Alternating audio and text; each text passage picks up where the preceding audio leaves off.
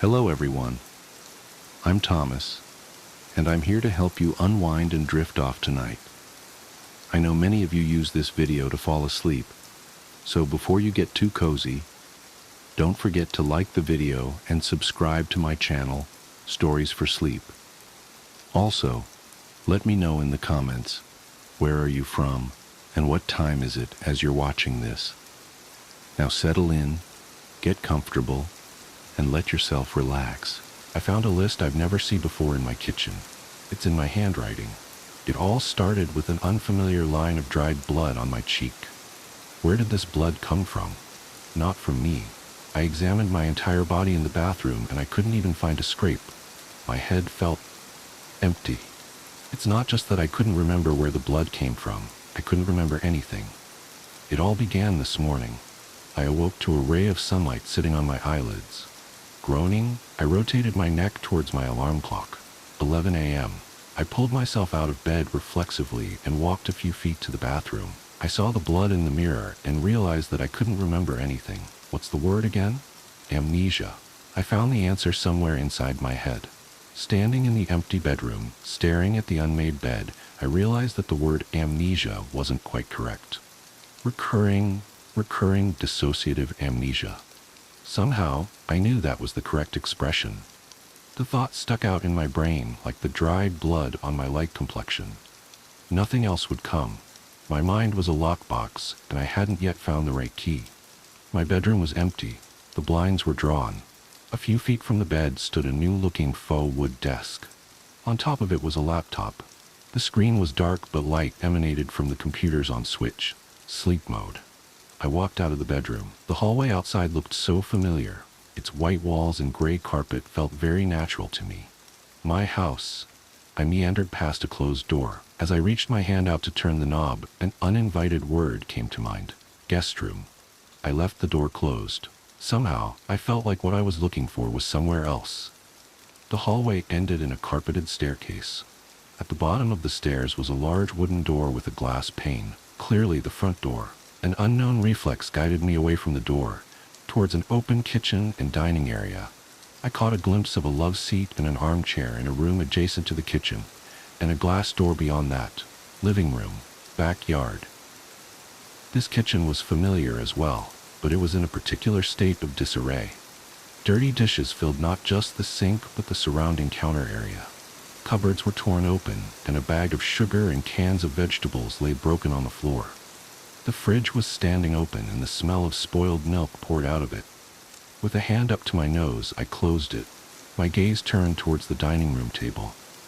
In a room of chaos, it was the only thing that was pristine. On it laid a sheet of notebook paper filled with writing. My list. Instinctively, somehow, I knew that the contents of this sheet were important to me. As I grasped it, I discerned that all the words filling the page were not just familiar, they were mine. From the first Y on the page to the last N, I could tell it was my handwriting. I wrote everything on this sheet. I had no recollection of doing so. The list is composed of 10 items numerically placed from top to bottom. All of the letters near the top, the first 5 entries, are written in my neatest handwriting. Handwriting I somehow knew was reserved in a past life for filling in tax forms. These entries are all written in black ink with a ballpoint pen. The 6th entry is also written neatly, although it's written in blue ink, presumably at a different point of time. The 7th entry is written in red ink, a long-handed, messy script, clearly mine, but also clearly demonstrating a lack of concern with its appearance. The last 3 entries are written in a fat, green marker. They're messy and rambling and take up more than half the page. My eyes scanned the page. None of it made any sense to me at first, like I was reading a foreign language. Obviously I knew what each word meant, but it was as though they didn't fit together. Then, one at a time, the items on the list began to trigger memories in the back of my head. Only then did I remember writing them. Number 1. Your name is Travis Howie. You live at 756 Camelot Lane in Gilliman County with your wife Rebecca. Rebecca. Some of the fog was beginning to clear. Rebecca, my wife. She had dark hair and an impossibly light complexion. No, that wasn't right. Her hair was blonde, but she had started dyeing it recently. She liked to do things like that. How long had we been married? Not too long. A few years maybe, but I'm still having a hard time remembering how many. I knew who she was and I could picture her in my mind, but I had no memories of us together.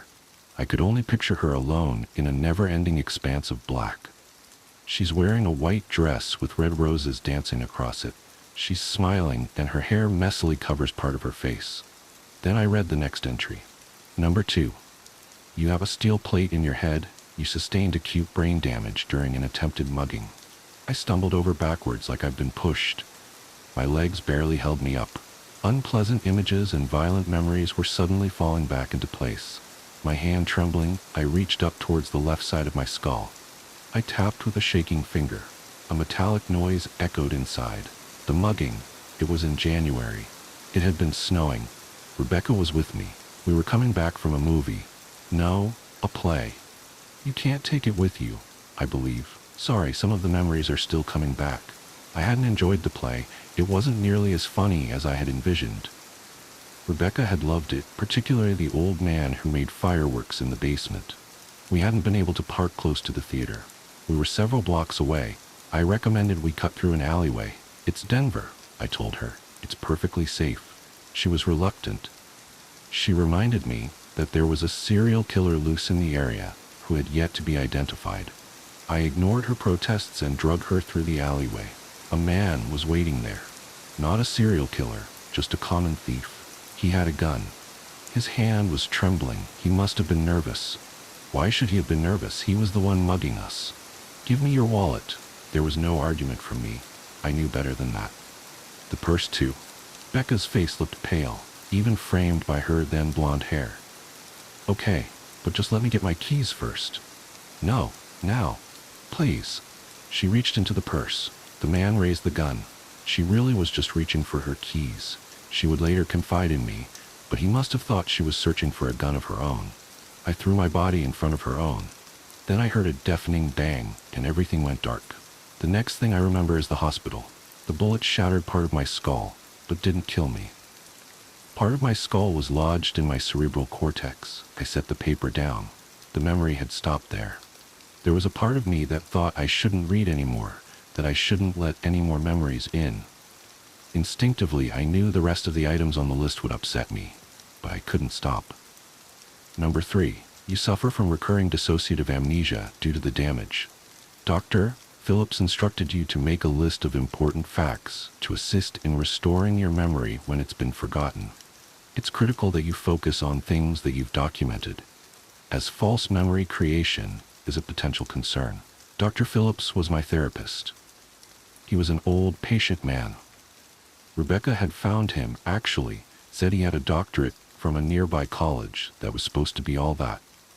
You're going to have these episodes of forgetfulness for a while, maybe even forever, but visual reminders should cue your hippocampus to retrieve memories that you've buried. That's what he said. That was the inspiration for this list. How long ago had that been? Days? Weeks? Months? At this point, small memories were coming back in flashes.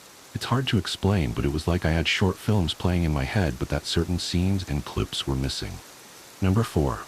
Your amnesia is usually triggered by periods of extreme stress. It is important that you relax and keep your head clear.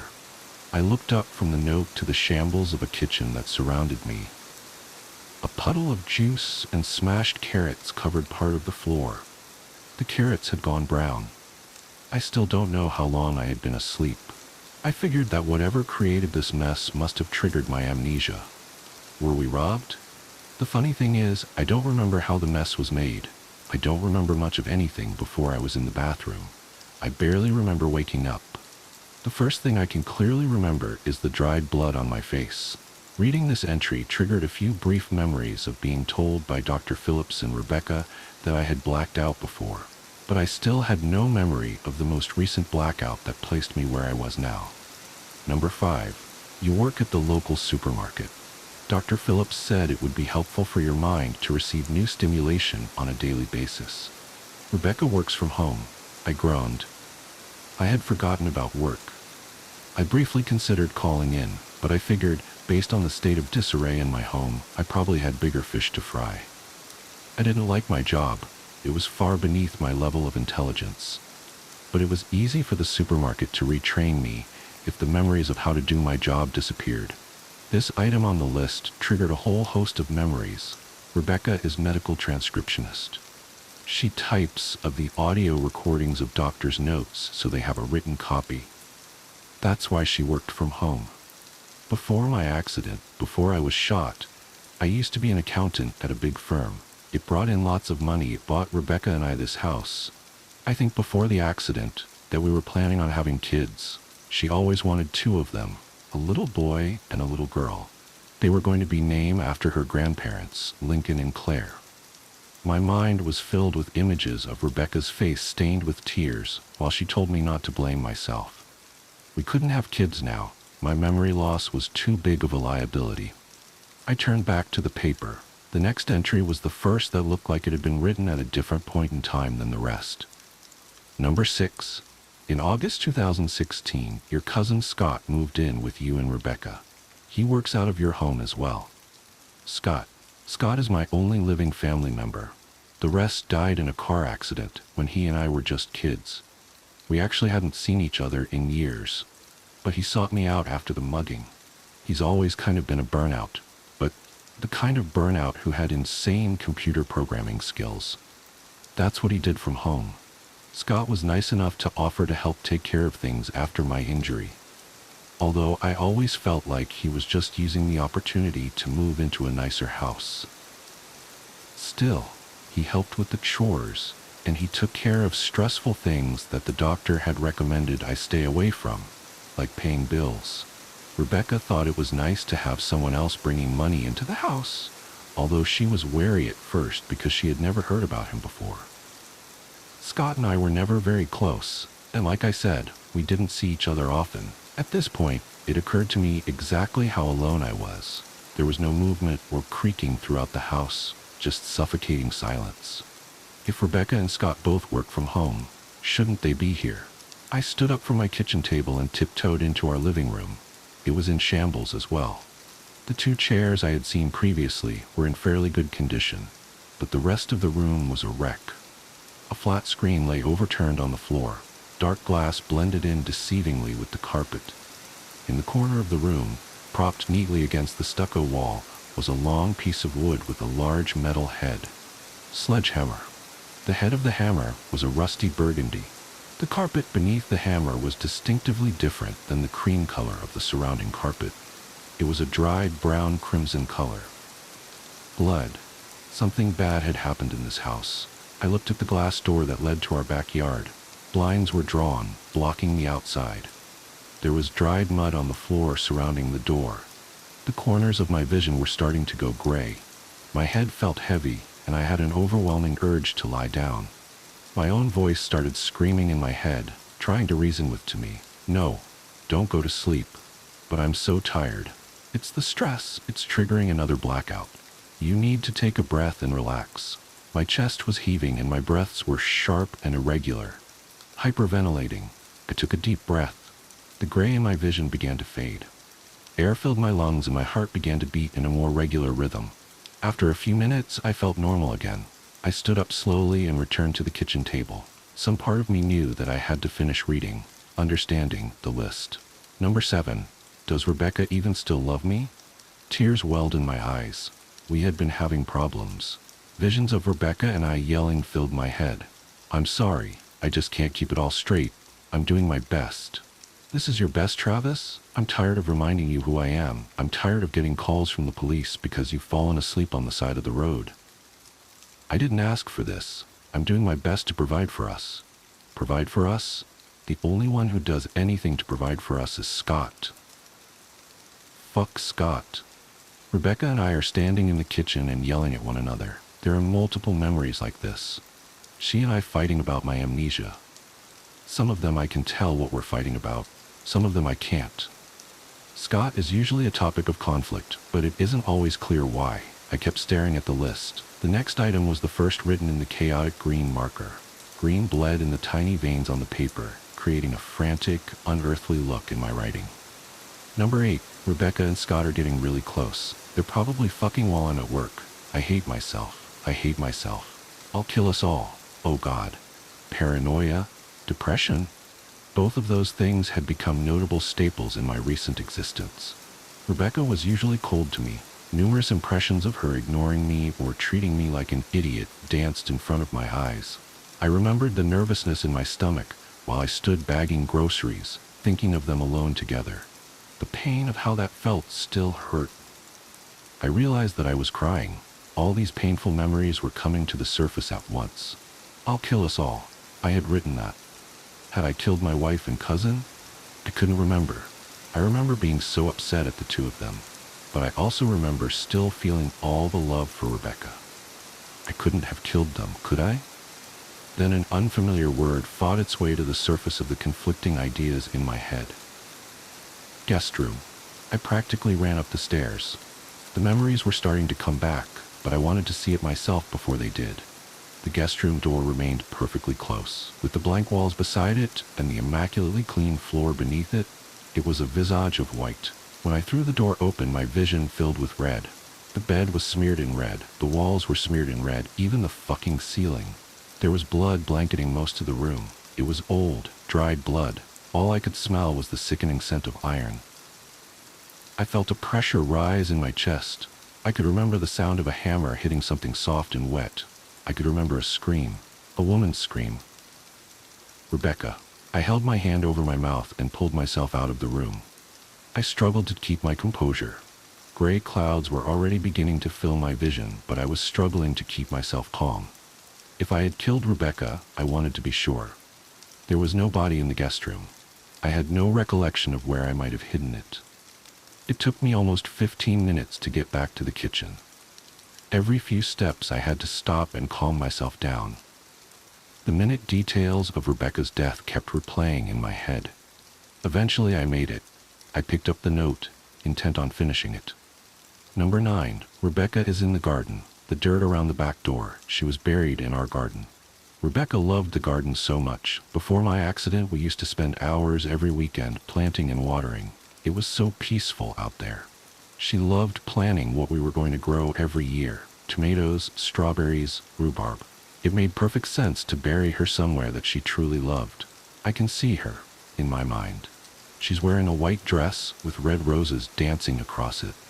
The muscles around her mouth have relaxed and fallen into a macabre smile. Her hair is caked with dirt. Shovels full of dirt cover her body one by one. I could go outside and look for the body, but it would be pointless. I'm certain that she's there. By this point, it had taken me almost 2 hours to understand this whole list. It was barely a page, yet reading it felt like I had read a whole book. There was only one item left. I was confident that I had murdered Rebecca, maybe Scott too. I knew that I needed to call the police and confess, but first, I finished the list. Number 10. It's not what it looks like. Check the computer. This item made no sense to me. I remembered the computer in my room, but nothing else. Still, I had to know what it meant. Going back upstairs was difficult. Walking past the open door to the guest room nearly sent me overboard, but I survived it. I stood in my bedroom, where I had first come to the realization that something was off, where I had first found the blood on my face that sent me spiraling. The computer was still on, sleep mode like I had initially thought. There was no passcode. When I clicked on the power button, it sprang to life. The desktop was clear, except for a single icon, Google Chrome. I clicked on it. It brought me to the generic Google search screen. There were 2 bookmarks, 2 different news articles. I dragged the cursor to one and opened it. A headline blared on the screen. Gilliman County Crusher still at large. The story detailed a serial killer in our area. He was famous for breaking into women's homes. He would tie them up, torture them, and then murder them. Police were baffled by him. He had gone months without capture despite the horrific scenes he left in people's homes. His signature was crushing the skulls of his victims with a sledgehammer. Sledgehammer. There was a sledgehammer in the living room. I shivered. I couldn't be the crusher, could I? I had no recollection of doing anything like that. So far, whenever I read something that had meaning to me, it triggered a flood of memories. But I didn't remember killing anyone. I clicked on the other bookmark. It was a new article from 15 years ago, an obituary detailing an accident. Family dies in freak auto accident. This article brought back memories by the dozen. Images of my family's van sliding on the ice, crashing through a highway divider, hitting a car going the other direction. Another boy is sitting adjacent to me on the seat. He's my age. The car hit us on his side. His body was crushed. I remember watching him crumple and fold into a knot of gore and metal. I remembered the funeral, standing with a police officer at my side, tears running lines down my face. I remember burying them all. My mother, my father, my aunts, my uncles, all dead. And the boy on the seat next to me, my cousin Scott. I was the only survivor. The article confirms what I've said. It lists the names of the deceased, including Scott Howie. How could he have been living with us then? Who was the person that had moved in with us? I picked up the note again. Again and again, I read it, searching for any clue that might explain what happened. My eye caught item 3 of the list. It's critical that you focus on things that you've documented, as false memory creation is a potential concern. False memory creation. It clicked. The person living with us, the person that I had told my wife was a long-lost cousin of mine, the person who spent all day alone with Rebecca while I was at work, worrying he wasn't really my cousin. But he was convincing. I remember watching him tie Rebecca down to the bed. The stress already causing my vision to go dark. I remember the hammer. I remember her pleading, begging me to stand up and help. I remember tears covering my cheeks and feeling absolutely powerless. I remember Scott cackling madly as he swung the hammer against her again and again. I remember the sick noise of bones cracking and Rebecca screaming in pain. I remember her shrill, ear-piercing scream. And then it goes black. I think I figured out what happened. This serial killer person, he convinced me that he was my long-lost cousin. There are suddenly memories of when I first met him. He came to the hospital right after the accident. No one else was there at the time. He brought flowers, red tulips. We talked about the injury and my family. He came back every week until I just assumed it was the same Scott I had known when we were kids. I had convinced Rebecca of the same. I had no recent memories of him, but I wrote it off as a symptom of my injury. She was under too much stress to really question it. He murdered Rebecca. I wonder how many times I've woken up and come to this realization and then blacked out from stress. Judging by the state of disarray in my home and the dried blood in the guest room, this isn't the first time. I know I should call the police, but my head feels so heavy. Everything is cloudy. My bed looks very, very soft. I'm so tired. I think I'll go back to sleep and call them when I wake up. Don't worry, I'll remember. The phone call. There's an old saying that nothing good happens after 2 a.m.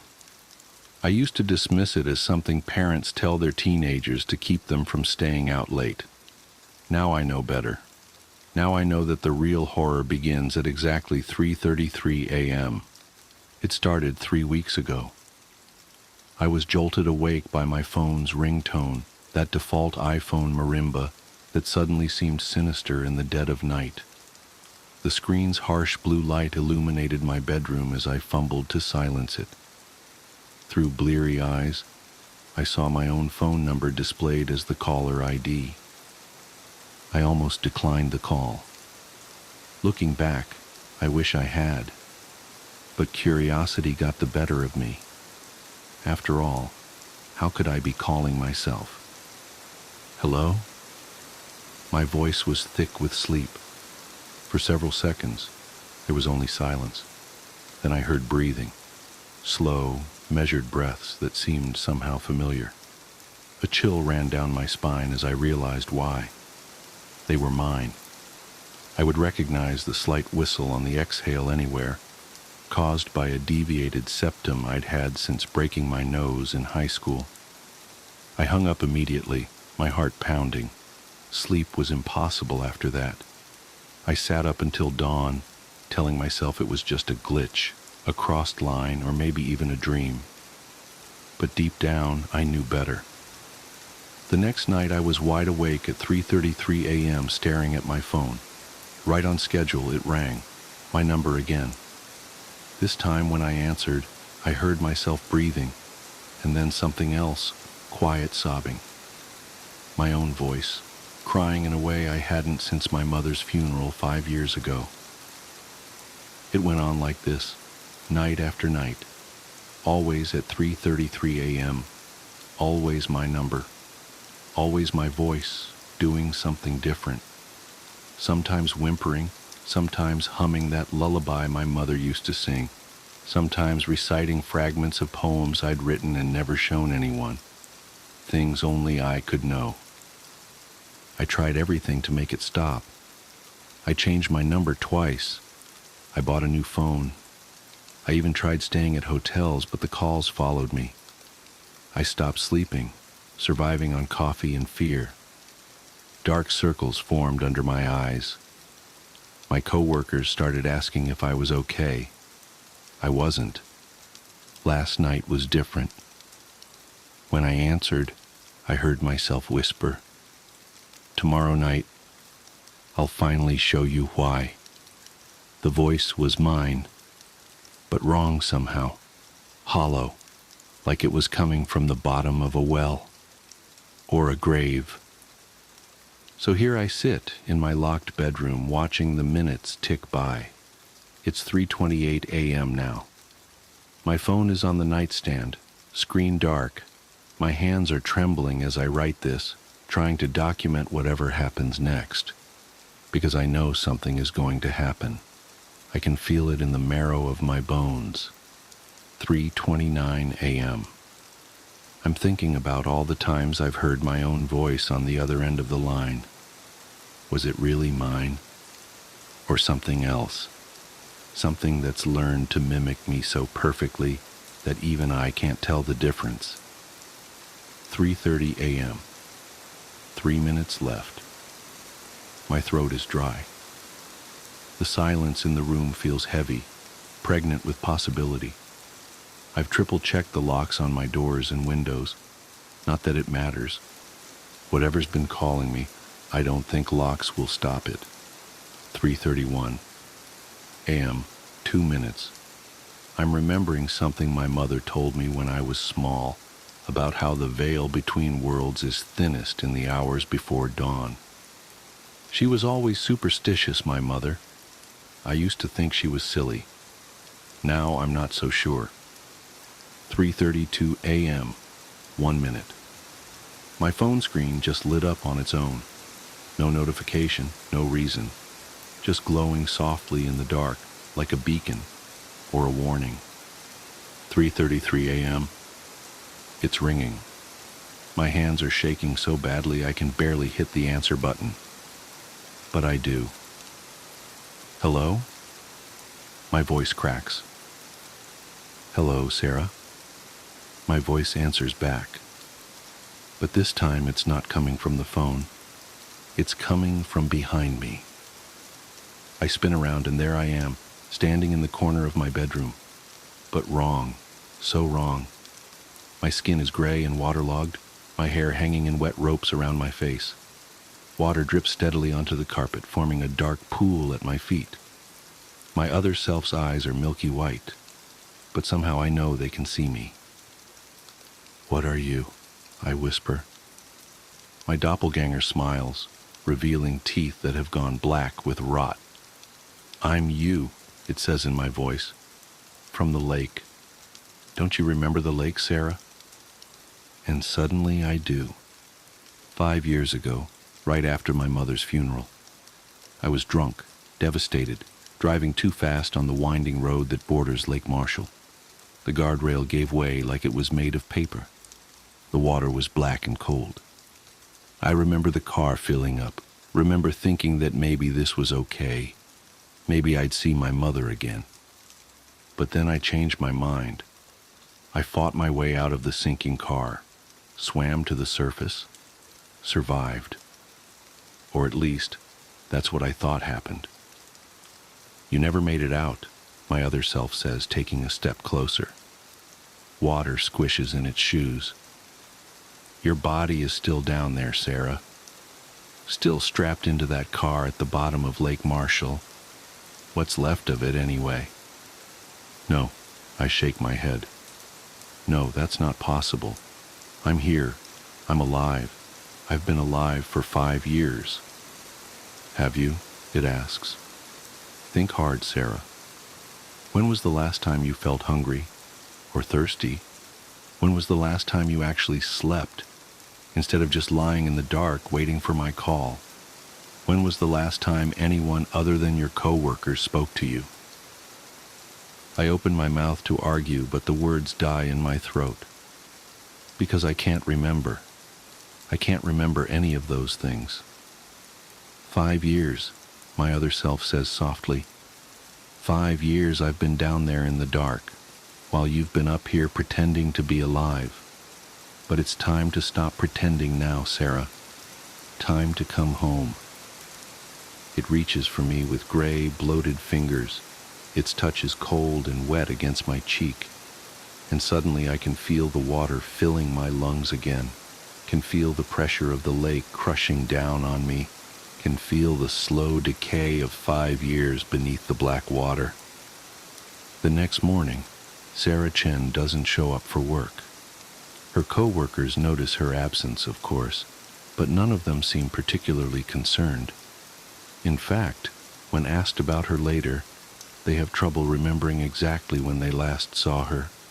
Some say it was yesterday, others swear it was last week, and a few insist they haven't seen her in years, not since that tragic accident at Lake Marshall. The police eventually break down her door and find her apartment empty. The only unusual thing they notice is a large wet spot on her bedroom carpet, roughly the size and shape of a person lying down. But by the time they think to take samples, the spot has dried, leaving no trace behind. At the bottom of Lake Marshall, in the rusted remains of a 5-year-old car, 2 bodies sit side by side in the driver's seat, identical down to the last detail, slowly becoming one again in the endless dark. And somewhere, a phone rings at 3:33 a.m., waiting for someone to answer. I stumbled upon a dead language. As part of my doctorate, I was hired as a lab assistant working with pediatric treatment. We were working on a paper measuring the exposure effect of a potential contaminant, while my colleagues were working on the measured effects on adults and the elderly. My team would work with children.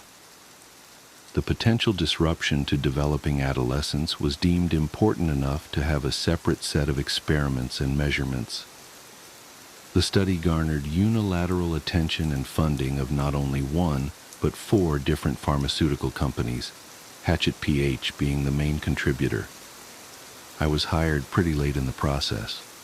I wasn't even sure what the contaminant was, as it was just designated as the contaminant. Apparently it was something that resided just under the topsoil in a large residential area. To not taint our measurements, me and my colleagues were given minimum information about the symptoms to look for and what to expect. Instead, we were provided a set of experiments and willing participants. It was all fast and haphazard. Most of us started on a Monday, and Tuesday the following week was the day of our first experiment. Little time to prepare, get settled, or even understand. Still, this could be big enough to launch a career. The experiment, described as the Cognition and Ocular Development Assessment, CODA, was to be performed with full consent and supervision of the parental guardians. All children were between 6 to 10 years old, and none of them had any observed deformities or illnesses. We were given limited access to certain medical records to make sure our study didn't have the potential to cause any harm. Then again, I'd read the experiment checklist, and there was nothing that could damage anyone. If anything, I argued the results would be pretty much useless. As Tuesday came around, me and my 2 colleagues had prepared as best we could. The 3 of us would put 1 participant each through a series of tests. The CODA was 3 tests over a total of 3 hours. The parents were to be asked for consent before and after each step, and given the ability to stop any test at any given time. The experiment overall was surprisingly simple. It was supposed to be a measurement of cognitive and emotional development. mostly tested through facial and spatial recognition. The day of the experiment, I first met Logan, an 8-year-old kid sporting a baseball cap and a brand new Pokemon t-shirt. His mom was a bit anxious, but from what I'd been told, she'd been generously compensated. As I met them in the parking lot and lead them inside, I promised her we'd go through the specifics. "Don't worry," I said. "We're mostly going to look at pictures. Doesn't sound too bad, huh?" He shook his head, but I'd yet to see him smile. Maybe his mom's anxiety rubbed off on him. The testing room was somewhat small and made entirely out of concrete. There was a pair of opposite two-way mirrors on each side of the room. The walls were painted this sickly mint green, a color so neutral it hurt to look at. The first test was all about emotional intelligence. In sets of 6 pictures each, I was to show Logan various expressions and ask him which mostly correlated to an emotion. If they answered objectively wrong, according to a chart, we were supposed to ask them to explain their choice. Simple enough, I'd done something similar before. But this is where I first realized that Logan wasn't some ordinary kid. As I laid out the first image set, I asked him to identify the happiest face. Clearly it was card number 3, and Logan answered as such without hesitation. In the second image set, he was asked which one was the saddest. Again, it was number 3. He answered correctly, again. In the third picture, the 6 pictures were a wild mix. Some sad, some happy. One guy was sleeping in the corner. "Which one is the angriest?" I asked.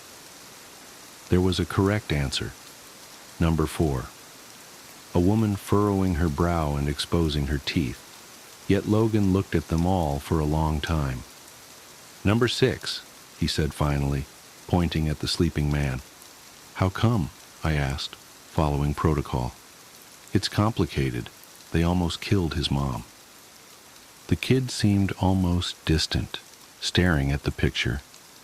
What the hell? He answered the rest of the questions flawlessly, but that answer stuck with me. Such a strange reaction. Not only did he answer wrong to an obvious question, but it was also such an odd explanation. Logan himself seemed to have trouble finding the right word for it. The second test was similar, but there were new cards. In sets of 3, Logan was supposed to explain each emotion presented by the people in the pictures. Happy, sad, angry, scared. It was similar to the first test, but much more detailed. For every image, there would be a description and a short explanation given by the participant. We pressed forward. First 3 cards, no problem. Happy, happy, sad. Easy explanations. Second set of cards, same result. Surprised, sad, sad. But when the third image set came along, I didn't know what to say. 3 people, all completely neutral. Not a single emotion on their face. They looked almost computer-generated. Logan didn't skip a beat, though. "She's scared," he said. "She doesn't know why she's doing this." And, what about this one? "Oh, he's hungry. He just doesn't show it." Hungry? Is that the emotion? Yeah, he's really hungry. Dangerous. And the third one? Logan took a long, hard look. After a few seconds, he looked up at me, almost like he forgot about the picture for a while. "Okay, I think he's obstinate." "Obstin?" "Yeah, obstin." "What do you mean?" "That's what he is. I don't know a better word for it." "So why is he, obstin?" He saw something he shouldn't have. We continued with several more image sets, and Logan gave mostly ordinary answers, but every now and then he'd throw in something absurd sounding. Obstin was the first, but there was also ADR, Gald, and Srit. The descriptions were outlandish and frankly nonsensical. Address. He stared too long into the light. Galled. He didn't go swimming, but his feet are still wet. Shrit. He fell between the cracks. By the time I was about to start the third experiment, I had a few moments alone with Logan's mom. Still anxious, she held her arms close to herself and didn't meet my eyes. "We'll be done in a bit," I said. "He's doing great. He's such an imaginative child, you know." She nodded. "He makes up things all the time. You should see his drawings." "Does he have any trouble at school?" "No, not really, no," she smiled. "Well, mostly not. Some of the other kids can get a bit creeped out when he starts making things up." I checked the clock. It was time to start the final experiment. "All kids have a quirk or two," I smiled back. "That's what makes them kids." The final experiment was about recognizing places rather than people. One by one, I was to show Logan pictures of various places. Ordinary places like supermarkets, playgrounds, and factories. They were pretty easy to recognize. First, I'd show him the pictures. Then I'd ask him to describe the scene. Logan didn't seem to mind. The pictures themselves was easy for Logan to recognize. One by one, he explained what he saw. Factories with lots of cars parked outside, empty playgrounds. But as we got to a park, he sort of stopped. His expression shifted. "That's a graveyard," he said. I had to stop myself from correcting him. It was obviously not a graveyard. "Can you describe it?" I asked. I really don't want to. There's a lot of people there." "What kind of people?" I was going off script, but I was just too curious. Logan leaned in to look closer at the picture. "There's a lot of strange colors," he said. "The people who used to be there are gone." I couldn't tell what he was seeing. The picture was empty. As we finished up, Logan went to the bathroom. I got some time to talk to his mom on our own, and I brought out the picture of the park. "Do you have any idea what he sees here?" I asked. "No," she said, shaking her head. "Could be anything." "It's just strange," I said. "Usually kids make up stories about dragons, lasers, wizards, that kind of stuff. Not graveyards and parks." "Are you calling my son strange?" I lost my train of thought. As Logan came back, she grabbed him by the arm as to leave. Before they did, I caught up to them. I had to try something. "Logan," I said, "just a moment."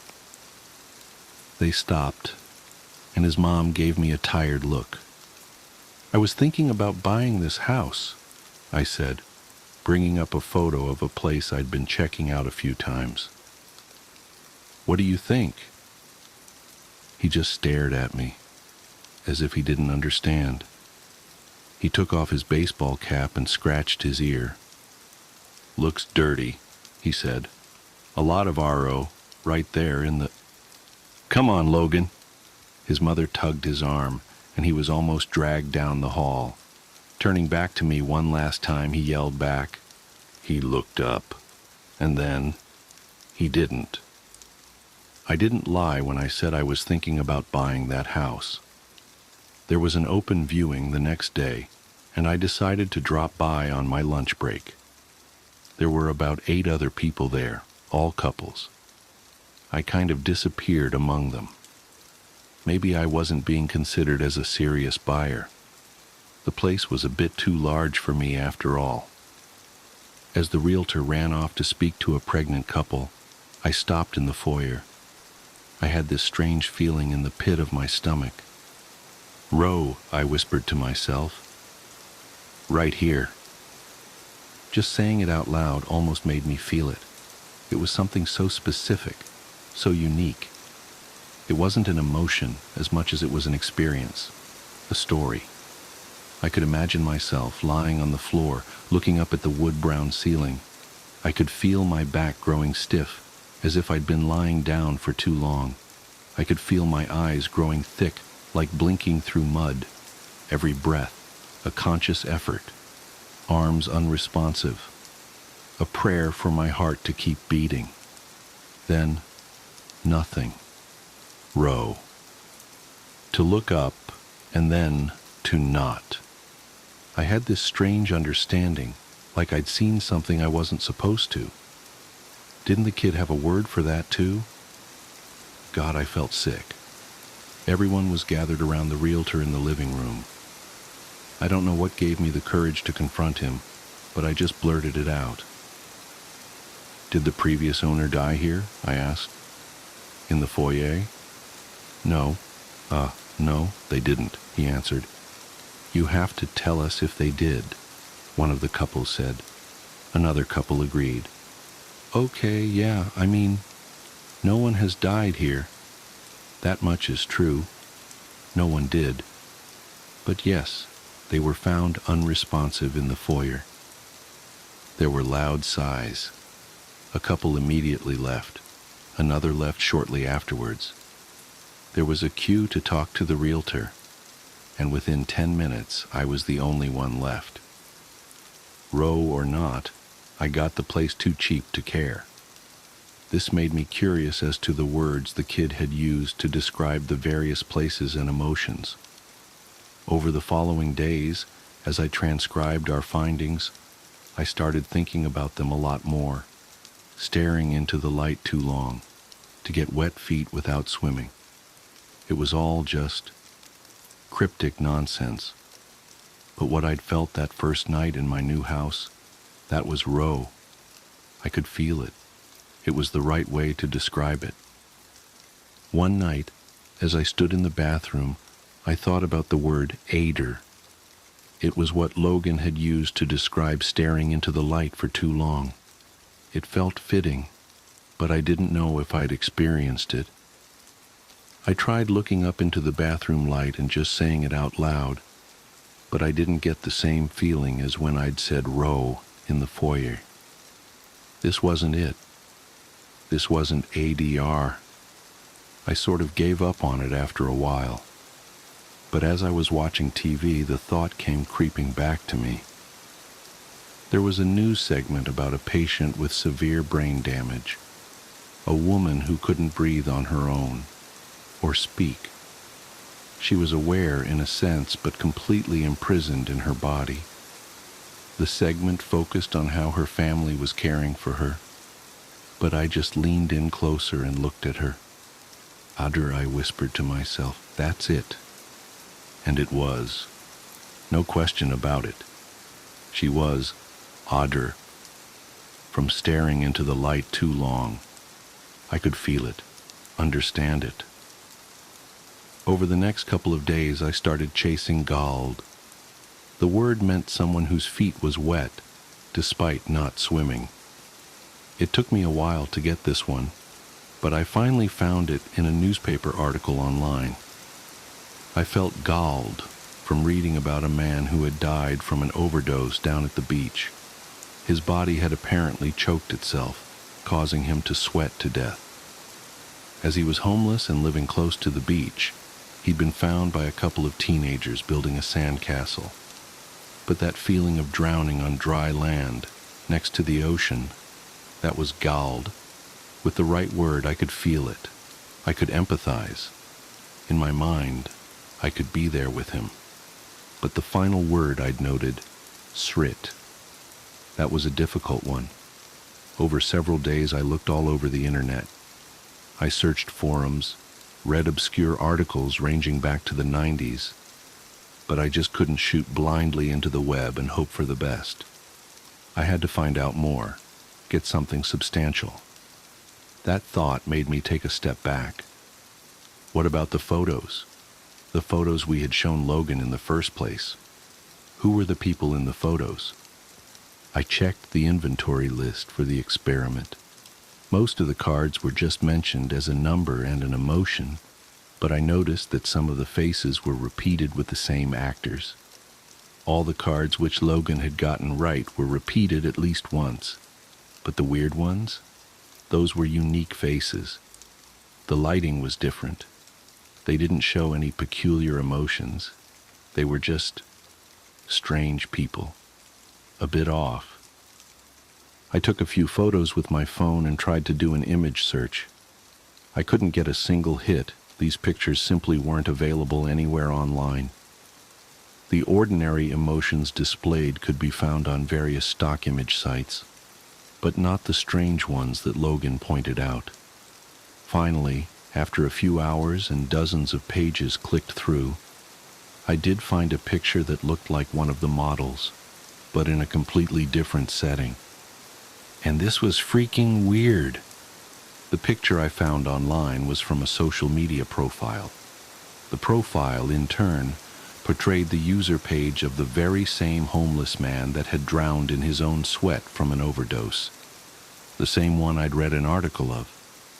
But the article was written just a few days prior, and the picture must have been taken at least weeks ago. Listen, I don't know if you can get this. What Logan did was to perfectly describe, using one of his made-up words, was exactly what was about to happen to that man. The man who galled, who overdosed on the beach. I mulled the whole thing over in my head countless times, and finally, I just gave up. I had to talk to Logan again. I did the creepiest thing I've ever done. I tracked the kid down at his school. The following day, as he was about to get on the bus back home, I waved at him from across the parking lot. He was surprised to see me and couldn't place me at first. Then I could see him recognize me, like something lit up in his mind. "Hey," he called out. "Science man." "Hey, Logan," I called back. "How's it been?" "Good," he said. "You're not here for more tests, are you?" He stopped a few feet ahead of me. "Actually, I'm just here to ask you about that language of yours. Those strange words you use. How do you come up with them?" "That's easy," he said. "Once you start talking it, you kinda don't stop. After a while, you just feel them, you know?" "So where did you learn it?" I asked. "Anywhere special?" "I think I always knew." He shrugged.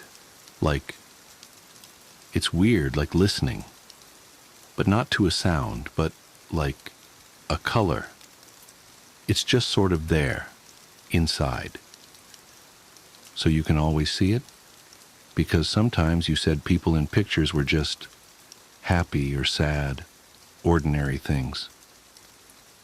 Well, sometimes those things are easier to see. You said I should answer fast, not, accurately. So you can see it now? I chuckled. Anywhere? Here with me? Sure, he smiled. Just stand still for a bit. Logan looked at me for a while. As I met his eyes, I could feel something. There was that feeling again. Obstin. To see something I shouldn't have. Right there, in that kid's eyes, he knew something. Strangely enough, it wasn't him that broke the silence. It was me. "Athos," I said.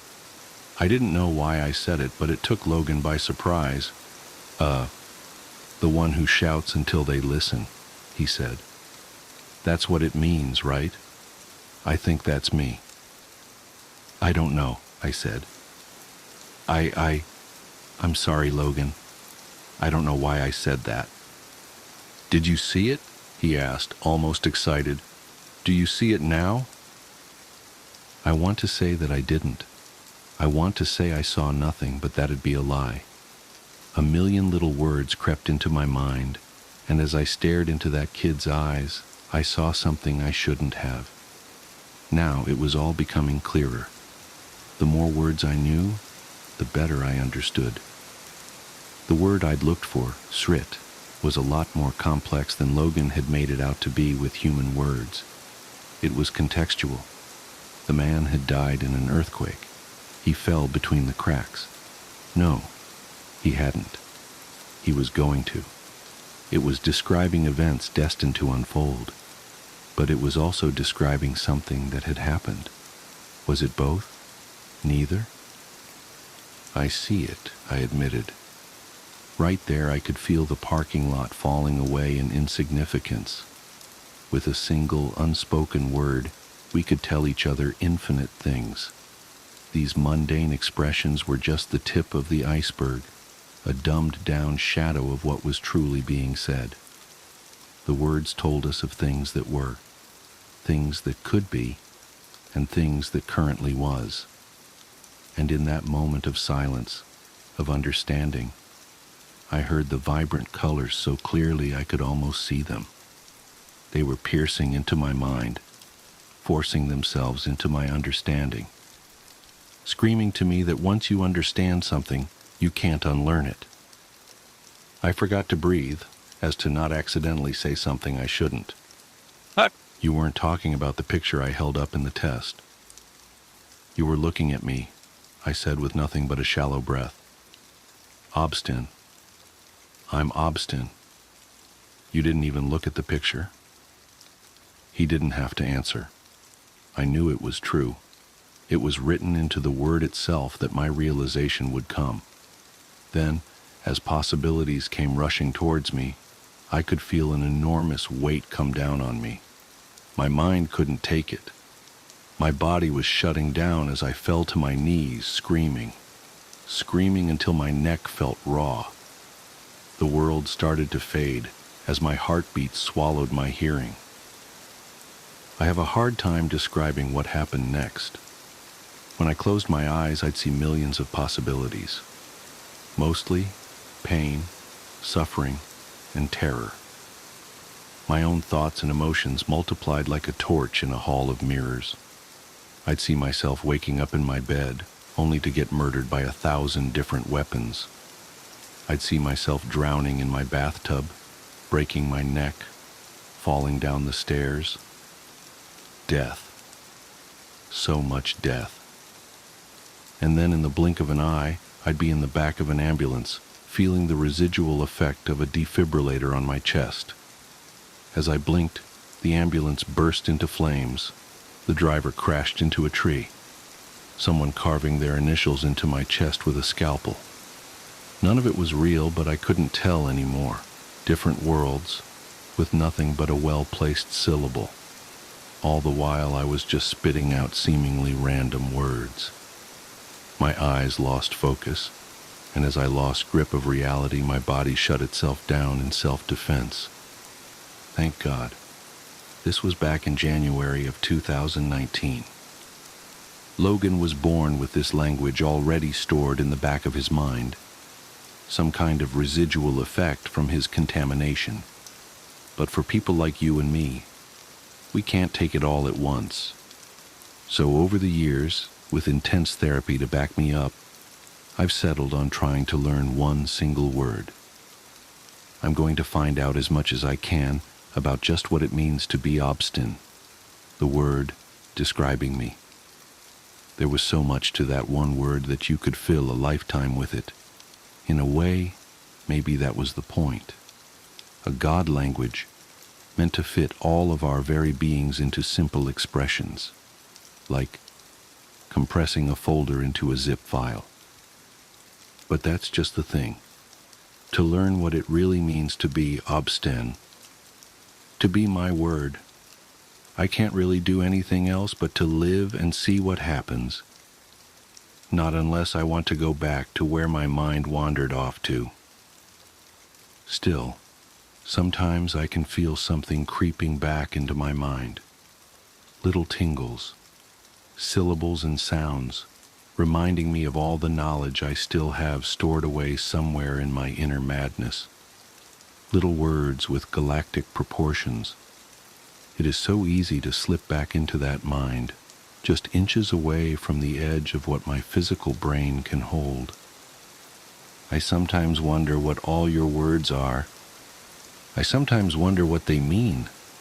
I'll really try not to think about it.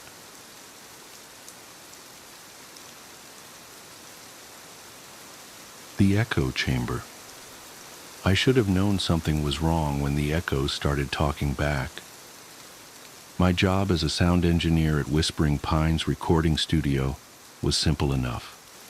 Maintain the equipment, assist with recording sessions, and ensure the acoustics remained perfect in our prized echo chamber. The chamber was an architectural marvel from the 1960s, a specially designed concrete room 3 stories underground, where we could capture the most pristine natural reverb for our recordings. The thing about echo chambers is that they're designed to make sounds repeat, to take a single note and transform it into something longer, deeper, more complex. But they're not supposed to create new sounds. They're not supposed to remember. I first noticed it during a late-night session with a local indie band. We were recording backing vocals, sending them through the chamber for that otherworldly echo effect, when I heard something odd in my headphones. Between the vocalist's phrases, in that split second of silence, there was something else. A whisper so faint I almost missed it. I adjusted the levels, thinking it must be some kind of technical glitch or ambient noise bleeding through. But when I isolated the chamber feed and played it back, there it was again. A voice, barely audible, speaking words I couldn't quite make out. "Did anyone else hear that?" I asked the band, but they just shrugged, eager to wrap up the session and head home.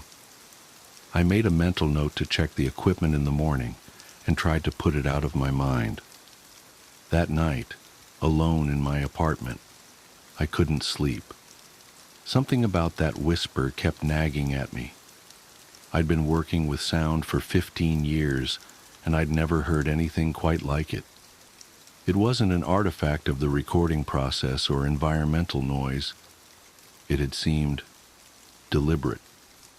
The next day I arrived early to run some tests. I set up a simple recording, just me speaking a few words into a microphone, fed through the chamber. Testing 1, 2, 3.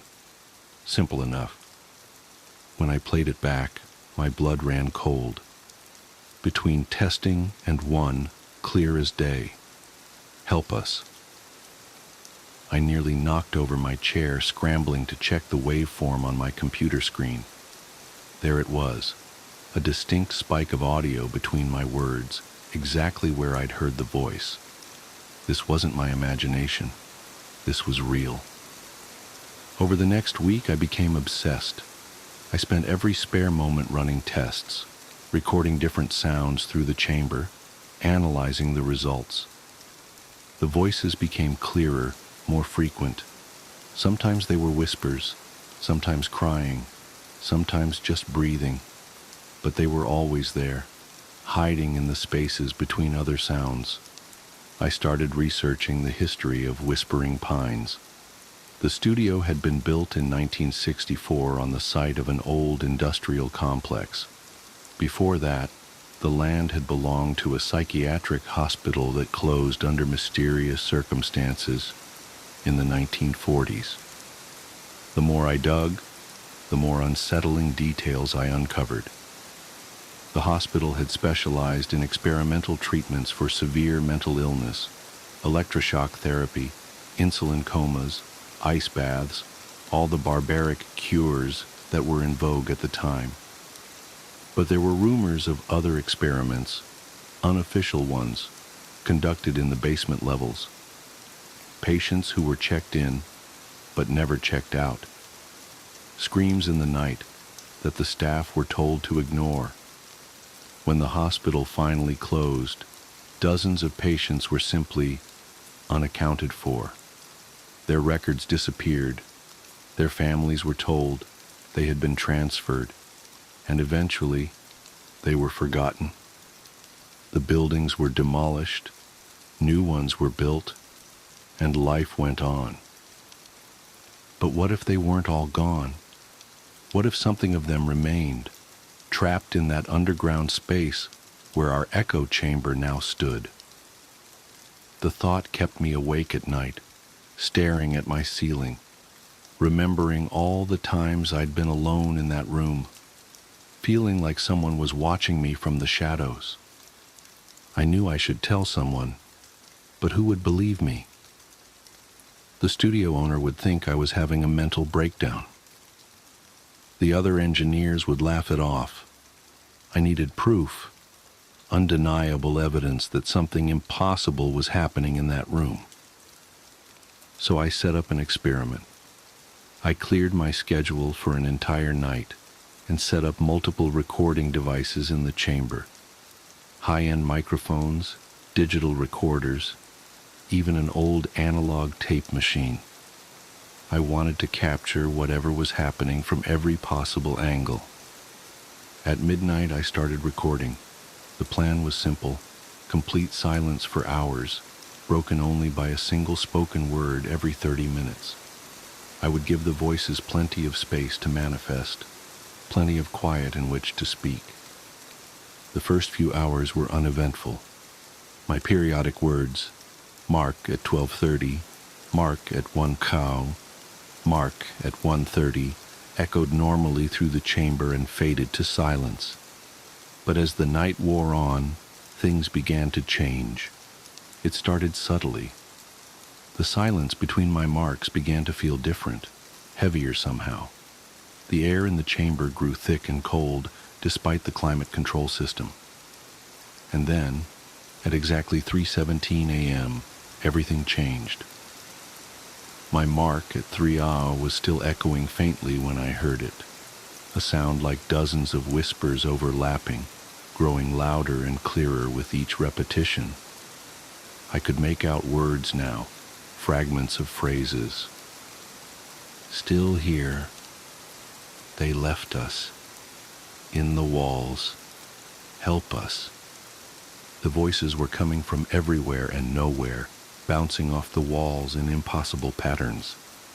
The temperature dropped so rapidly I could see my breath.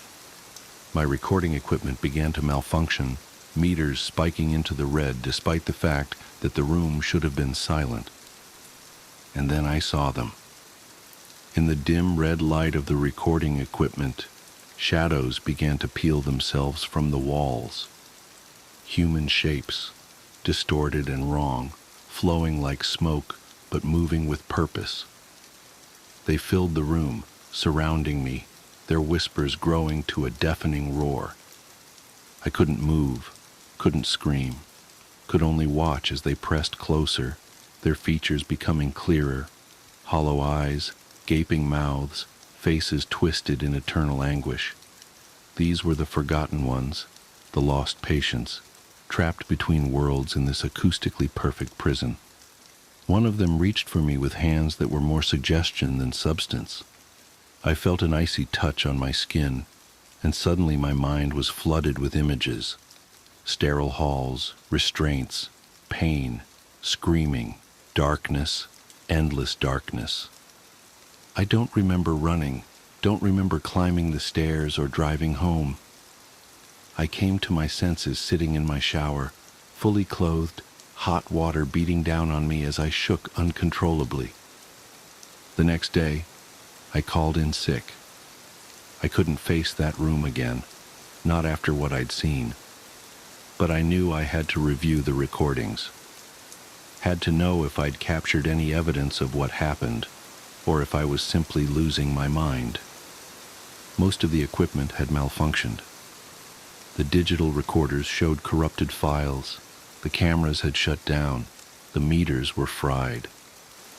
But the old analog tape machine, built like a tank in the 1970s, had kept running through everything. With trembling hands, I began to digitize the tape. For the first few hours, everything was normal, just my periodic mark and the expected echoes. But at 3:17 a.m., something changed. The tape captured hundreds of voices, layered and distorted, speaking in unison. We are the echoes that never fade, the ones they tried to silence. We are trapped in these walls, in this perfect acoustic prison, repeating and repeating and repeating. Join us, stay with us, become part of the endless echo. I destroyed the tape immediately after transferring it, threw it in my fireplace and watched it melt, along with my letter of resignation from Whispering Pines. Some sounds aren't meant to be recorded. Some echoes should be allowed to fade. But here's the thing about echoes. Once you create them, they never really go away. They just get softer and softer until you can't hear them anymore. But they're still there, bouncing between molecules of air, too faint for human ears to detect. I've tried to move on, found a new job at a different studio across the country, but sometimes in the dead of night, I still hear them. In the space between heartbeats, in the pause between breaths, I hear those whispers, and I know they're still there, in that perfect room 3 stories underground, waiting for someone else to listen. The new sound engineer at Whispering Pines is young, eager, ambitious. Last week she called me asking about some odd sounds she'd been hearing in the echo chamber. Some weird artifacts showing up in her recordings around 3:17 a.m.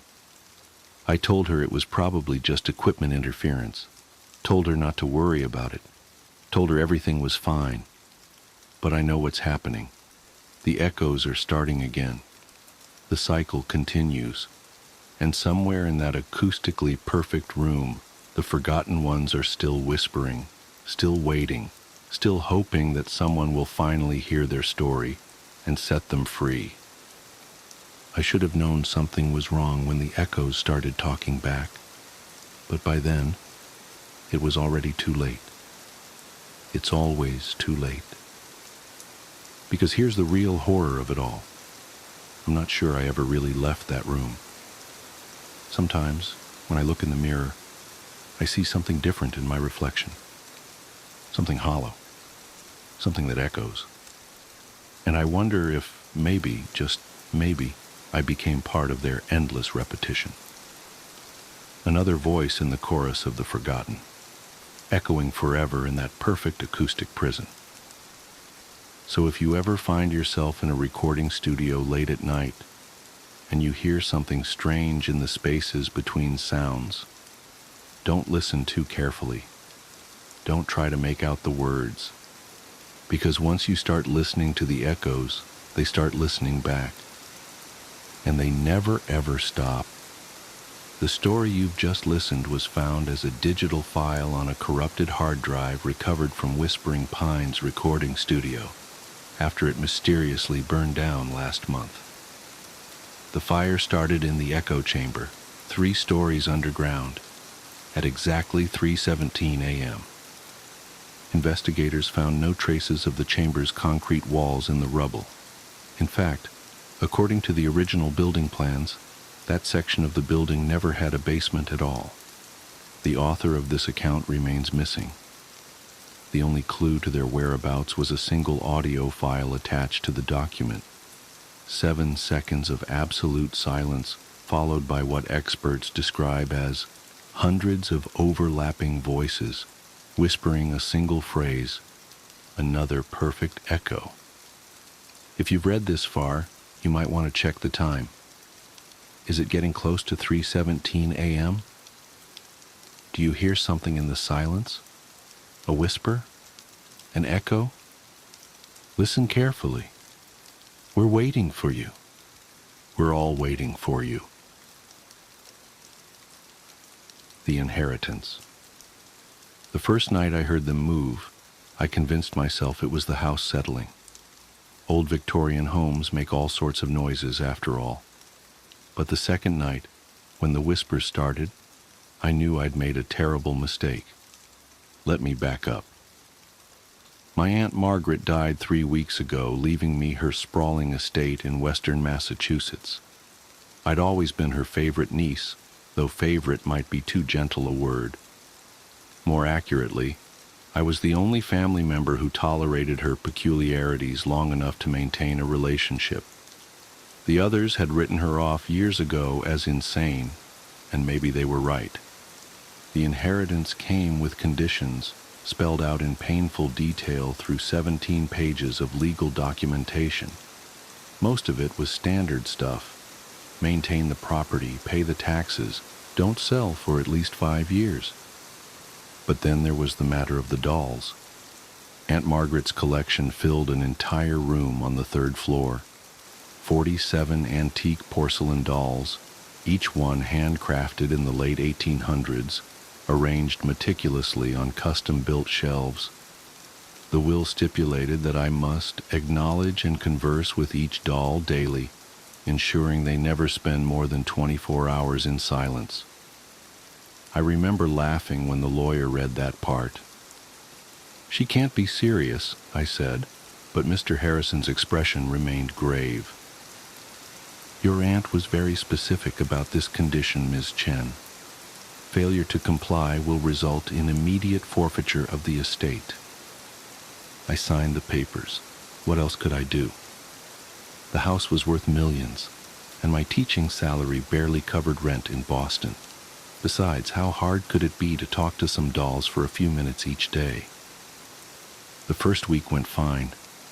I felt ridiculous, but I'd stop by the doll room each morning before work, offering a cheerful, "Good morning, everyone."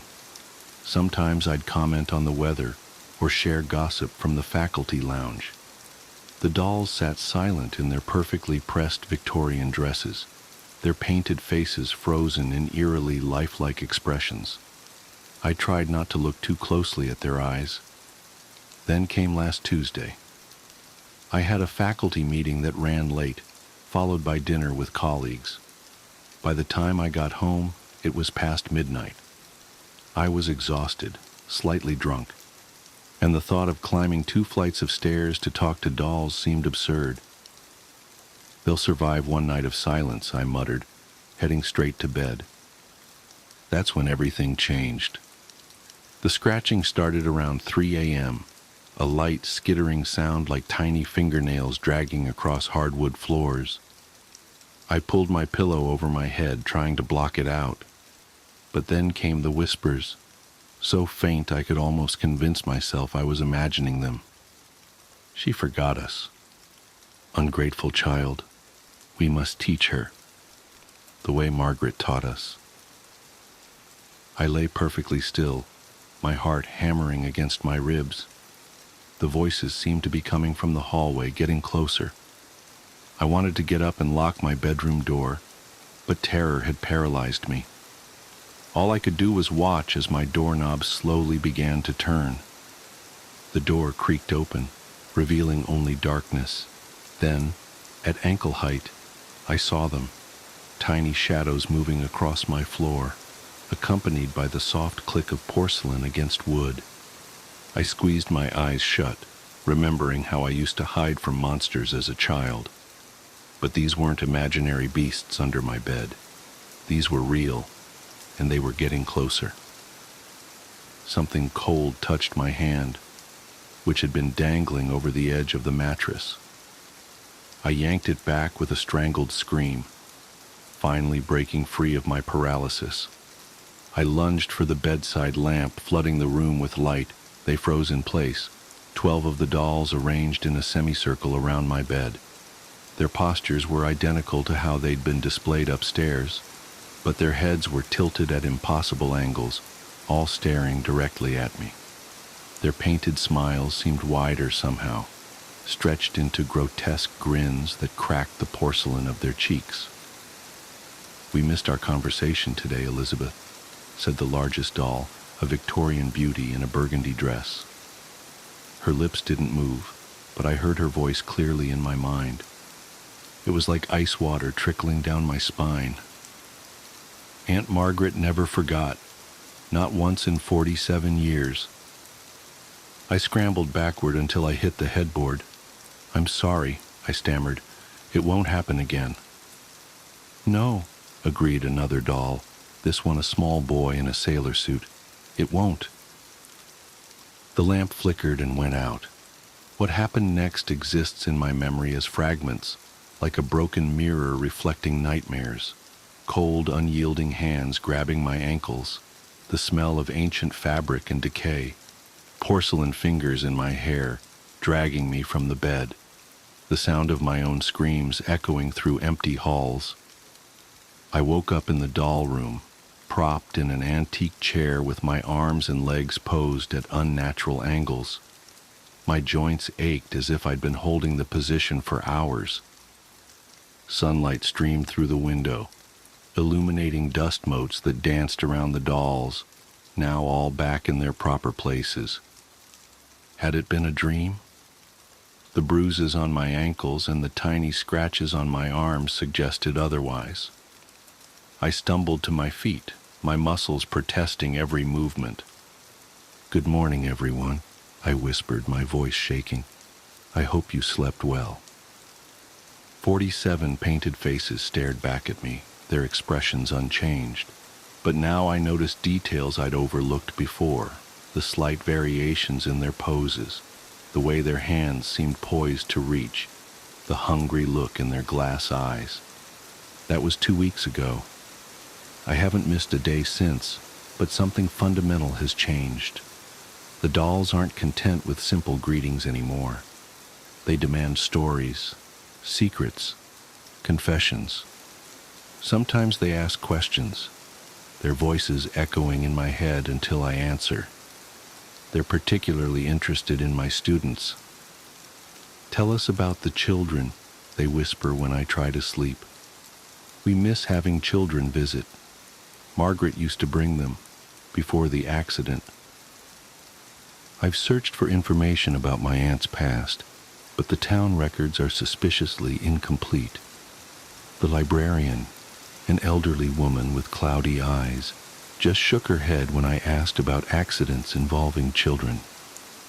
"Best not to dig up old graves, dear," she said, then covered her mouth as if she'd revealed too much. Last night I heard them discussing something new. They think I'm not ready yet, not properly prepared. They talked about the transition and becoming one of us. I caught a glimpse of myself in the mirror this morning and froze. My skin seemed paler, smoother, almost like... No, I'm being paranoid.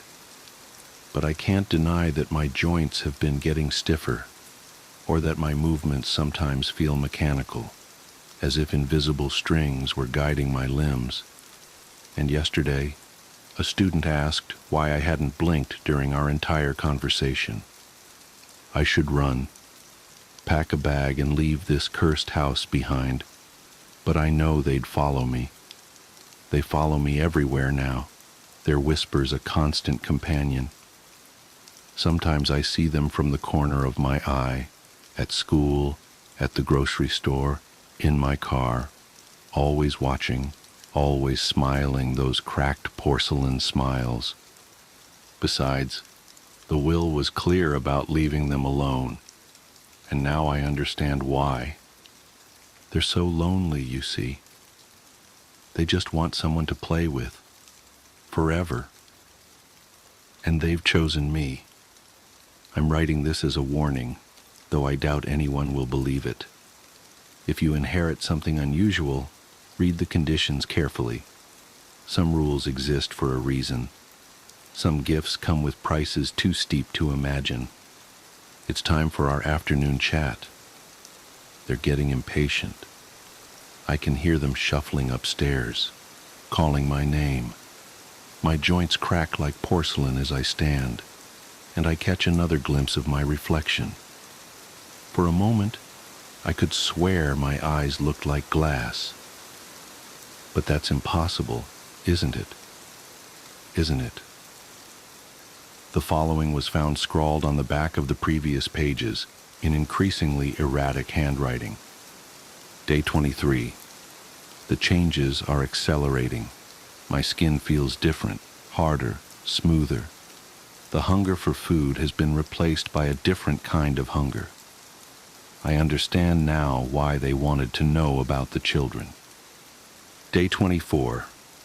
They've started teaching me how to move properly, how to be still for hours, days, weeks, how to wait patiently until someone comes close enough to touch.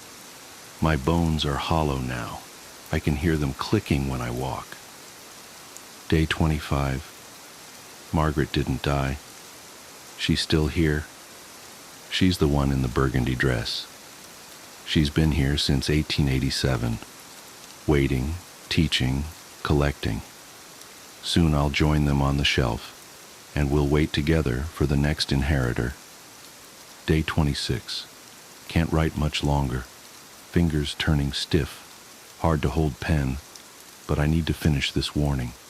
Need to explain about the children, about why we need them, about the hunger that never stops, about the sound their screams make when they realize we're not just ordinary dolls, about how sweet their fear tastes as we.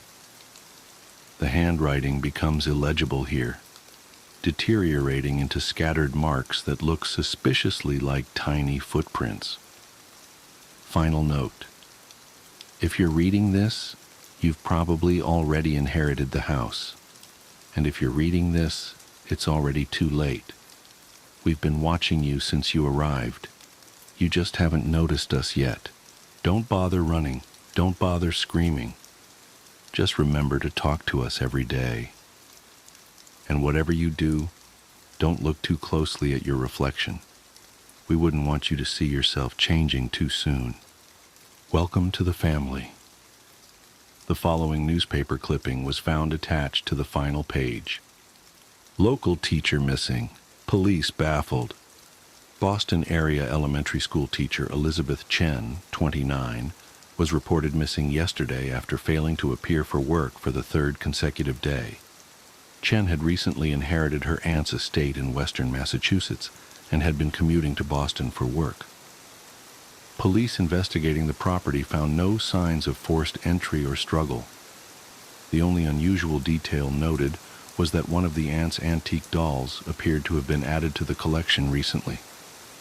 Detective James Morrison described it as remarkably lifelike, almost as if it had been modeled after a real person. The investigation is ongoing. Anyone with information about Ms. Chen's whereabouts is urged to contact local authorities. Balloons. When I was 5 years old, I went to an elementary school that, from what I've come to understand, was really adamant about the importance of learning through activity. It was part of a new program designed to allow children to rise at their own pace. And to facilitate this, the school encouraged teachers to come up with really inventive lesson plans. Each teacher was given the latitude to create his or her own themes, which would run for the duration of the grade, and all the lessons in math, reading, etc. would be designed in the spirit of the theme. These themes were called groups. There was a space group, a sea group, an earth group, and the group I was in, community. In kindergarten in this country, you don't learn much except how to tie your shoes and how to share, so most of it isn't very memorable. I only remember two things very clearly. I was the best at writing my name the right way, and the balloon project, which was really the hallmark of the community group, since it was a pretty clever way to show how a community functioned at a really basic level. You've probably heard of this activity. On one Friday, I remember it being Friday because I was excited about the project and it being the end of the week. Toward the beginning of the year, we walked into the classroom in the morning and saw that there was a fully inflated balloon tied off with string taped to each of our desks. Sitting on each of our desks was a marker, a pen, a piece of paper, and an envelope. The project was to write a note on the paper, put it in the envelope, and attach it to the balloon, which we could draw a picture on if we wanted. Most of the kids started fighting over the balloons because they wanted different colors, but I started on my note, which I had thought a lot about. All the notes had to follow a loose structure, but we were allowed to be creative within those boundaries. My note was something like this. Hi, you found my balloon. My name is Name, and I attend elementary school. You can keep the balloon, but I hope you write me back. I like Mighty Max, exploring, building forts, swimming, and friends. What do you like? Write me back soon. Here's $1 for the mail. On the dollar I wrote for stamps right across the front, which my mom said was unnecessary, but I thought it was genius, so I did it. The teacher took a Polaroid of each of us with our balloons and had us put them in the envelope along with our letter. They also included another letter that I assume explained the nature of the project and sincere appreciation for anyone's participation in writing back and sending photos of their city or neighborhood. That was the whole idea, to build a sense of community without having to leave the school and to establish safe contact with other people. It seemed like such a fun idea. Over the next couple weeks, the letters started to roll in. Most came with pictures of different landmarks, and each time a letter would come in, the teacher would pin the picture on a big wall map we had put up showing where the letter had come from and how far the balloon had traveled. It was a really smart idea because we actually looked forward to coming to school to see if we had gotten our letter. For the duration of the year, we had 1 day a week where we could write back to our pen pal or another student's pen pal in case our letter hadn't come in yet. Mine was one of the last to arrive. When I came into the classroom, I looked at my desk and once again didn't see any letter waiting for me. But as I sat down, the teacher approached me and handed me an envelope. I must have looked so excited because as I was about to open it, she put her hand on mine to stop me and said, "Please don't be upset." I didn't understand what she meant. Why would I be upset now that my letter had come? Initially, I was mystified that she would even know what was in the envelope. But now I realized that, of course, the teachers had screened the contents to make sure there was nothing obscene. But all the same, how could I be disappointed? When I opened the envelope, I understood. There was no letter. The only thing in the envelope was a Polaroid, but I couldn't really make out what it was. It looked like a patch of desert, but it was too blurry to decipher. It appeared as if the camera had been moved while the picture was being taken. There was no return address, so I couldn't even write back if I wanted to. I was crushed. The school year pressed on, and the letters had stopped coming for nearly all of the other students. After all, you can only continue a written correspondence with a kindergartner for so long. Everyone, including myself, had lost interest in the letters almost completely. Then I got another envelope. My excitement was rejuvenated, and I reveled in the fact that I was still getting a letter when most of the other pen pals had abandoned their involvement. It made sense that I received another delivery. There had been nothing but a blurry picture in the first one, so this was probably to make up for that. But again, there was no letter at all. Just another picture. This one was more distinguishable, but I still didn't understand it. The photograph was angled way up, catching the top corner of a building, and the rest of the image was distorted by a lens flare from the sun. Because the balloons didn't travel very far, and because they were all launched on the same day, the board became a bit cluttered, and so the policy for the students still exchanging letters became that they could take the photographs home. My best friend Josh had the second highest number of pictures taken home by the end of the year. His pen pal was really cooperative and sent him pictures from all around the neighboring city. Josh took home, I think, 4 pictures. I took home nearly 50. The envelopes were all opened by the teacher, but after a while I stopped even looking at the pictures. However, I saved them in one of my drawers that housed my collections of rocks, baseball cards, comic book cards, Marvel metal cards for those who might remember, and little miniature baseball batting helmets that I'd get out of a vending machine at Winn-Dixie after t-ball games. With the school year over, my attention turned to other things. My mom had gotten me a small snow cone machine for Christmas that year, and Josh had really coveted it, so much so that his parents bought him a slightly nicer one for his birthday, which was toward the end of the school year. That summer we had the idea that we would set up a snow cone stand to make money. We thought we'd make a fortune selling snow cones at $1. Josh lived in a different neighborhood, but we eventually decided that my neighborhood would be better because there were a lot of people who cared for their lawns. The yards in my neighborhood were slightly bigger. We did this for 5 weekends in a row until my mom told us that we had to stop, and I've only recently come to understand why she did that. On the 5th weekend, Josh and I were counting our money. Because we both had a machine, we each had a separate stack of money that we put together into one stack, and we then split it evenly. We had made a total of $16 that day, and as Josh paid out my $5th, a feeling of profound surprise consumed me. The dollar said, "For stamps." Josh noticed my shock and asked if he had miscounted. I told him about the dollar, and he said, "That's so cool, man." As I thought about it, I came to agree. The idea that the dollar had made it right back to me after changing so many hands floored me. I rushed inside to tell my mom, but my excitement, coupled with her being distracted by a phone call, made my story incomprehensible, and she responded simply by saying, "Oh wow, that's neat." Frustrated, I ran back outside and told Josh I had something to show him. Back in my room, I opened the drawer and took out the stack of envelopes and showed him some of the pictures.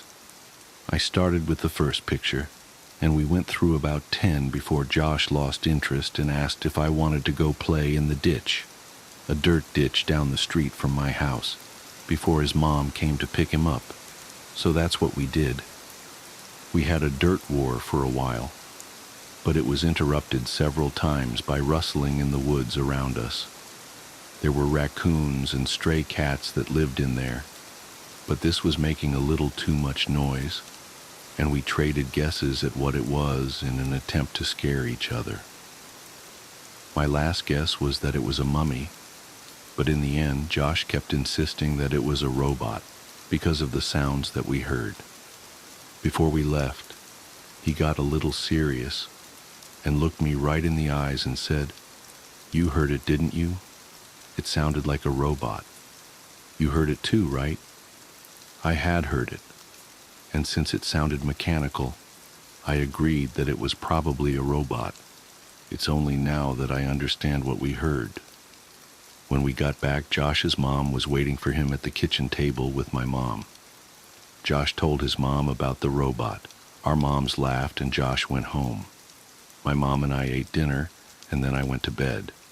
I didn't stay in bed for long before I crept out and decided that, due to the day's events, I would revisit the envelopes since now the whole affair seemed much more interesting. I took the first envelope and set it on the floor and set the blurry desert Polaroid on top. I laid the second envelope right next to it and placed the oddly angled Polaroid of a building's top corner on top, and did this with each picture until they formed a grid that was about 5 by 10. I was always taught to be careful with things that I was collecting, even if I wasn't sure they were valuable. I noticed that the pictures gradually became more decipherable. There was a tree with a bird on it, a speed limit sign, power line, a group of people walking into some building. And then I saw something that vexed me so powerfully that I can now, as I write this, distinctly remember feeling dizzy and capable of only a single repeating thought. Why am I in this picture? In this photograph of the group of people entering the building, I saw myself holding hands with my mother in the very back of the crowd of people. We were at the very edge of the photo, but it was undeniably us. And as my eyes swam over the sea of Polaroids, I became increasingly anxious. It was a really odd feeling. It wasn't fear, it was the feeling you get when you are in trouble.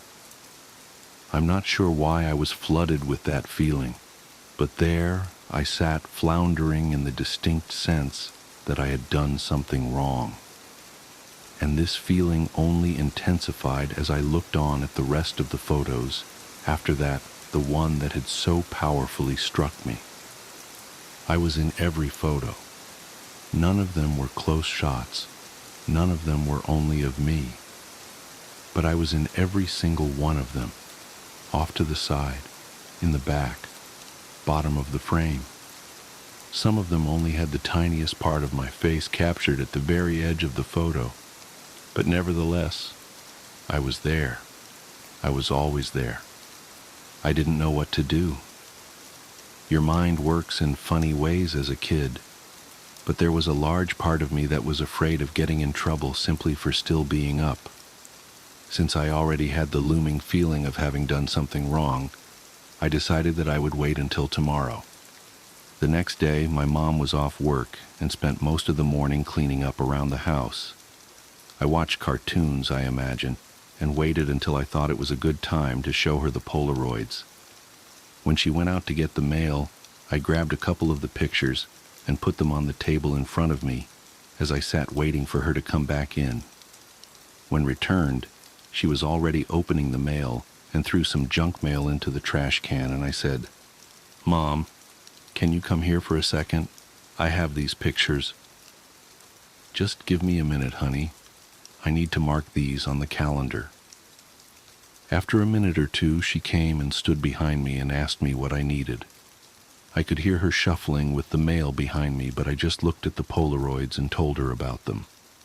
As I explained more and pointed to the pictures, her frequent uh-huhs and okays decreased, and she was suddenly completely quiet and only making a little noise with the mail. The next noise I heard from her sounded as if she was trying to catch her breath in a room that had no air left in it. At last her struggling gasps were conquered, and she simply dropped the remaining mail on the table and ran to the kitchen to get the phone. "Mom, I'm sorry. I didn't know about these. Don't be mad at me." With the phone pressed to her ear, she was running back and forth and shouting into it. I nervously fiddled with the mail sitting next to my Polaroids. The top envelope had something sticking out of it that I thoughtlessly and anxiously pulled on until it came out. It was another Polaroid. Confused, I thought that somehow one of my Polaroids had slipped into the stack when she threw the mail down. But when I turned it over and looked at it, I realized that I had not seen this one before. To my dismay, it was me, but this one was a much closer shot. I was surrounded by trees and was smiling, but it wasn't just me, I noticed. Josh was there too. This was us from yesterday. I started yelling for my mom, who was still screaming into the phone. I repeatedly yelled for her until she finally responded with, "What?" And I could only think to ask, "Who are you calling?" "I'm talking with the police, honey." "But why? I'm sorry. I didn't mean to do anything." She answered me with a response that I never understood until I was forced to revisit these events from the earliest years of my life. She grabbed the envelope off the table, and the picture of Josh and I spun and slid, landing next to the other Polaroids in front of me. She held the envelope up to my eyes, but I could only look at her and watch as all the color began draining out of her face. With tears welling up in her eyes, she said that she had to call the police because there was no postmark. How to successfully ransom a child. Hello, No Sleep. I have lurked on this site for a while, but I feel it is time to share some things with you. Honestly, I'm only doing this because I am sick of hearing about people kidnapping kids and doing it all wrong. I have successfully ransomed over a dozen children. Some might call me an expert. I want to tell you how to do it correctly. Maybe then you'll start doing it right. I'm going to use my most recent conquest as an example. Her name is Sophie. You don't need to know my name. The first step is to choose a kid. Gender doesn't matter, but I prefer girls. If you want the best ransom, you'll want to pick a family that is tight-knit. The more the parents love the kid, the more they'll give up to get it back. Choose a family in a town you don't live in. Ideally, it should be at least an hour away. You must have no connection to the family. They don't know you. but you will learn everything about them. I picked Sophie because she had braided pigtails. I liked that. She was just big enough to do some things on her own, but still little, small, smooth. I grabbed Sophie on her way home from school. But before taking her, I did my research.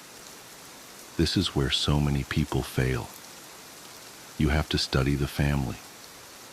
You have to know when they leave the house, what hobbies they have, who visits, and where the breaks in the chain are. You need to spend a lot of time watching, waiting. There is so much waiting, but it makes the prize so much better. Sophie's family lived in a farmhouse in a small town.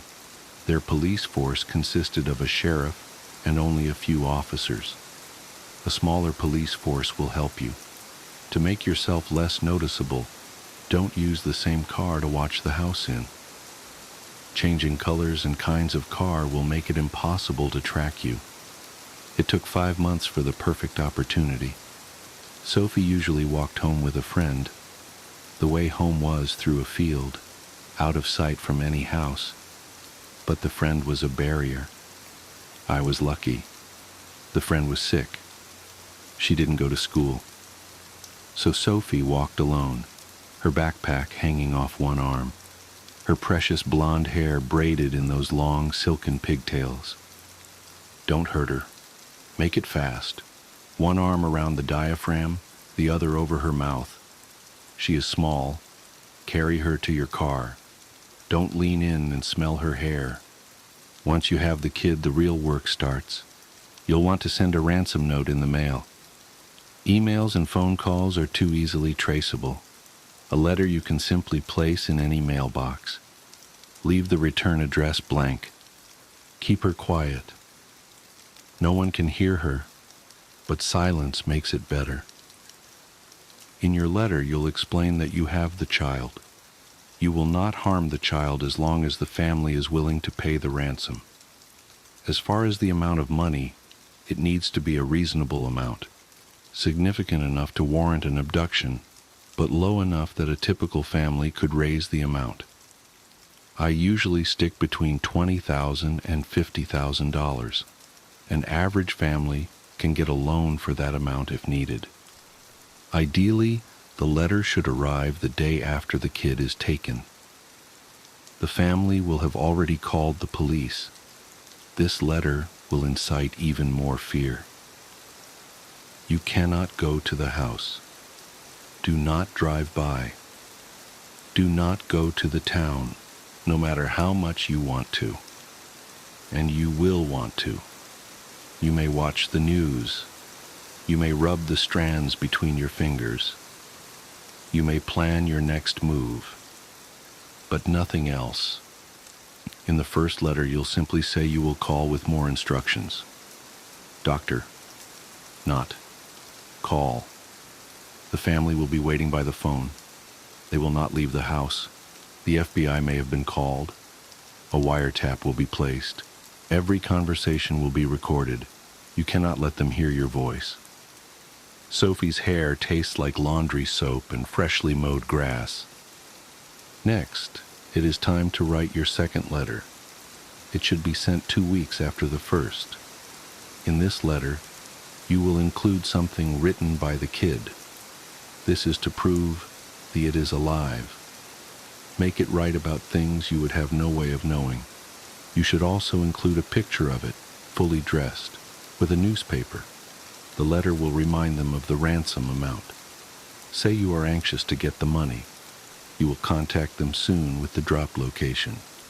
Remember the smoothness. Sophie. Software sweet. Syrup. After the second letter is another waiting period. This one is longer. It has to be at least a few months. That's when you will be tested. You will want to call them, to reach out. But trust your instincts. The prize is worth the waiting. Spend time with Sophie. Tell her about your father. Your secrets are safe with her. You can trust her. When the wait is over, you will send the last letter. In it, You will include a picture of the kid in different clothes, haircut, but smiling, holding another newspaper. It can write something to its parents, but it isn't realty important. What does matter is your exact instructions. The money must be in cash and untraceable. The drop point must be in the middle of a popular wooded area in the early morning, around 5 a.m. The area should be at least an hour away. The entire family must bring the money to the site. No cops allowed. The family must wait an hour at the location, with the money in the spot. Then the kid will be released to them. The reunited family must then return home immediately and never speak of this event again. Of course, the family will not follow all of the rules. Police will no doubt join them at the site, hiding. But that's okay. You never planned to go there in the first place. After all, Sophie has been dead since the day after you took her. She has to die. It's part of the plan. You use her, love her, take her hair, and then she is gone. It is gone. It is now with the other its bloated empty shells, deflated balloons hanging from the ceiling. You have to make it write the letters when you take it home. You tell it what dates to write. You take the 2 pictures that first day too. Just edit the newspaper to match the correct dates. It's not hard. The waiting is hard. But the prize is worth the wait. Silken braided pigtails. You can suck on the ends as you drive to the house. It tastes like a little dead girl. But the hair was already dead. No one will be at the house when you get there. Everyone, including the authorities, will be at the drop site. Now it is their turn to wait for something that will never come. You have to break into the house. This is where you will collect your ransom. You may take anything that is of any worth. Televisions, jewelry, computers. If the computers do not have a password, most don't. There is another task you must complete. Delete all photos of it. Log into any social media. Most people leave themselves logged in. And delete any reference to it. Photos, quotes, artwork. Do the same around the house. Take all the family pictures. Take any art it drew, anything with its name on it. Make it look like there never was a child in the house at all. The process can take a long time. Be thorough.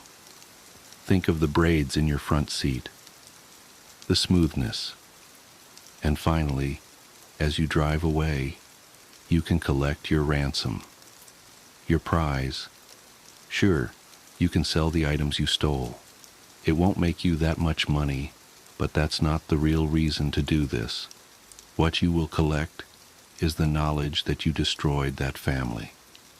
They will never see their kid again, never smell its hair. You own it now. They will never recover. All of their treasured items are gone. You have stolen their sanity, joy, safety. They will never be able to trust again. And that fact tastes almost as good as the pigtails. So there you go. That's how you successfully ransom a child. Now all of you out there have no excuse to do it wrong. I am looking for a human host. Are you bored? Are you lonely and bored? Do you have a lot of time on your hands? Do you have hands? I'm offering you a proposal with potential financial compensation for your troubles. It may sound off-putting at first blush, but hear me out. I am looking for a human host, and I mean a willing human host who might be willing to give up some of their time to help out an odd fellow that doesn't have hands or blood. Am I asking to control your body? Yes. Sometimes you'll still be there but taking the back seat. Now you're probably thinking, that sounds no fun. I don't want to spend all my time riding shotgun. And that's valid, but you all spend about half of the day unconscious anyway. Your body is just there, doing nothing. A complete waste. As for me, I don't sleep, haha, so we could have it so that during the day I will graciously let you do fun human things, and at night, I'll do whatever. And by whatever, I mean perfectly safe, perfectly reasonable activities. I don't drink, and I rarely go outside. I enjoy baking, I look at pictures of birds online, I've been getting into neuroscience lately. Very interesting stuff. You're all very interesting. And maybe you're still thinking, hey now, I don't want some random mind-controlling thingy hauling my body around in my sleep, weekend at Bernie's style, to which I say, you're no fun, and you're not the kind of person I want to live with anyway. But I'm a light sleeper, you say. Don't worry, I can isolate your somatosensory cortex so you can't feel anything. But my family will think it's weird, you say. Don't worry, you don't have to tell them. Actually, I would prefer that you don't tell anyone. Please. And should anyone question me, I'm not bad at impressions. I'll get really good at a you impression. It'll be the first thing I do. I know this all sounds very strange and potentially unpleasant, but remember the financial compensation that may or may not be happening. Hell, I'll even do some of your chores if you like, while you sleep. You can wake up, and the dishes will be done, laundry folded, and coffee made. Doesn't that sound nice? And then you open the fridge and oh, what's this? Someone baked banana bread last night. That was me. I baked banana bread last night. Now I should say, I don't have a lot of standards. I really don't. But I do, unfortunately, have some, so let's just get them out of the way before I waste your time. Please do not contact me if you have any of the following. Anemia. Sorry, it's just not going to work out. I can pay for iron supplements, but I can't work miracles. A weak immune system. I don't like getting sick, I'm sorry. It's gross. Sick people are gross. I mean, I know it's not your fault, but healthy folks only, please. A strong immune system. Yes, I know what I just said, but I also don't want to be attacked by your immune system. So maybe you're not the picture of health, but you're just kind of okay. I'm looking for someone who is just kind of okay. A penchant for alcohol. It makes me feel strange. A name that starts with a P. I'm not the greatest at speaking. It's hard, moving air through your throat and moving your tongue and your mouth at the same time. You all do it so easy, can't say I'm not envious. I'm the worst at making the P sound. I intentionally avoid any P word in conversation and get by well enough, but I'll look pretty foolish if I'm cavorting about pretending to be you, and I can't even say your own name. Those are my standards, but really, other than that, I'll take anyone. I don't care if you're male or female or whatever.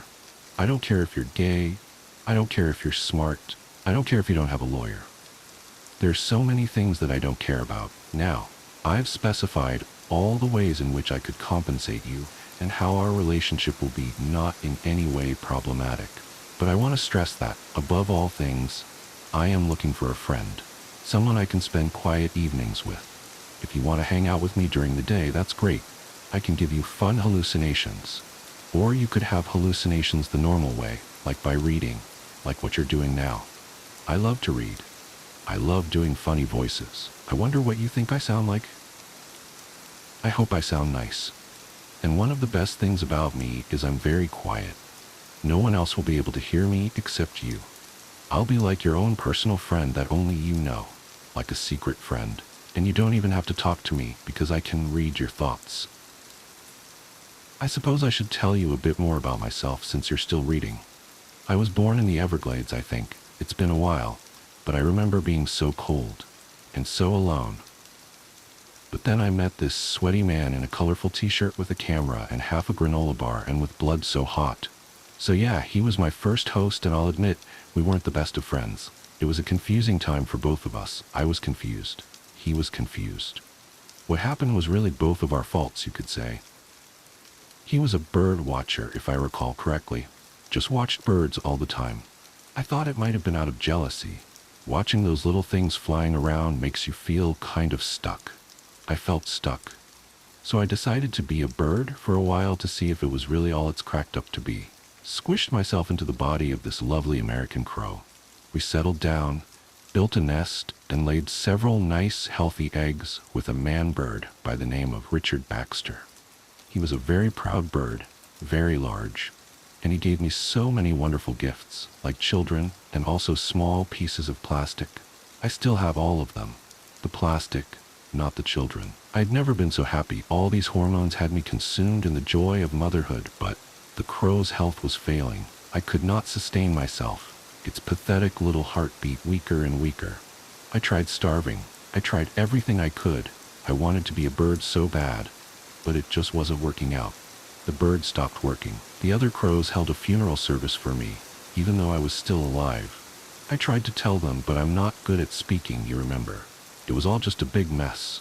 I haven't seen Baxter since, but I still think about him a lot. Is that weird? I'm totally over it though, haha. After that incident, I got kind of depressed, but I was too much of a coward to do much about it.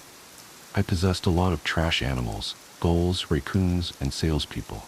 I did what I could to survive. That's kind of where I am now. I am currently living in Miami, Florida. Been body surfing almost every day, haha. Right now I'm using a library computer and a librarian. She does not like being possessed. Boy howdy are these fingers twitching. But you can thank her for my halfway decent grammar. I'm tired of feeling like a parasite. I want to try a different approach. I want to be friends, like with Richard Baxter, except I also live in your brain and drink your blood sometimes. But I'll make you bread in your sleep, so it's okay. It's been really hard, finding someone willing to put up with me. I've tried everything. So I thought I would put up an advertisement online. Why not? Can't say the P word in real life, but you can hear it in your head loud enough, I hope. I know I kept saying that I would compensate you financially, but I'm gonna be real with you. I don't have much. I've got like $20, some small pieces of plastic, and a book about finance, but I'm a real hoot. So, please, if you are interested, leave your comments below. I would love to get to know you. I need to go now. The library is closing soon, but I'll get back as soon as I can. Edit. Just borrowed someone's mobile device, and also fingers, so I can now respond. Edit 2. My name is James now.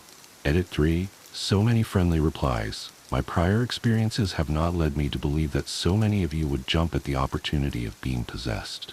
Judging by your responses, learning to make banana bread was the single best decision I have ever made.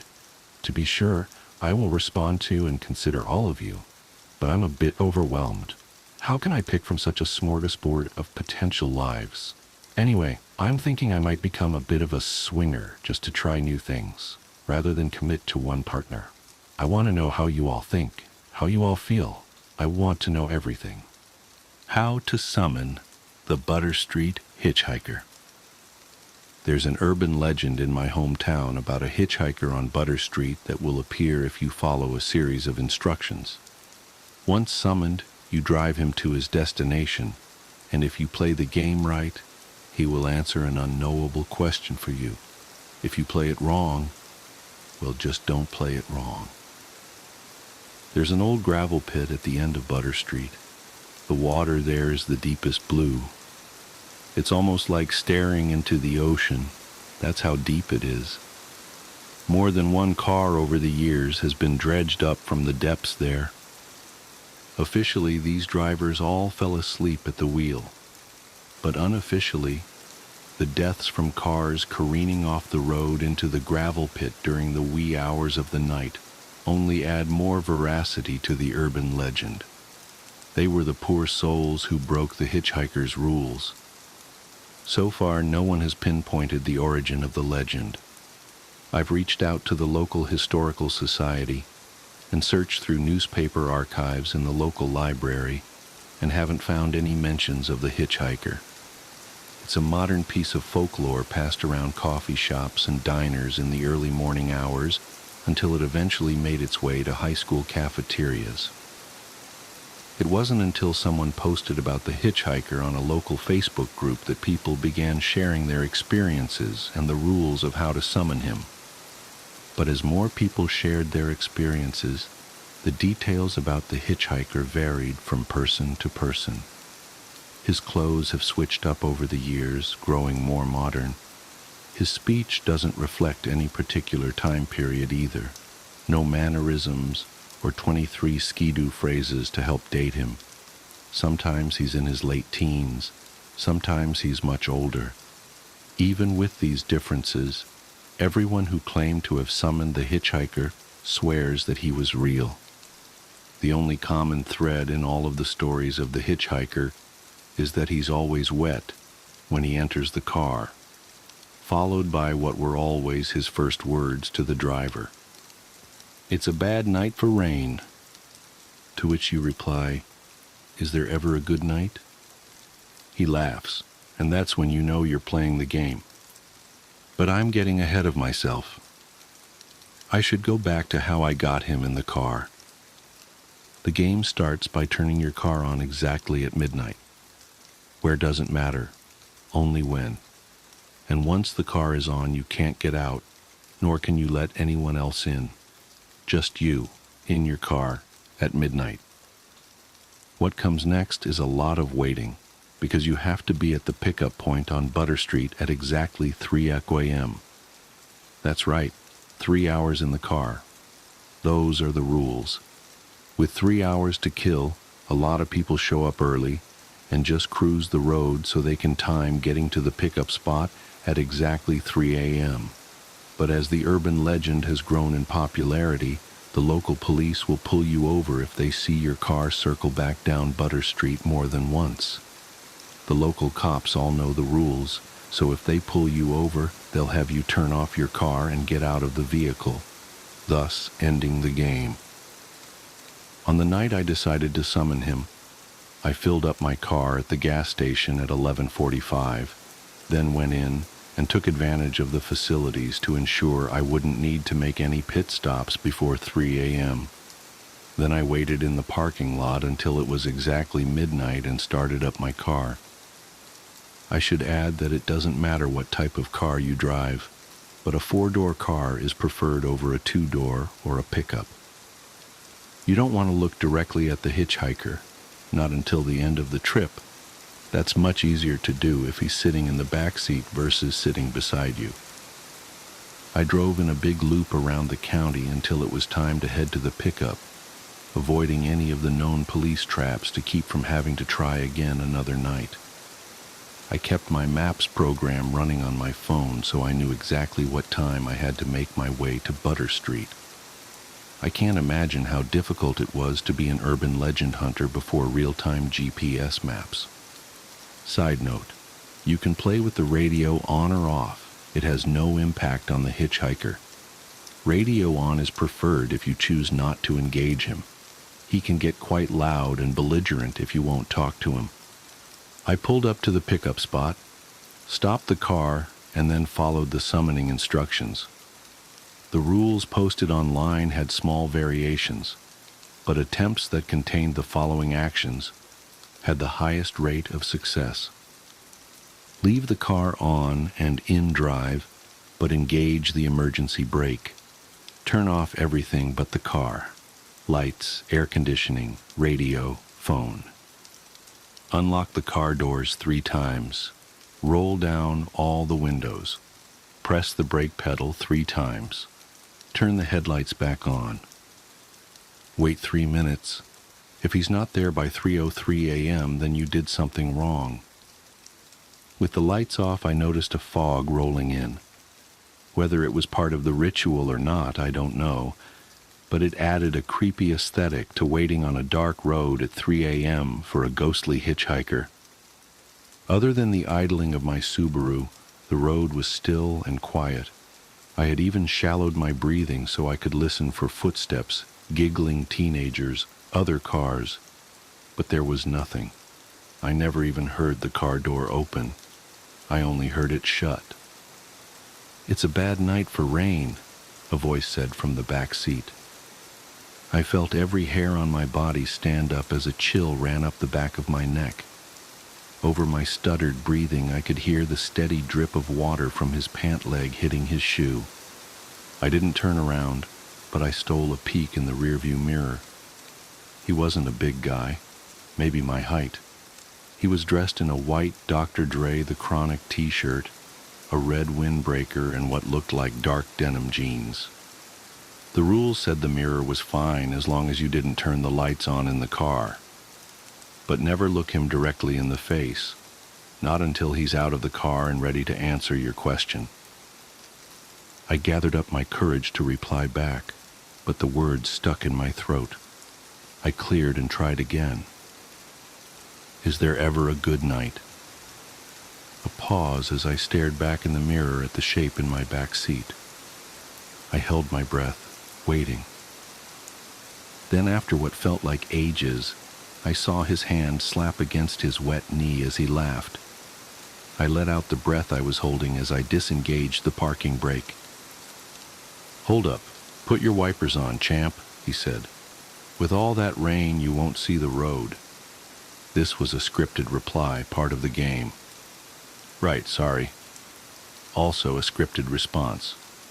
Despite his insistence on the rain, it was bone dry outside. Per the rules, I turned on my windshield wipers, setting them to their fastest setting.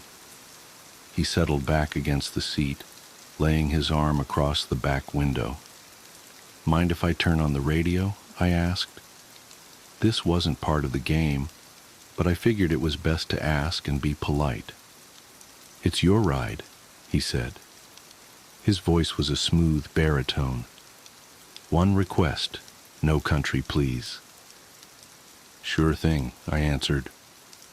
I put on a local top 40 station. I pulled back onto the road just as the clock hit 3:03. I stole looks in the rearview mirror as often as I felt comfortable while still keeping the car on the road. Luckily, this part of Butter Street was pretty straight, and not a lot of traffic. From his voice and the hand tapping against the wet knee in the back seat, I could tell he was a black man, maybe mid-20s, and dressed like he came straight from 1996.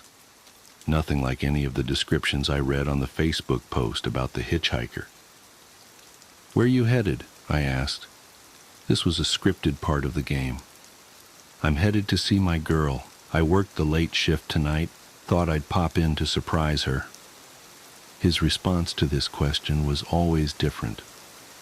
That, coupled with the fact that the appearance of the hitchhiker seemed to shift, led many to believe that it's not the same spirit every time. I pulled up at the stop sign at the end of Butter Street. "Yeah, you want to make a right here," he said. I followed his orders, turning right. Other than following them, the destination and directions were irrelevant. The ride goes until 3:33 a.m. when he tells you to pull over. "So what's your story, man?" he asked. A scripted prompt, but how you reply was completely up to you. Some have ignored talking to him altogether, which apparently is not recommended. Some have shared a little out of politeness. Others have talked right up until drop-off time, filling the air with their own words. The more you talk to him, the more he talks back. It doesn't impact the game, it just makes the journey a little more interesting. Even though I'm driving a ghost, his voice is disarming, making him easy to talk to. I have a day job that pays the bills, just boring office stuff, but in my spare time I like to explore urban legends and haunted places. Go out looking for proof of life after death. "Ah, for real? Damn, that sounds spooky as hell." Unscripted reply. He leaned forward, putting his elbows on his knees. In the rearview mirror, I could see the sleeves of his windbreaker were shredded. "What's the scariest thing you've seen? Take a right up here." Unscripted. I wanted to say, "Besides this?" but I held my tongue. All indications from everyone who has played the hitchhiker's game say that he was unaware of his situation. He's just a passenger getting a ride to his destination. Attempts to get him to recognize his ghostly predicament do not go well, so I do not advise bringing it to his attention. I took the next right as I continued my story. About 2 years ago, I was on an overnight ghost hunt at the Ohio State Reformatory. It's an old prison up in Mansfield, where they filmed Shawshank Redemption, I said. I figured if he was from the 90s, he might remember the movie. So there's a group of 6 of us on the tour, and we're over in the administration wing, and I felt this hand press into my back, like it was guiding me forward. Oh, hell no, my ass would be gone up out of there, I ain't even playing. Unscripted response. It's about this time that I realized that all of the street lights were off. Not just the lights on the streets. Everything was dark. Granted, it was the middle of the night, but we drove past a Taco Bell that was open 20 minutes ago when I passed by on my way to Butter Street. Now it was completely dark. Not a single car in the parking lot. That's the second thing I noticed. No cars. We've driven 15 minutes without passing a single car. Not only were there no cars on the road, there weren't any cars in any driveways or parking lots. As we rolled by a Ford dealership, the entire lot was empty. It's like we'd stepped completely out of reality into a different one. So what did you do? Unscripted. I've got his interest, apparently. I continued the story. I turn and look, and no one is behind me, but I can smell rose-scented perfume. Apparently one of the ghosts there is the wife of the warden. She was killed when the warden's gun went off by accident. It fell out of the closet, went off, and shot her in the lung. That is crazy, man.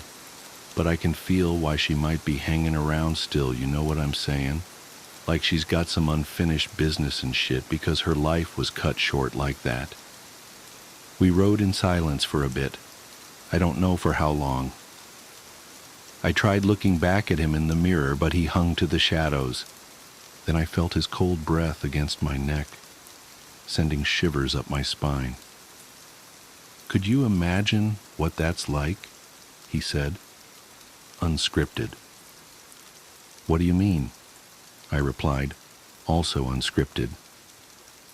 Having your life cut short like that due to the careless act of another human being? That's pretty messed up. Unscripted. My heart thudded against my chest. Did I mess up? Did I not follow the rules? Did he... He laughed and sat back in his seat. I'm just playing, man. You need to relax. I felt his hands gripping my shoulders, giving them a little rub. They were cold as ice. He patted my shoulder and sat back. I felt a trickle of water go down my back from the cold, wet spots on my shoulder where he grabbed me. Oh, this right, coming up. He leaned forward, pointing at the road. His skin was ashy and his thumbnail was split to the nail bed. The smell of wet loam wafted into the front of the cabin. I made the turn. I peeked at the clock on my dashboard and saw it was 3:29, only 4 minutes to go. You got any family? He asked. Scripted. I felt my heart leave my throat and drop back into my chest. We were back on script. I used to. Just me now. That's tough, I know. Before my girl, I was all alone. I don't know what I'd do if I didn't have her. Life would be just empty. Unscripted. A quiet stillness followed, like he was hit by a pang of remorse. For a moment it was so quiet I wasn't sure if he was still back there, but then I felt his wet, cold hand clap me on my shoulder. But don't worry, man. You seem like an okay dude going out of your way to help a young man like myself on a rainy night like this. I'm sure you'll find someone. Just takes time. Unscripted. We rode in silence as I stole glances down at the clock on the dash. As soon as the time flipped to 3:33 a.m., I heard his weight shift as he leaned forward. Oh, this is me up here. He pointed to a spot up the road. There was nothing there, no house or driveway, not even a place to pull off. I pulled the car onto the shoulder and eased to a stop. Just like when picking him up, I turned off the lights, radio, and engaged the parking brake, leaving the car in drive. You don't have to bother with the locking and unlocking 3 times, or the business with the brake pedal. Just unlock. Also, and this was very important, don't watch him get out. Don't look at him in the rearview mirror. Don't do anything but look down at your hands on the steering wheel.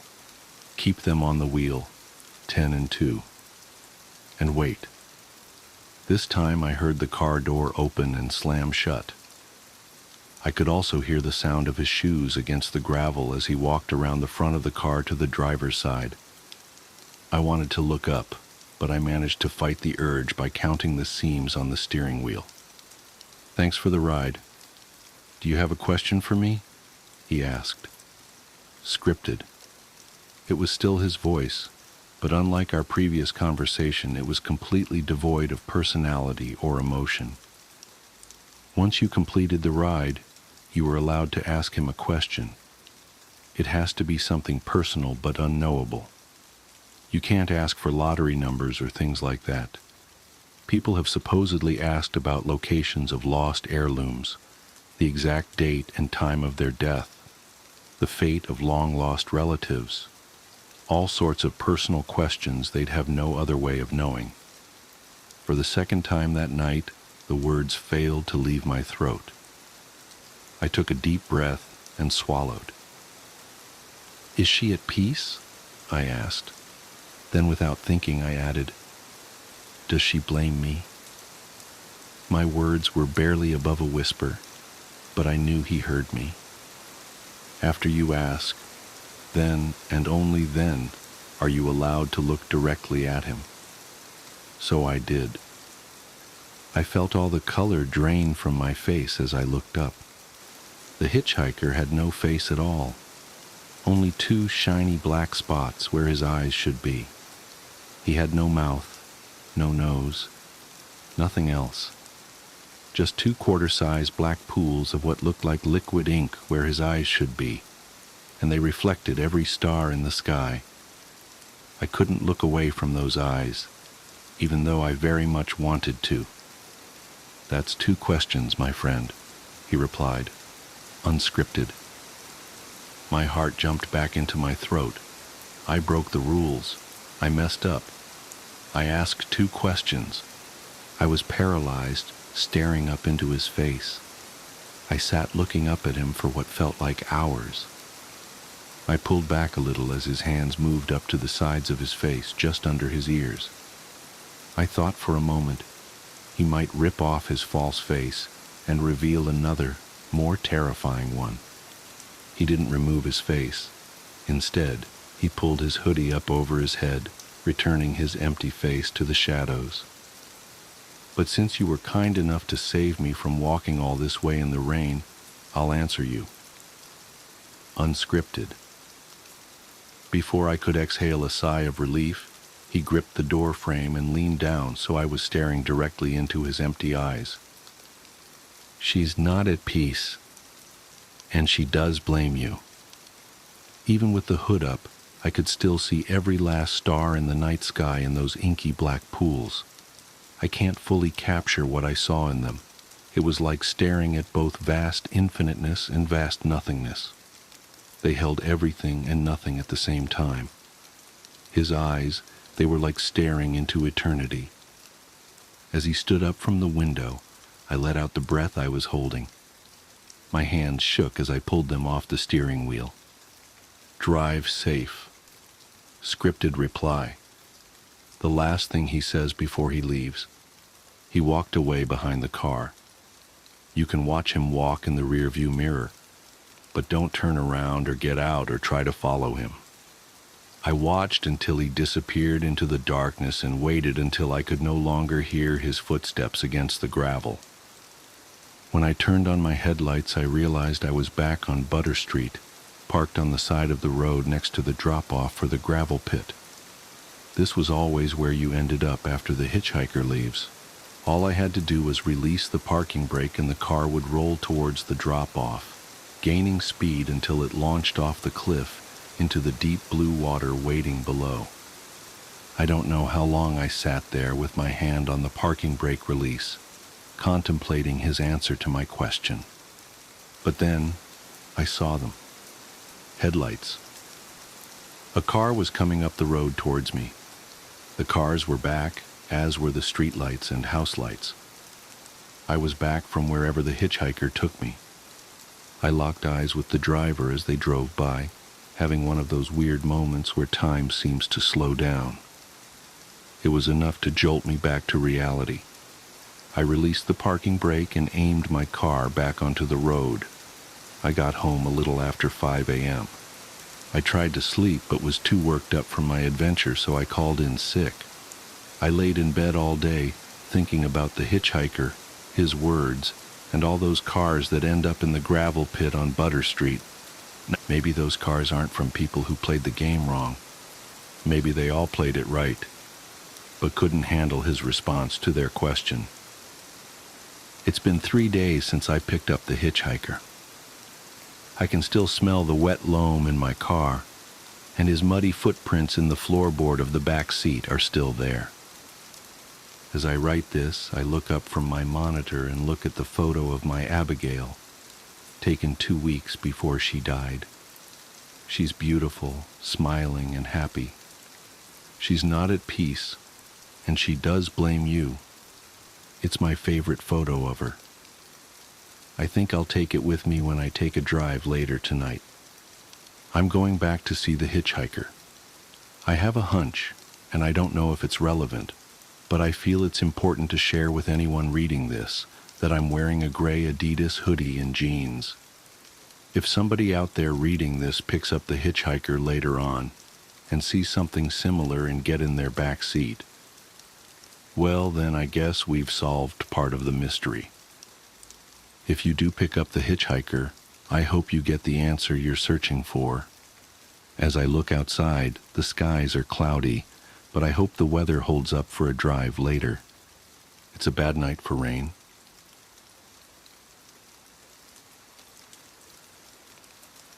My sister discovered a universal language, but she hasn't spoken a word since 2003. My sister is a genius. When she was about 13, she made this device that honestly still blows my mind. I've spent my entire life studying physics, and I still don't know what she did, or how, which is probably for the best considering how this all played out. I don't know how she did it, but what I do know is, in the summer of 2003, the laws governing matter and atomic mass didn't seem to affect her anymore. She was invisible to the human eye, and she was speaking a universal language we've never been able to identify or reproduce. Before I get into this, though, have you ever seen Firefly? Allow me to quote, I am very smart. I went to the best medikid in Osiris, top 3% of my class, finished my internship in 8 months. Gifted is the term. So when I tell you that my little sister makes me look like an idiot child, I want you to understand my full meaning. This could have been written about me and my sisters. We come from a long line of gifted people. My father is a neurologist, my mother works for SpaceX, and my eldest sister is an artist whose work has been featured in galleries since she was 12. I'm a full-time research associate of high-energy density physics at a university I can't name without risking my career. And like Simon Tam from Firefly before me, I don't tell you all of this to flaunt our intelligence or to make us look special. I tell you this so you can fully understand what I mean when I say Neurali made us all look like idiot children. In 2003, I was about to turn 17. My interests weren't like most teen girls, so I won't bore you with the details of what I found more entertaining than TV, books, or the mall, but more often than not I was occupied with personal research projects. The first time Neurali made herself invisible, I was in the middle of a research rabbit hole. I was deep into some really heady academic articles when I heard Neurali pipe up behind me. They're wrong, you know. I groaned inwardly. We'd had the knocking talk, but she was still so bad at respecting boundaries. Neurali, what did we say about knocking? Oh, she said, and sounded genuinely surprised. I didn't think about the door. What? I frowned and spun my chair around to look at her. My room was empty. Wait, empty? I looked around briefly before rubbing my eyes, wondering when I'd slept last and already writing the conversation off as an auditory hallucination. Shaking my head, I started to turn back to my computer when I heard her giggle. "All right, jerkhole, where are you?" "Right here," she giggled, her voice coming from directly in front of me. "What the... how?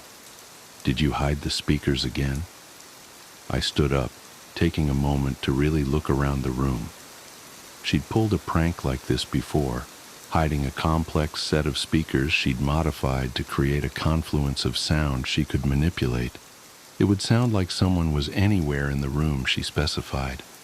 She'd even made it sound like she was moving around.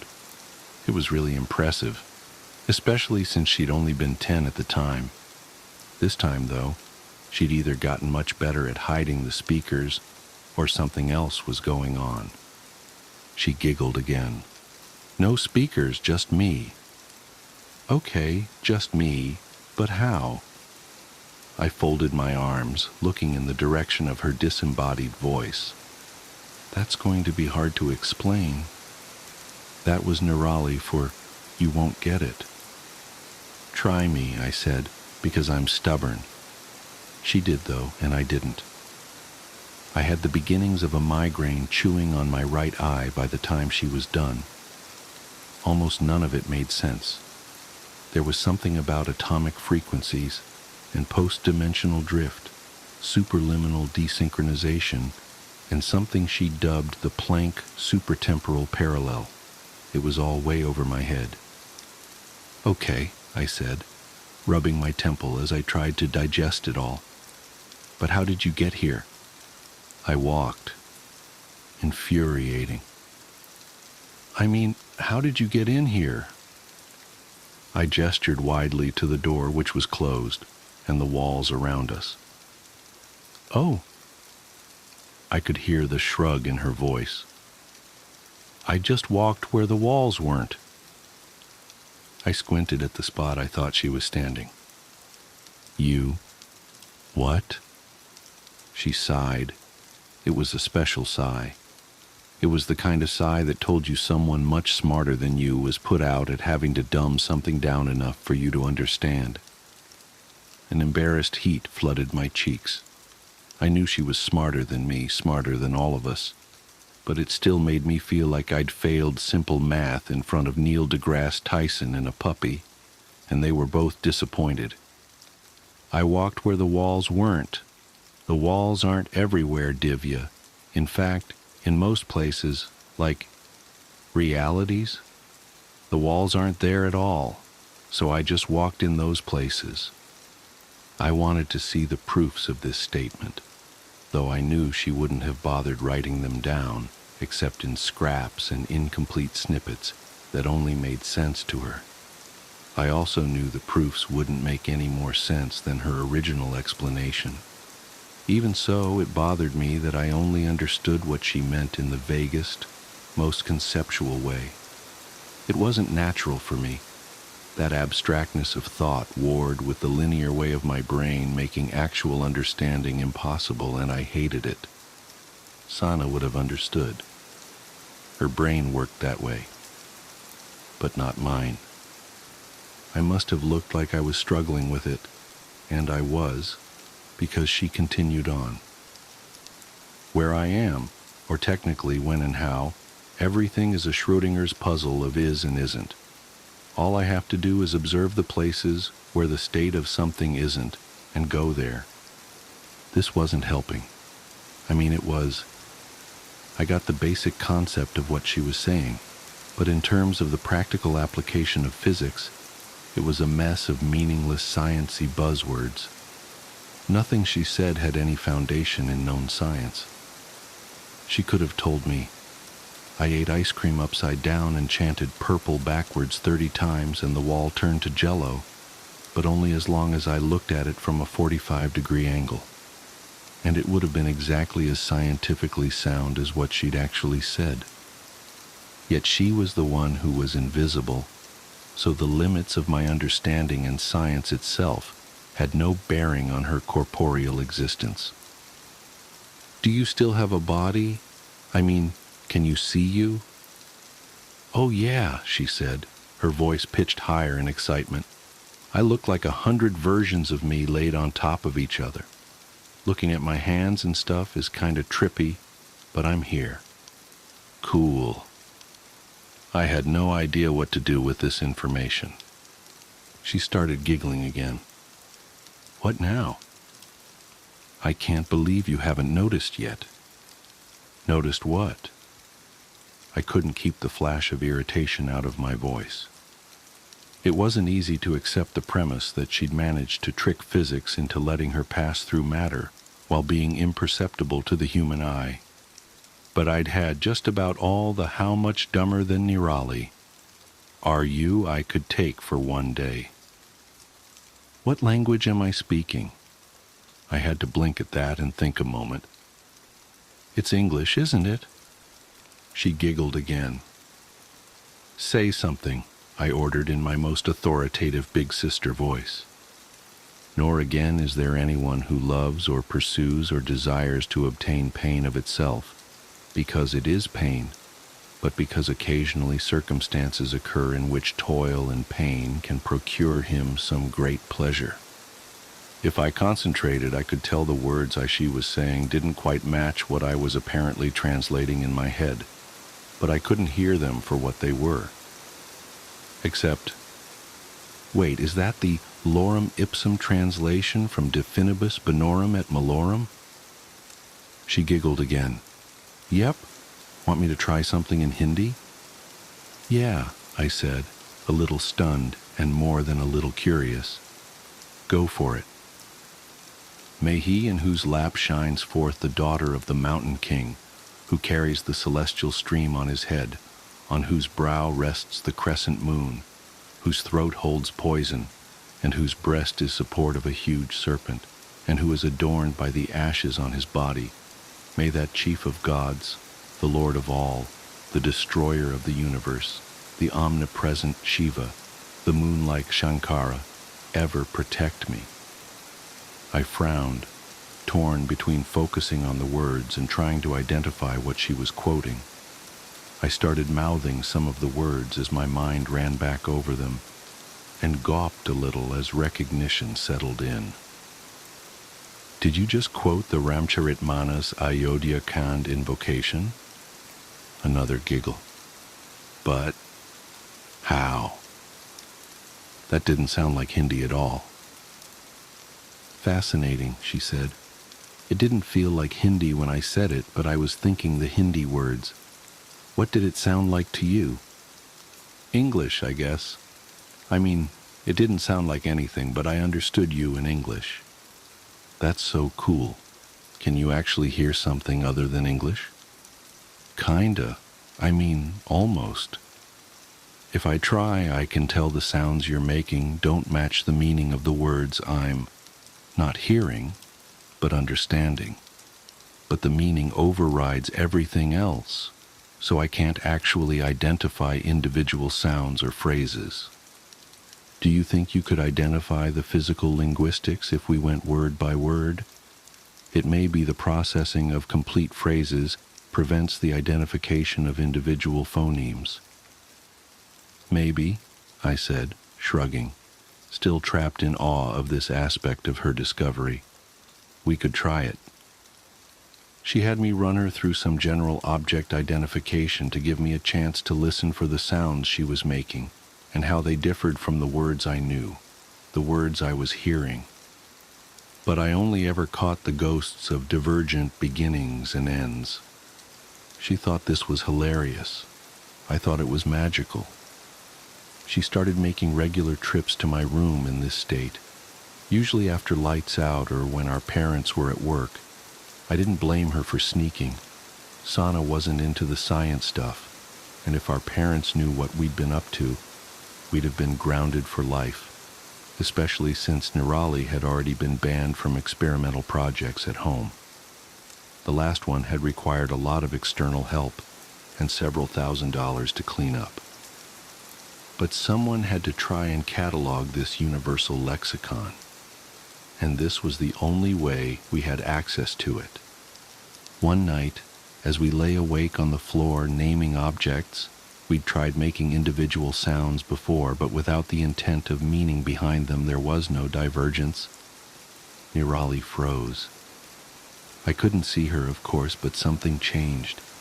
She stilled to the point I worried she'd maybe phased through the floor or something and left me alone. But somehow I still felt her presence along with something sharp and alien I couldn't identify. "Nirali?" I whispered, cold unease settling on me like snow. "Shh." It was her, but so quiet I almost missed it. I felt the urgency behind it, though, and hushed to wait in the silence with her. As the seconds ticked by, a prickling dread crawled across the room. It started at the edges where the shadows were thickest and spread outward, tainting everything it touched, including me. My pulse quickened as a primal paranoia sank in. I knew it was just Nirali and me, but it felt like a predator was stalking the shadows, searching for us, and it was only our silence that kept it from pouncing. To keep the paranoia at bay, I focused on the warm red readout of the clock above my desk. The slowly changing numbers were soothing and hypnotic. They dulled the edges of my fear until, at some point between midnight and 2 a.m., I fell asleep. I only realized this when Nirali finally whispered my name, pulling me back to reality. "Divya, wake up." I swam back to consciousness slowly, shaking off the half-formed discomfort of a dream I couldn't remember. "It's gone now." "What's gone?" I rubbed the sleep still clogging my vision and blinked at the clock above my desk. So late. Had we really been laying on the floor for 2 hours? Nirali didn't answer. Not for a long time. Long enough that I thought maybe I'd dreamed her waking me up entirely. "The shadow behind the walls," she whispered, cutting the silence away like cobwebs. There was a weight to her words I couldn't describe that tickled the primal centers of my brain again. An ancient urge calling to me, telling me to hide. "The... what?" I croaked, propping myself up on my elbows. But Nirali was gone, not just quiet. There was a difference in the room when she left, and I could always sense it, even if she didn't say she was going. A few minutes later, she was at my bedroom door, actually knocking. The sound startled me, giving my heart a sudden workout with a spike of adrenaline. I snuck over to the door to let her in, too keenly aware of the night around me and jumping at shadows I suddenly worried couldn't be trusted.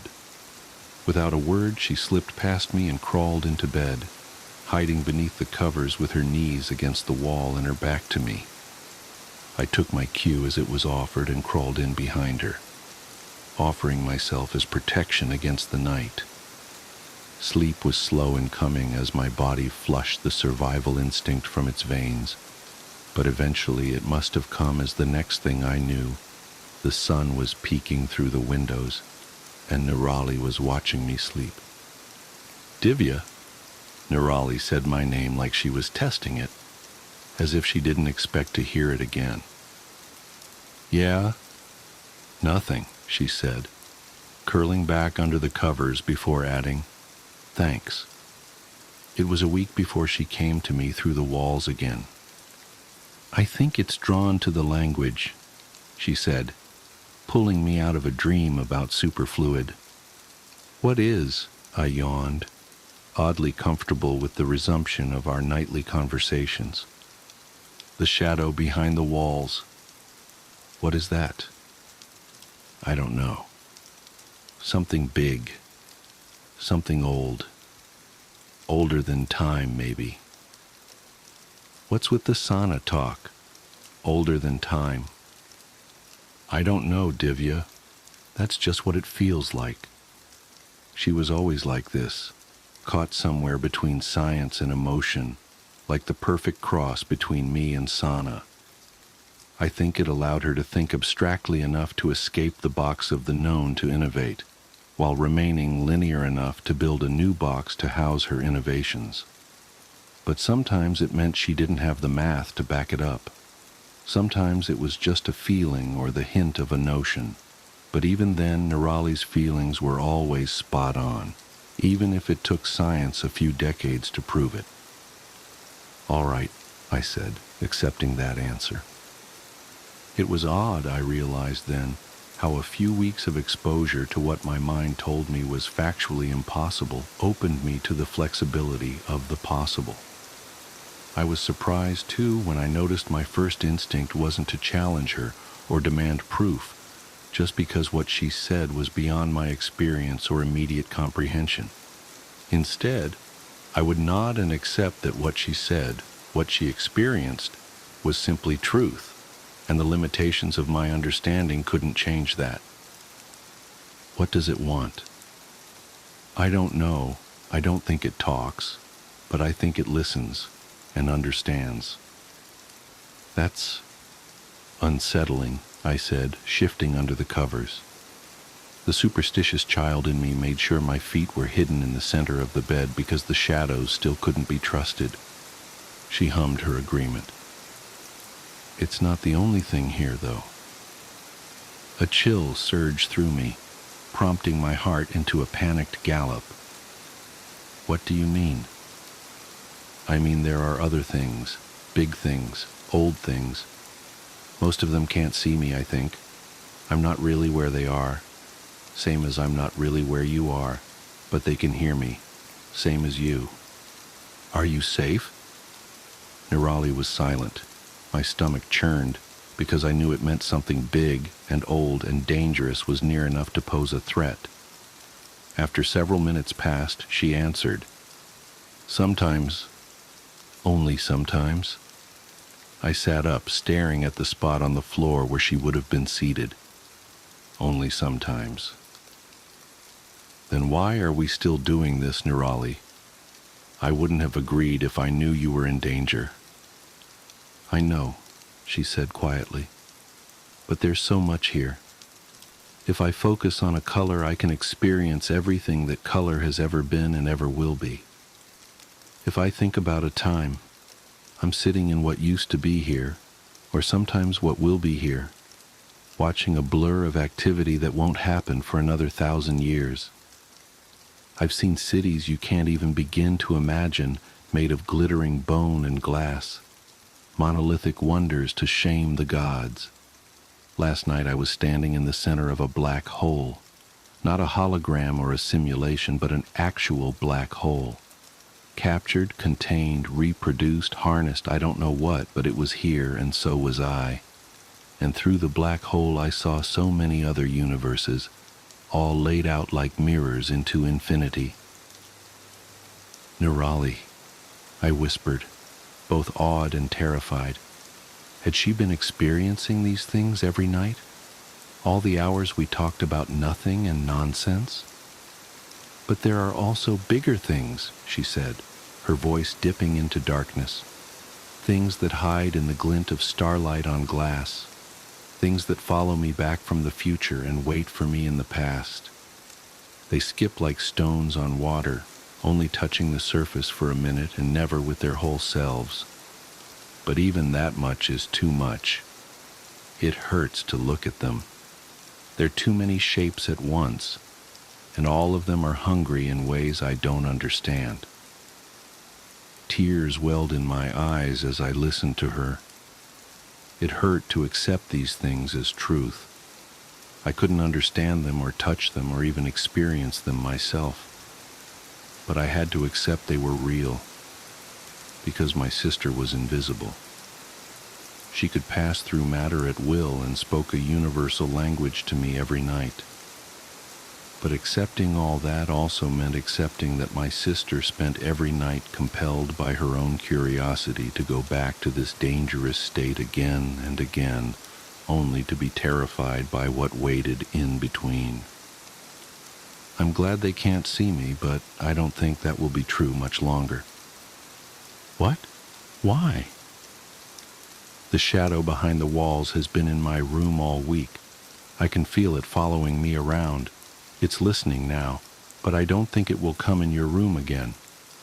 Nene, you have to stop this. I can't, she said, her voice thick with imminent tears. Of course you can. Just come back and we'll destroy whatever you've been using to shift. We can fix this. No, she said, the word wet and bent beneath an anguish no 13-year-old should have known. You don't understand. What could possibly be worth the risk? My heart broke in the silence that stretched between us. An eternity of pain and longing swirled between us, and one final fragile breath spoke of the tears she held back when she found her voice again.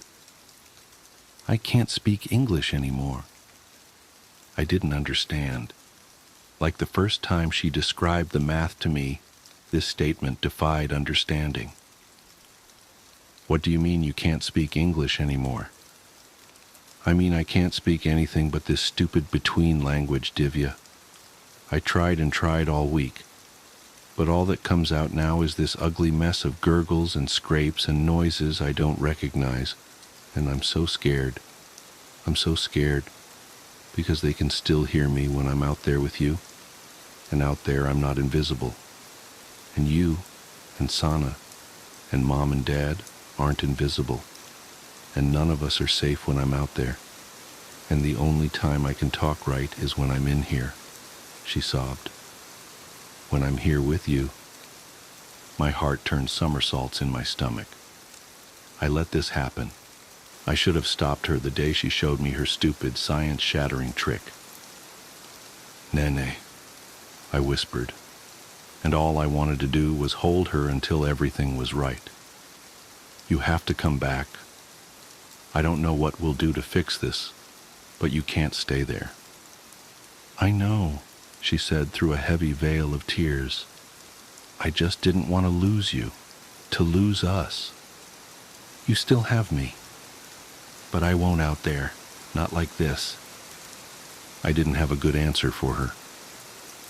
We'll find a way to fix it, was all I could say, and we both knew it wasn't enough. We also knew that it had to be, because we didn't have a choice. I felt her presence fade, and a few minutes later there was a quiet knock at my door. Nirali stood on the other side, shaking as silent sobs racked her narrow frame.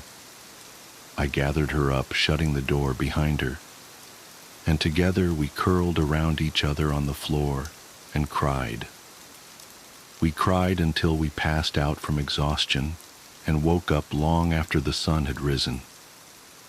I woke to Nirali watching me again and blinked away the haze of tear-stained sleep.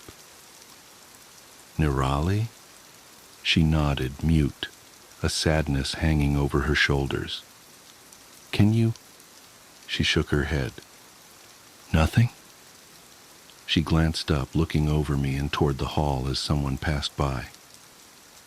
I could tell a million thoughts were flitting through her head in that moment, most of them conflicting, but after a minute or so, a stony resolution had settled in her eyes, and she scooted closer, waving for me to do the same.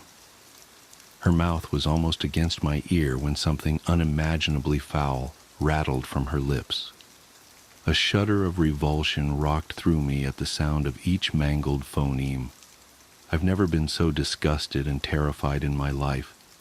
I could hear her voice, but it was dripping with caustic venom, dragging over hot coals, buried in the deepest ocean and clawing at the edges of sanity with angry talons. It was wrong. And to this day, it was the most vile, viscerally upsetting experience of my life. The words, this language, was never meant to be spoken by man. Science won't support me, but I know in my bones these words have power man wasn't meant to use. And yet, despite my mind rebelling from the mere sound of her voice warped around these hideous words, I still knew what she'd meant, as if she'd said it in English. Don't tell Mom and Dad.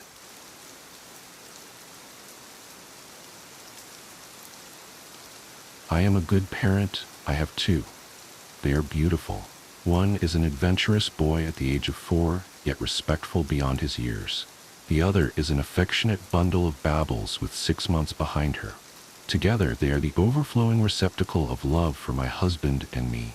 We want to teach our children to be the best they can be in the world. We are the breeders of curiosity and intelligence. Some parents refuse to explain things to their children. They command them and expect them to adhere to their regulations without providing any justifications. Because I said so. Some don't want to elaborate on the happenings around them. It just is that way. Stop asking questions. Don't worry about it. I believe that those parents just don't want to think too hard. They're conditioning their offspring to be as ignorant of our realm as they are. But no, not us. All children should understand the world around them. We want them to question it, scrutinize it, struggle with it, and come to their own conclusions. Most adults really underestimate the capacity children have for comprehension. We know better than that. We are better than that. We have two, and we're going to make them magnificent.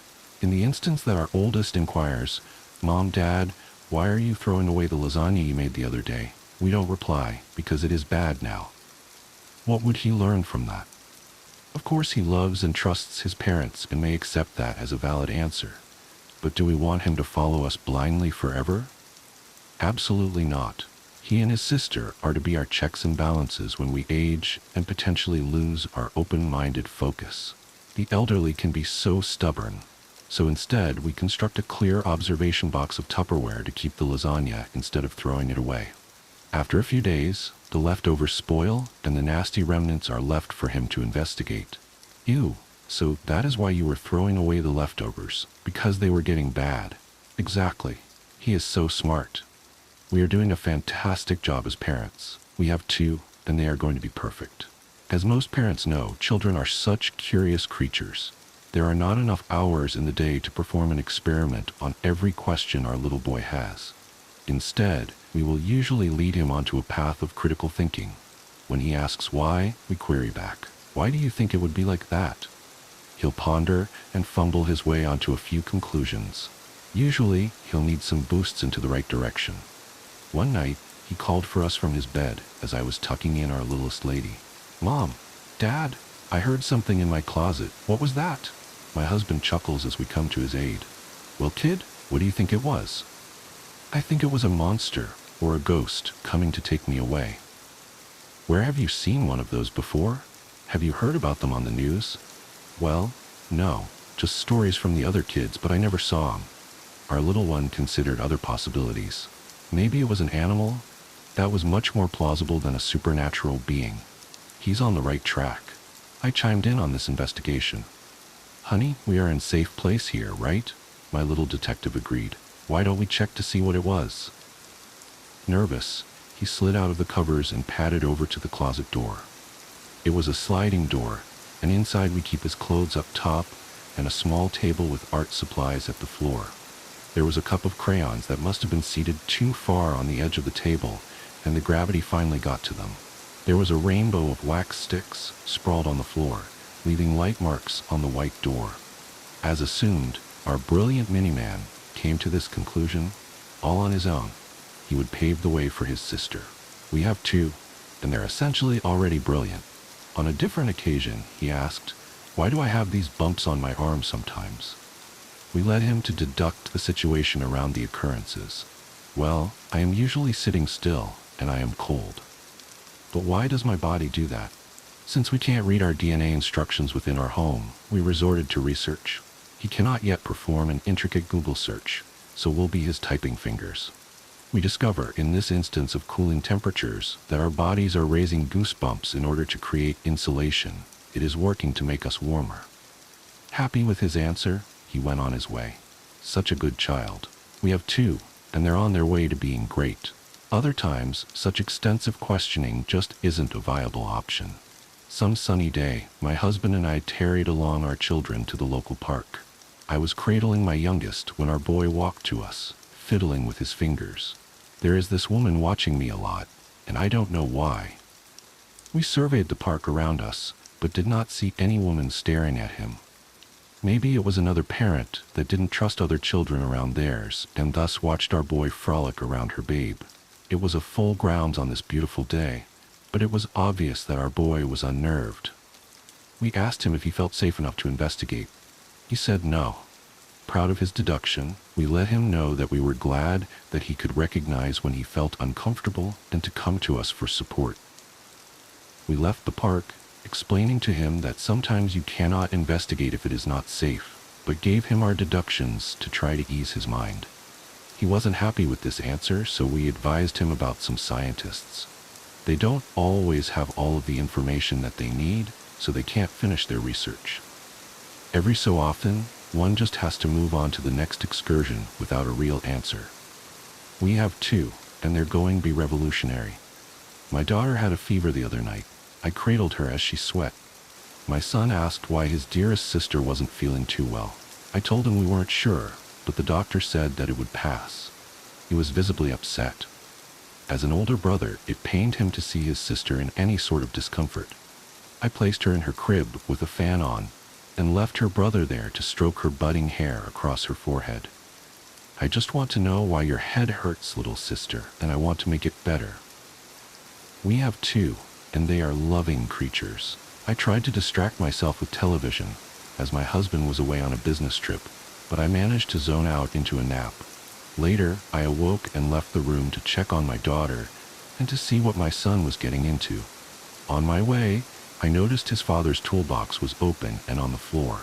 Meticulous of a man he was, it was odd to see the box open and a couple of implements missing. I became irritated at my husband, as I know that I did not leave this array here. I went into the youngest one's nursery. There, her brother had investigated as to why his sweet little sister had such a fever. He was in the crib with her. He had the screwdrivers. It was a mess. He is the reason that I have one. Mom, I'm trying to look and see why sister's head hurts. I still haven't found any boo-boos in her. It is okay. I am a good parent. I remedied the situation, because now I have none. The sound of spinning. I've been trying to write this down for weeks now. My therapist says it might help to get it all out, but every time I start, my hands shake so badly I can barely type. Even now, sitting in my well-lit home office at 2:47 p.m. on a sunny Tuesday, I keep glancing over my shoulder. The rational part of my brain knows there's nothing there, but rationality doesn't count for much anymore. Not since that night at Riverside Park. I should probably mention that I'm a photojournalist for the local paper. Nothing glamorous, mostly community events, high school sports, that sort of thing. The assignment that brought me to the park that night was supposed to be a simple puff piece about the holiday carnival. You know the type. Happy families, cotton candy, twinkly lights. The kind of wholesome content that fills space between car dealership ads. The carnival had been in town for about a week, and my editor wanted some night shots to capture the magical atmosphere. I remember rolling my eyes when she said that. If I'd known then what I know now, I would have called in sick. I arrived around 8:30 p.m., just as dusk was settling in. The temperature had dropped significantly from the warm afternoon, and a light fog was rolling in from the river. Not unusual for October in our area, but it gave everything a sort of dreamy quality that I actually thought would make for good photos. God, I was so focused on getting the right shots that I ignored all the warning signs. The first thing that struck me as odd was the music. Carnival music is always a bit eerie, but something about it seemed off. Like it was playing at the wrong speed, or maybe echoing when it shouldn't have been. I kept thinking I could hear laughter mixed in with it, but not the normal shrieks and giggles of kids having fun.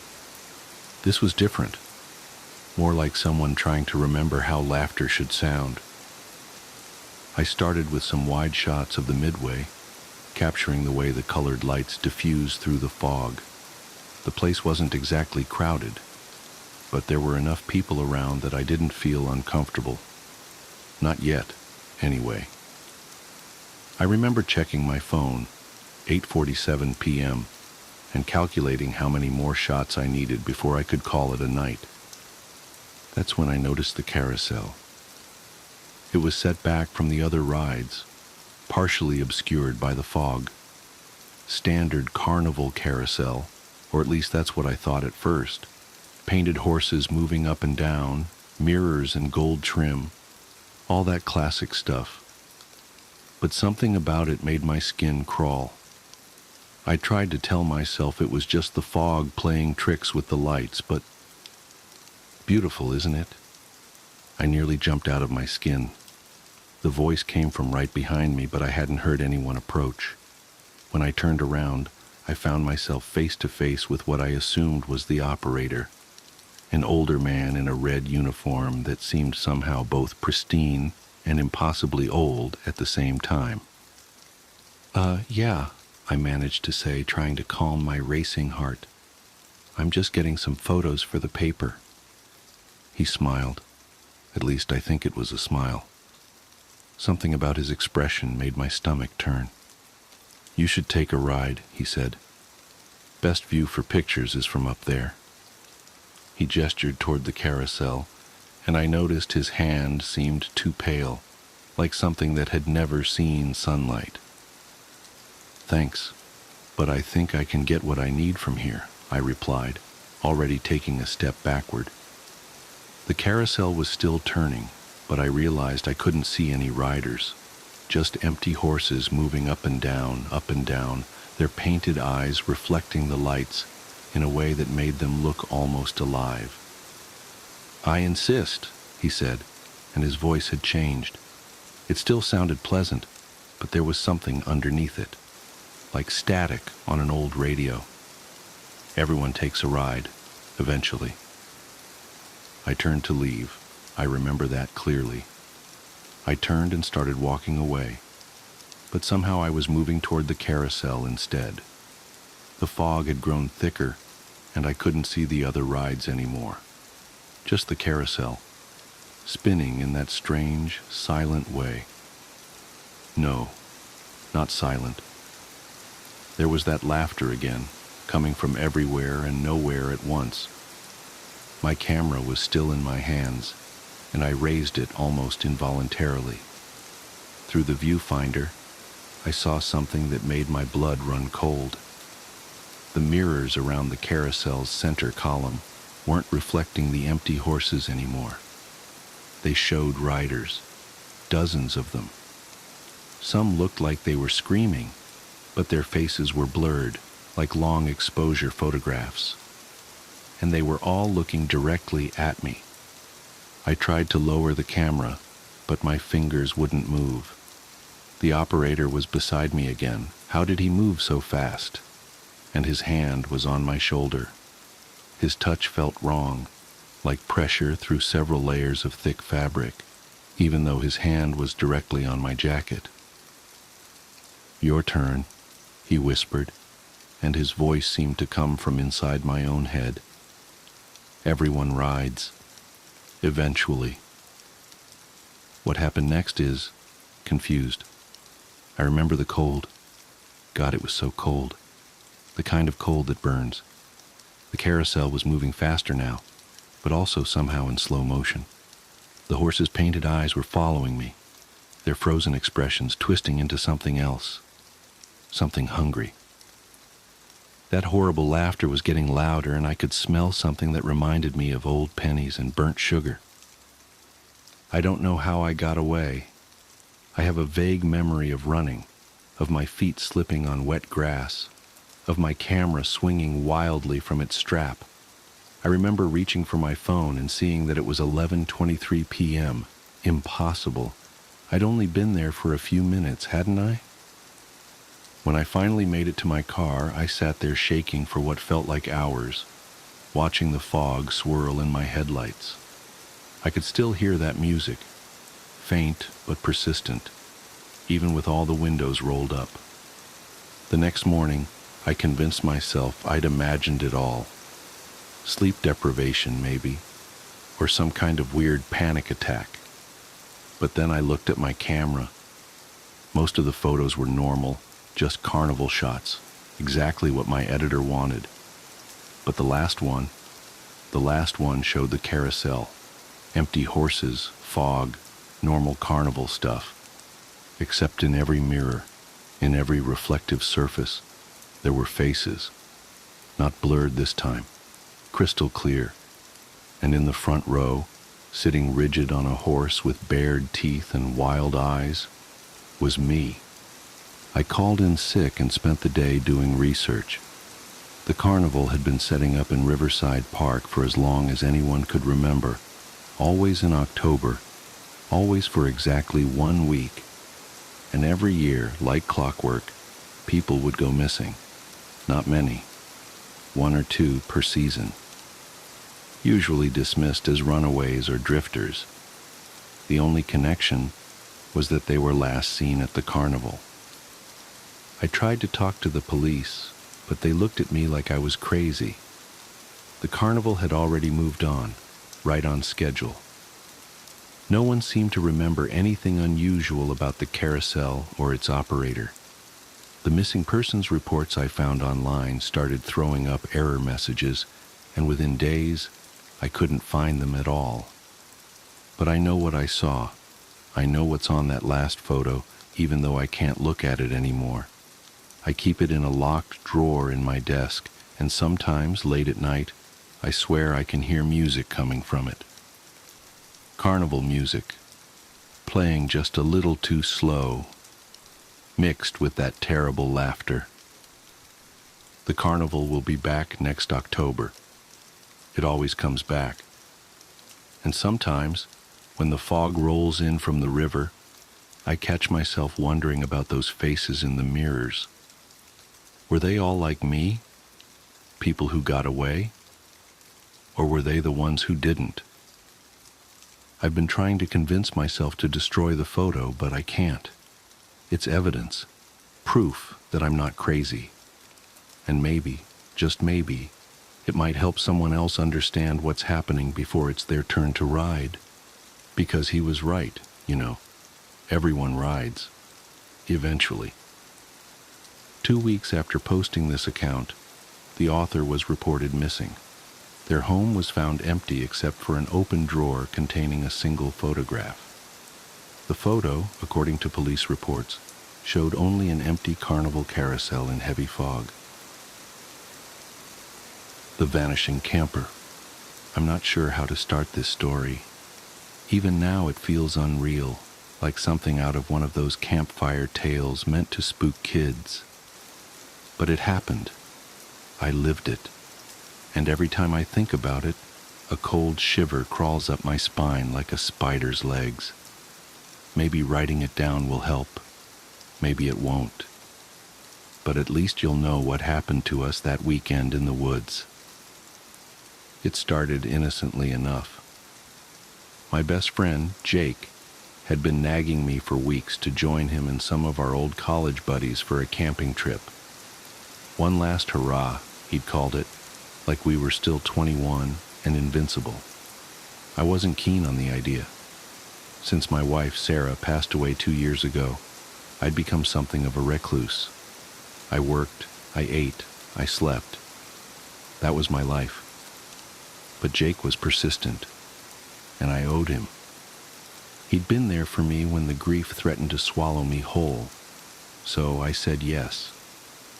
There were 5 of us in total: Jake, me, his younger brother Matt, our mutual friend Chris, and a guy named Tom who was Matt's co-worker.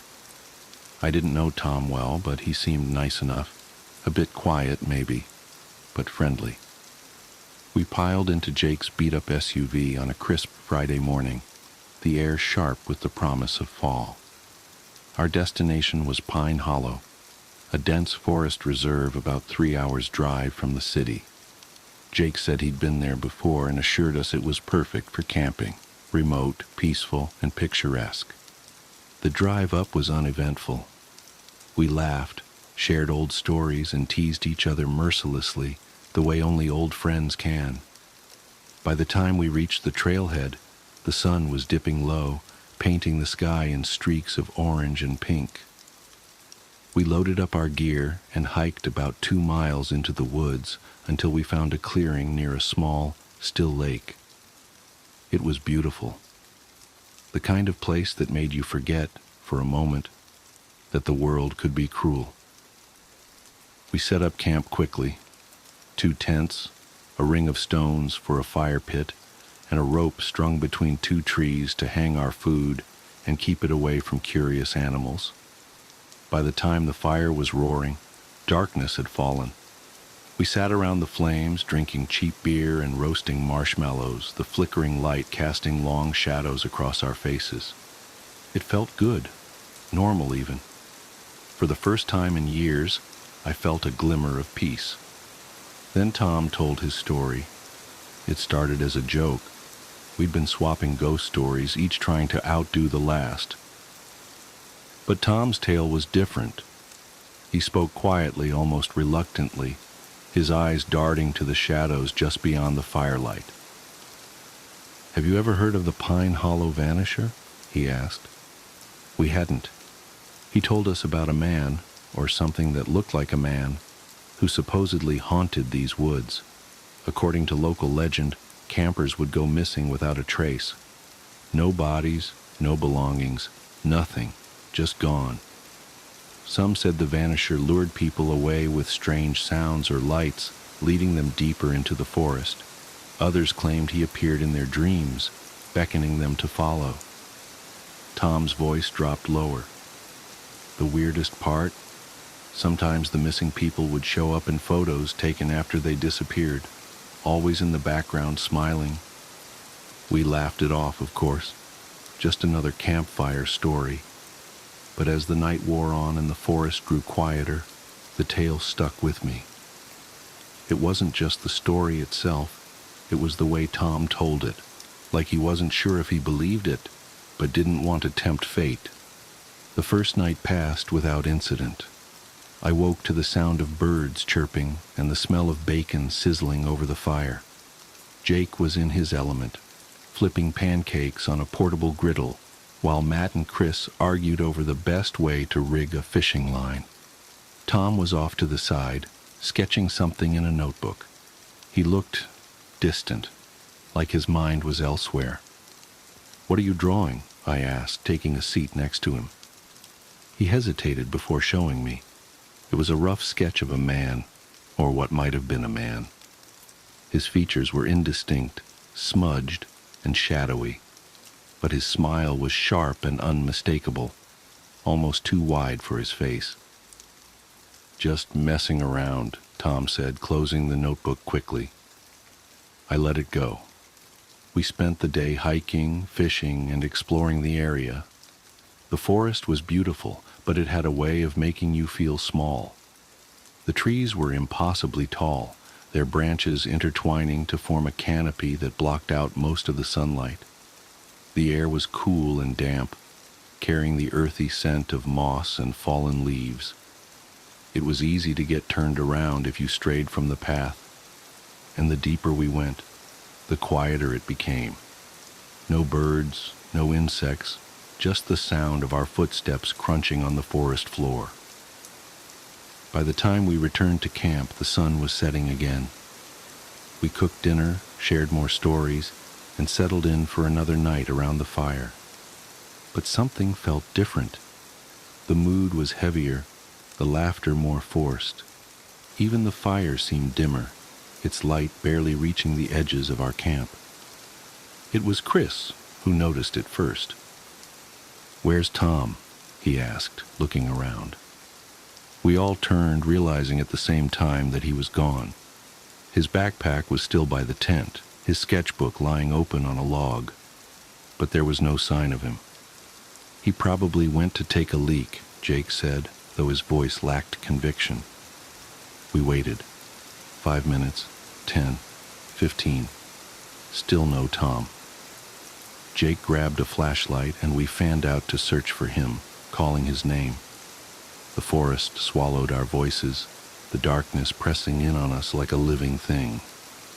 I couldn't shake the feeling that we were being watched. After an hour, we regrouped at the camp. Jake wanted to keep searching, but Matt pointed out that we could easily get lost ourselves if we weren't careful. We agreed to wait until morning, hoping, praying, that Tom would come back on his own. He didn't. The next day was a blur of frantic searching and growing dread. We combed the forest for hours, shouting his name until our throats were raw. We found nothing. No footprints, no broken branches, no sign that he'd ever been there at all. By evening, we were forced to admit the truth. Tom was gone. We decided to pack up and head back to the trailhead to get help. But as we were breaking down camp, I noticed something by the fire pit. It was Tom's backpack, neatly placed on the ground. That wouldn't have been strange, except we'd already searched the area. The backpack hadn't been there before. Inside, we found his sketchbook, a water bottle, and a single Polaroid photo. My hands trembled as I pulled it out. It was a picture of us, taken the first night, sitting around the fire. But there was someone else in the photo. Standing in the background, just beyond the circle of light, was a man. His features were blurry, his form indistinct, but his smile was sharp and unmistakable. We left the forest that night, leaving behind the tents, the gear, everything. The police organized a search, but they never found Tom. Officially, he's still listed as missing. Unofficially, I know the truth. I still have the photo. Sometimes late at night, I take it out and stare at it, trying to make sense of what happened. And every time I notice something new. The man in the background is closer now, his smile wider, his eyes brighter. I don't know what he is. I don't know what he wants.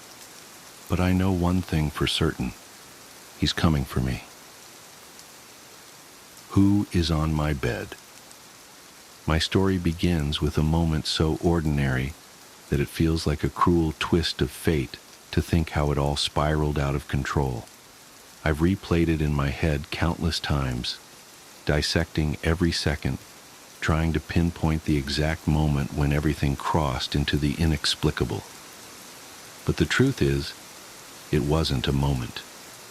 It was an unraveling, slow and deliberate, like a spider spinning its web around me. It was a late autumn evening, the kind where the chill nips at your face and the smell of wood smoke lingers in the air. My son, Ethan, was 7 at the time, a bright, curious boy who loved bedtime stories as much as he feared the dark. Every night, I would tuck him in, tell him a story, and kiss him goodnight. It was our ritual, and he clung to it with the stubbornness only children can muster. That night was no different, or so I thought. I pushed open his bedroom door, the faint creak breaking the stillness. The room was bathed in the soft glow of his bedside lamp, casting long shadows that danced on the walls. Ethan was already under his blanket, his small frame a lump beneath the covers. He was smiling, but something about that smile, it wasn't right. It stretched too wide, too stiff, as if it were painted on. "You okay, buddy?" I asked, trying to shake off the uneasy feeling creeping up my spine. He nodded, the grin never faltering. "Daddy, check for monsters under my bed." I chuckled, a half-hearted attempt to mask my unease. It wasn't unusual for Ethan to have these little fears. Kids' imaginations run wild, and checking under the bed was as much a part of our routine as the bedtime story. I got down on my knees, the wooden floor cold against my skin. I lifted the edge of the blanket and peered into the darkness beneath the bed. And that's when I saw him. Ethan, my son, pale, wide-eyed and trembling. He stared back at me with an expression of pure terror. His voice was barely a whisper, but the words he spoke hit me like a sledgehammer. "Daddy, there's someone on my bed." For a moment, I froze, my brain unable to process what I was seeing, hearing. I glanced back at the bed, where the other Ethan, the thing pretending to be my son, still lay, grinning that awful grin. Everything after that moment is a blur of panic and disbelief. I grabbed the Ethan under the bed and pulled him into my arms, his little body trembling against mine. When I looked back at the bed, it was empty. The thing that had been lying there was gone, as if it had never been there at all. I'd like to say that was the end of it, that I could chalk it up to a hallucination or some twisted trick of my imagination. But it wasn't. It was only the beginning. That night, Ethan slept in my bed, clinging to me like a lifeline. I didn't sleep at all. I kept the lights on and the bedroom door locked, my ears straining for any sound, my eyes darting to every shadow. The house felt different. It was as if the walls themselves were holding their breath, waiting. The next morning, I searched Ethan's room from top to bottom. I checked the closet, the drawers, every nook and cranny where something could hide, but there was nothing, no sign of anyone or anything.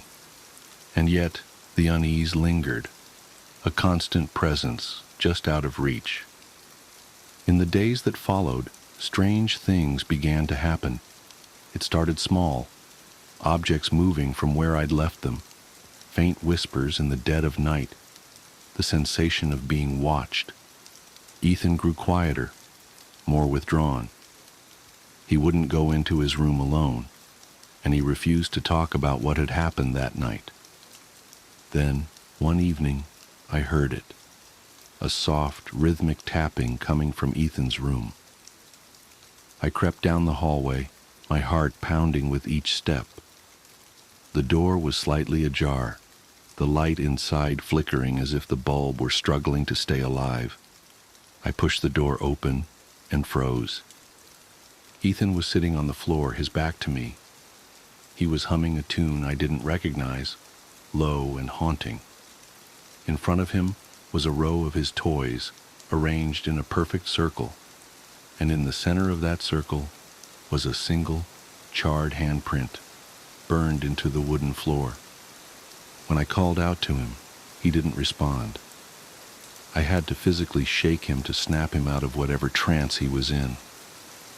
He looked up at me with tears streaming down his face, his voice trembling as he said, "I didn't do it, Daddy. They made me do it." I didn't ask who they were. I didn't want to know. I just wanted to get out of that house, to take my son and run. But where do you run when the thing you're fleeing isn't bound by walls or distance? I wish I could say I found the answer. I wish I could say we escaped. But the truth is, we're still here. The whispers haven't stopped. The shadows haven't left. And every night when I tuck Ethan into bed, I can't shake the feeling that I'm being watched, that something is waiting, just out of sight, wearing a smile that doesn't belong. I've tried everything. Priests, paranormal investigators, even moving to a new house. But it doesn't matter. Whatever it is, it's not tied to a place. It's tied to us, to Ethan. So now I'm writing this down, not as a cry for help, I've long since given up on that, but as a warning. If you ever hear that soft, rhythmic tapping in the dead of night, or see a smile that stretches too wide, don't look, don't investigate, just run, and pray that it doesn't follow you. I'm a search and rescue officer for the U.S. Forest Service Part 1. I wasn't sure where else to post these stories, so I figured I'd share them here. I've been in SAR officer for a few years now, and along the way I've seen some things that I think you guys will be interested in. I have a pretty good track record for finding missing people. Most of the time they just wander off the path or slip down a small cliff, and they can't find their way back. The majority of them have heard the old stay where you are thing, and they don't wander far. But I've had 2 cases where that didn't happen. Both bother me a lot, and I use them as motivation to search even harder on the missing persons cases I get called on. The first was a little boy who was out berry picking with his parents. He and his sister were together, and both of them went missing around the same time. Their parents lost sight of them for a few seconds, and in that time, both the kids apparently wandered off. When their parents couldn't find them, they called us, and we came out to search the area. We found the daughter pretty quickly, and when we asked where her brother was, she told us that he'd been taken away by the bear man. She said he gave her berries and told her to stay quiet, that he wanted to play with her brother for a while. The last she saw of her brother, he was riding on the shoulders of the bear man and seemed calm. Of course, our first thought was abduction, but we never found a trace of another human being in that area. The little girl was also insistent that he wasn't a normal man, but that he was tall and covered in hair, like a bear, and that he had a weird face. We searched that area for weeks. It was one of the longest calls I've ever been on, but we never found a single trace of that kid.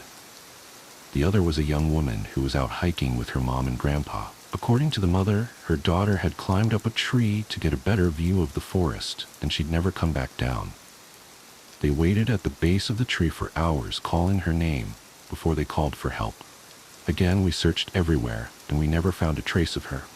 I have no idea where she could possibly have gone, because neither her mother or grandpa saw her come down. A few times, I've been out on my own searching with a canine, and they've tried to lead me straight up cliffs. Not hills, not even rock faces. Straight, sheer cliffs with no possible handholds.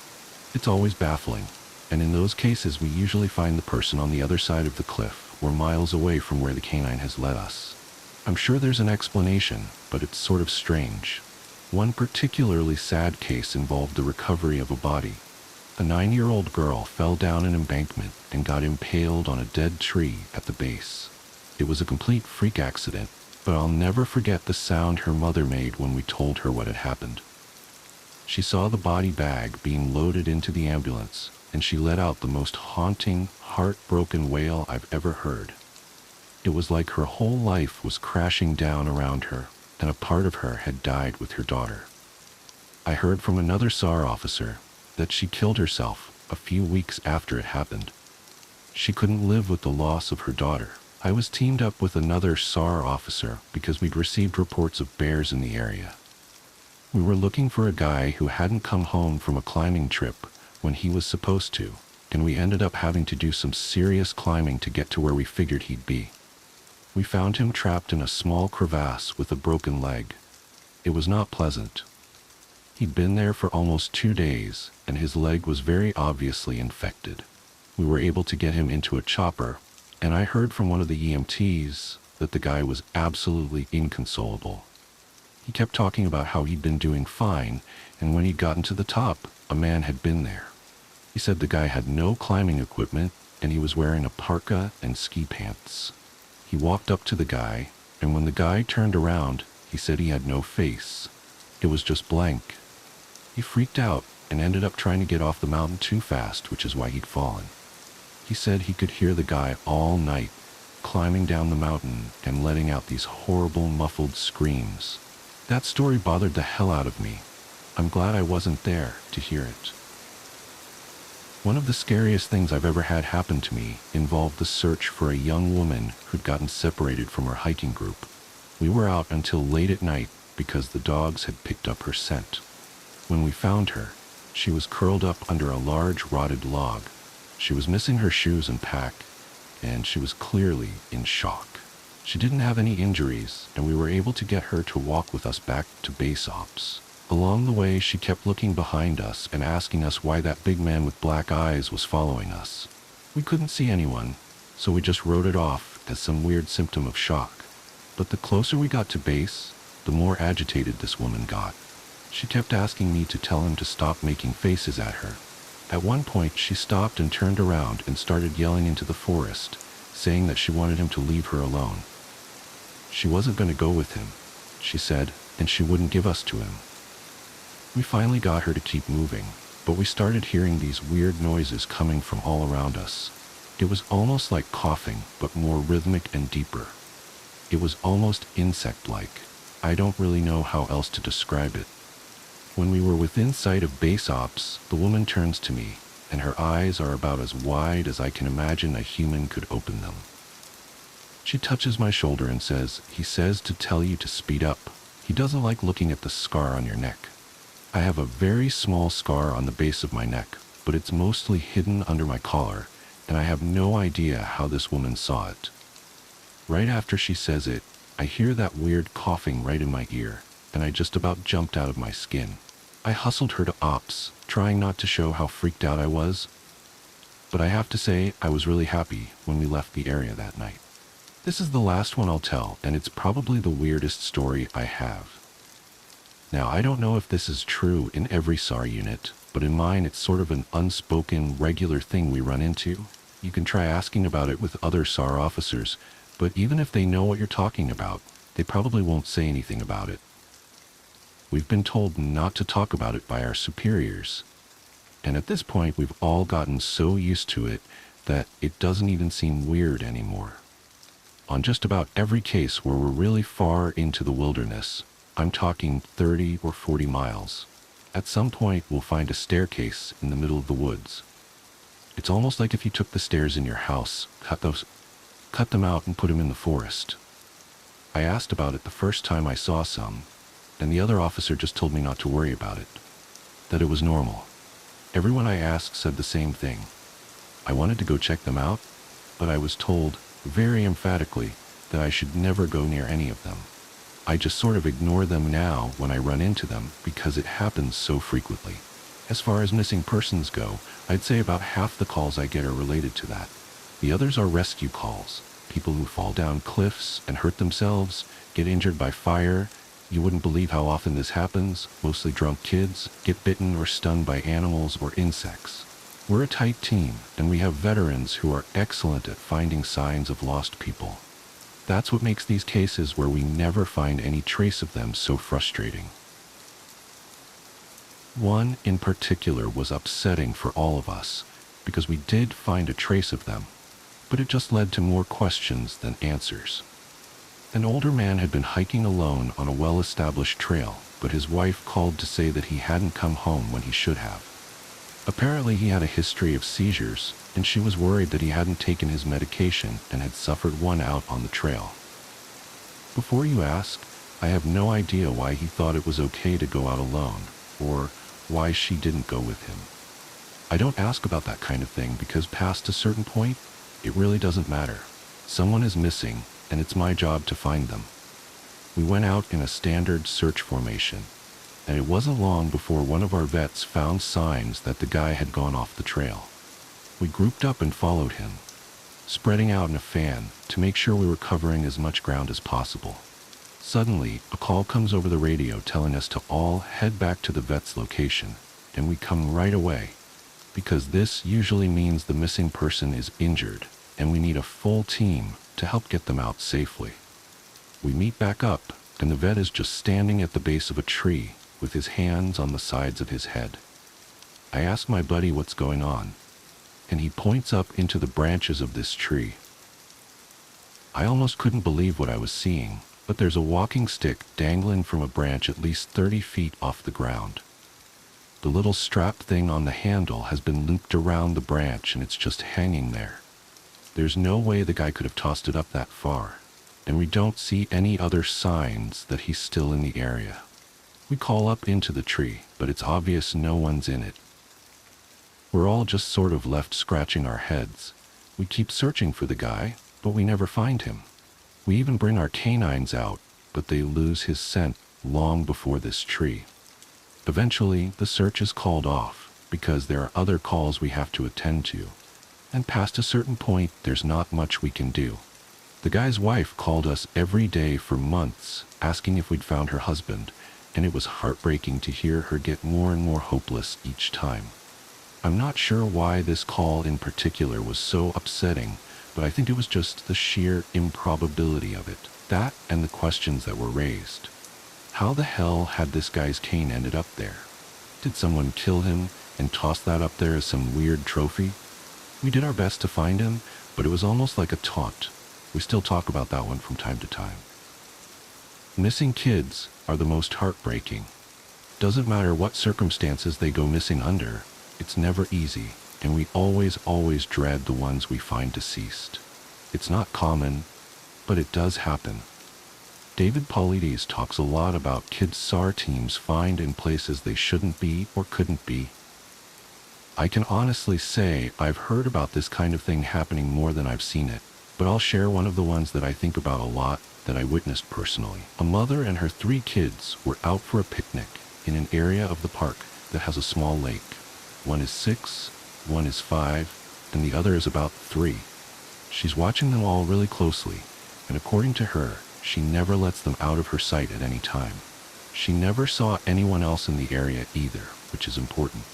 She packs their stuff up, and they start to head back to the parking area. Now, this lake is only about 2 miles into the woods, and it's on a very clearly established trail. It's almost impossible to get lost getting from the parking area to it, unless you're deliberately going off the path like an imbecile. Her kids are walking in front of her when she hears what sounds like someone coming up the path behind her. She turns around, and in the 4 or so seconds she's not looking, her 5-year-old son vanishes. She figures he stepped off the trail to pee or something, and she asks her other 2 where he went. They both tell her that a big man with a scary face came out of the woods next to them, took the kid's hand, and led him into the trees. The 2 remaining kids don't seem upset. In fact, she says later that it seems like they've been drugged. They're sort of spacey and fuzzy. So of course, she freaks out, starts looking frantically in the area for her kid. She's screaming his name, and she says at one point, she thinks she heard him answer her. Now, obviously she can't go blindly running into the woods. She's got the other 2 kids, so she calls the police, and they send us out immediately. We respond, and we start the search for him. Over the course of this search, which spans miles, we never find a single trace of the kid. Canines can't pick up any scent. We don't find any clothing or broken bushes, or literally anything that would signify a child being there. Of course, there's suspicion about the mother for a while, but it's pretty clear that she's completely destroyed by the whole thing. We looked for this kid for weeks, with a lot of volunteer help, but eventually, the search peters out, and we have to move on. The volunteers keep searching though, and one day we get a call on the radio letting us know that a body has been found and needs to be recovered. They tell us the location, and none of us can believe it. We figure it has to be a different kid. But we go out there, about 15 miles from the site where he vanished, and sure enough, we find the body of the kid we've been looking for. I have been trying to figure out how this kid got where he did ever since we found him, and I've never come up with an answer. A volunteer just happened to be in the area because he figured he might as well look in places no one else would think to, on the off chance the body had been dumped. He comes to the base of a tall, rocky slope, and halfway up, he sees something. He looks through his binoculars, and sure enough, it's the body of a little boy, stuffed in a little opening in the rock. He recognizes the color of the kid's shirt, so he knows right away that it's the missing boy. That's when he calls it in, and we're dispatched. It took us almost an hour to get his body down, and none of us could believe what we were seeing. Not only was this kid 15 miles from where he'd started, there was no possible way he could have gotten up there on his own. This slope is treacherous, and it's hard even for us with our climbing gear. A 5-year-old boy had no way of getting up there. Of that I'm certain.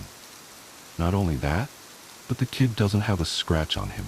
His shoes are gone, but his feet aren't damaged or dirty. So it wasn't as if an animal dragged him up there, and from what we can tell, he hasn't been dead that long. He'd been out there over a month by that point, and it looked like he'd only been dead for at most a day or 2. The whole thing was unbelievably strange, and was one of the most disconcerting calls I've ever been on. We found out later that the coroner determined the kid had died from exposure. He'd frozen to death, probably late at night 2 days before we found him. There were no suspects and no answers. To date, it's one of the weirdest things I've ever seen. The orangutans are skeptical of changes in their cages. "Is this a new couch?" I asked. The psychologist looked at the couch. "Number, same as always." "New chair?" "No." New glasses? No. Are you the same doctor? The psychologist paused. Yes. He scratched his head and sighed. Father sighed the exact same way often. He opened his desk drawer and pulled out a small rectangular bottle of Jim Beam. He raised the bottle to his lips, avoiding eye contact with me, and took a sip. Then he offered the bottle to me. Take a swig. What? I'm retiring in a week. I'm leaving. Take a swig. I took the bottle of whiskey, unscrewed the cap, and took a sip. This isn't whiskey, I said after swallowing. You're right. It's brandy. You noticed that. You're fine. You overreact. You're a clam. Excuse me? It's all the same to a clam. Shel Silverstein wrote that. Would you call a clam stupid because it doesn't notice when prodded by a fish or stepped on by a human? Maybe. The clam functions well enough. But I'm not a clam. And this wasn't whiskey. I shook my head. I'd guessed that it wasn't whiskey. I had no idea that it was actually brandy. The psychologist must have realized this. I wish he did. You don't think my problem is a problem? I asked. It's not. It's a peculiarity. Nothing more. Your mother's been missing for 6 years and you never noticed. It's unobservant, but not abnormal. Your father has accused you of her murder. I've seen families more dysfunctional. You took the bus here all on your own. You are completely normal. Do not let anyone ever tell you otherwise. The fact that you can't naturally observe is just a peculiarity, and nothing more. I looked around and scratched the cuticles on my thumbs with my pointer fingers. Did you switch my room? Something looks different. It was a bad habit, the cuticle scratching. All of my habits were, I suppose. My cuticles were red and raw with hints of blood. I rested 2 fingers against my lips every once in a while, a habit reminiscent of my time as a smoker. My fingers felt yellow, like the old glow from a night spent binge smoking until 4 in the morning, except my smoking had never been from going out with friends. No, I spent hours at night staring at a certain spot, the coffee shop by the bridge, the park with the lights on the trees, even my own home, wondering what looked different. Nothing felt different. That was the problem. Nothing ever felt different. Not only did we not switch your room, but every room here is exactly the same, said the orderly. So even if we had switched you to a new room, still nothing would look different. The orderly wore white. He had brass skin, and his forearm muscles twitched when he spoke. The hair on his forearms was thick and blonde and looked like a memory of wheat. He had dark eyelashes and a heavy nose that seemed to melt from his face. His baggy white pants looked comfortable. It seemed a shame that wearing them out in a social setting would be abnormal. The orangutans are skeptical of changes in their cages. Did the orderly ever wear different pants? When I was 8 or so, while at school, my parents switched my bed for a bunk bed and moved all my older brother's things into my room, I said. Or maybe I switched into his room. He had a lot of things, clothes and furniture, but also posters like that Captain Marvel poster, the one where he looked like he was about to dive back down to Earth from the clouds. He had a lot of stuffed animals and action figures as well, mostly Captain Marvel stuff. He had a few Wonder Woman toys, but he kept those hidden. I used to tease him and call them Barbies. He would punch me for saying that. I didn't notice when he went off to college. I didn't notice when he came back. I didn't notice that, while he was gone, Father made the empty bedroom his office. I didn't notice Mother was missing. I didn't notice any of those things. Who knows why a butcher needs an office? Either way, I didn't notice. My brother asked where Mother was. I hadn't thought about it until he asked. He and I found out at the same time that she'd been missing for 6 years. My brother and father had gotten into a fight. He came back all of a sudden, my brother. It all makes me feel stupid. So much happened, and I tell it as it was told to me, not as I experienced it. You're not stupid. That's kind of you to say, orderly. So anyway, my brother insisted I see a psychologist. Father would grimace at me. He would say, even the orangutans are skeptical of changes in their cages. He would give me steak every day because I don't like change. That line is from a Simon and Garfunkel song. I tried to be skeptical then. I knew I'd always have steak for dinner. I was always skeptical. Am I the only skeptical orangutan around here? Yes. There has been no change in your cage. Not that a change would be easy to notice. I wiggled my toes. I was barefoot because walking the hallways without shoes allowed me to feel the cool tile on my feet. There was something relaxing in pacing a small room barefoot. I shifted my weight and began picking at my eyebrows as I looked around the room. The walls were beige with a horizontal line of blue. The floor, tan tile, details. My psychologist thinks I don't have a problem. You guys think I do. I feel like a caged orangutan that doesn't move. The kind that if you had to describe it, you'd think it was depressed. That's how Father looked at me, like I was a depressed, confined orangutan. The orderly didn't reply. I sighed. So when can I leave here? After the trial, maybe. No, I mean, when will I be fixed? I keep having the feeling you guys are going to test me by making a change in my room and seeing if I notice. We don't do that. We're here to help you, not play tricks on you. You know that, don't you? My psychologist tests me, I said. I tapped my forehead, imagining a conversation where the orderly told me to take control. Unshakable habits beget unfavorable function. Something like that. That's what the psychologist said. I scratched my cuticles and looked at the orderly's pants. Are those Dickies? My pants? Yeah, they look comfortable. Is that an elastic waistband? You have the same pants except yours are blue. I felt my waist. I hadn't given my pants a thought. If someone had blindfolded me, I'd haven't the slightest idea what pants I was wearing. Is that normal? Yeah, everyone here wears the same pants. Sorry, not that. I was thinking that it's strange that I'd have no idea if what I'm wearing is different than normal. Isn't that odd? That's not for me to decide. I'd like to be able to notice change, I said. The orderly scratched his head. The doctor has diagnosed you with neophobia. Do you know what that is?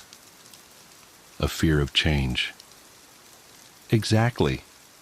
But I'm not afraid of change. I just wish I'd notice it naturally. The orderly shook his head as he left the room.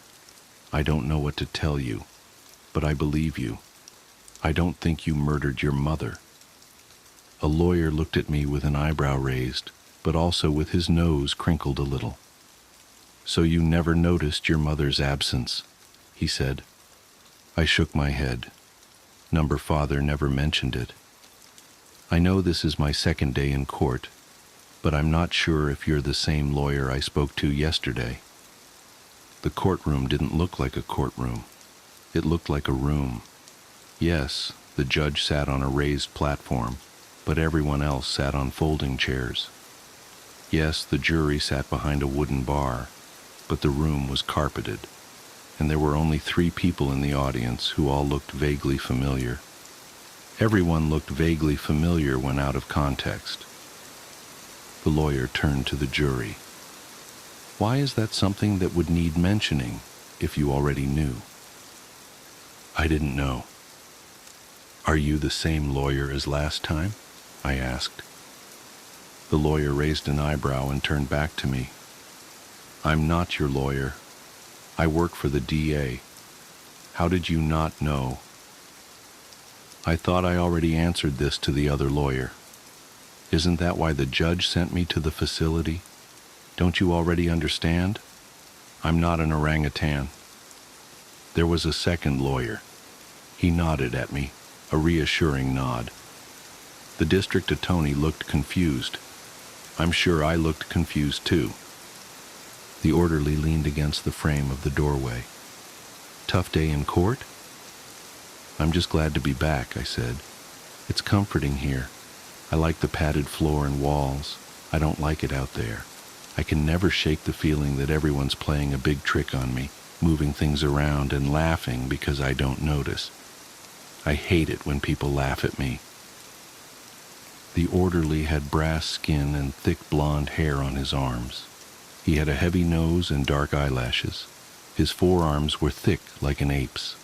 He looked familiar, but you could never be too certain. Everyone looked vaguely familiar to me. Are you the... Yes, same as always. Is this the same room? The orderly looked at me curiously. You really don't remember? You even mentioned it to me yesterday. The tan walls with the blue horizontal stripe. Now today, padded walls. So this is a different room, I said, wide-eyed. I began scratching my cuticles. I don't like being surprised by change. I don't have a fear of change. No one likes surprises. Yes, this is a different room, so you don't hurt yourself.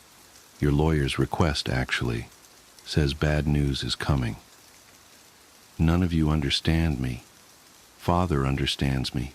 He gives me steak every day for dinner and for breakfast. I hate change because I don't notice it. But Father understood. He'd tell me all day that we'd be having steak. Then we'd have steak, and I knew nothing had changed. The orangutans have nothing of which to be skeptical. I knew I'd be having steak. I wouldn't have noticed if one day I didn't, but it was more comforting not having to worry about not noticing a change. Steak every day? I envy you, man. I love steak. Well, after a while he would switch to hamburgers, probably because it was too expensive to give me steak every day. But then we'd go back to steak. We alternated. I didn't like the burgers as much, though.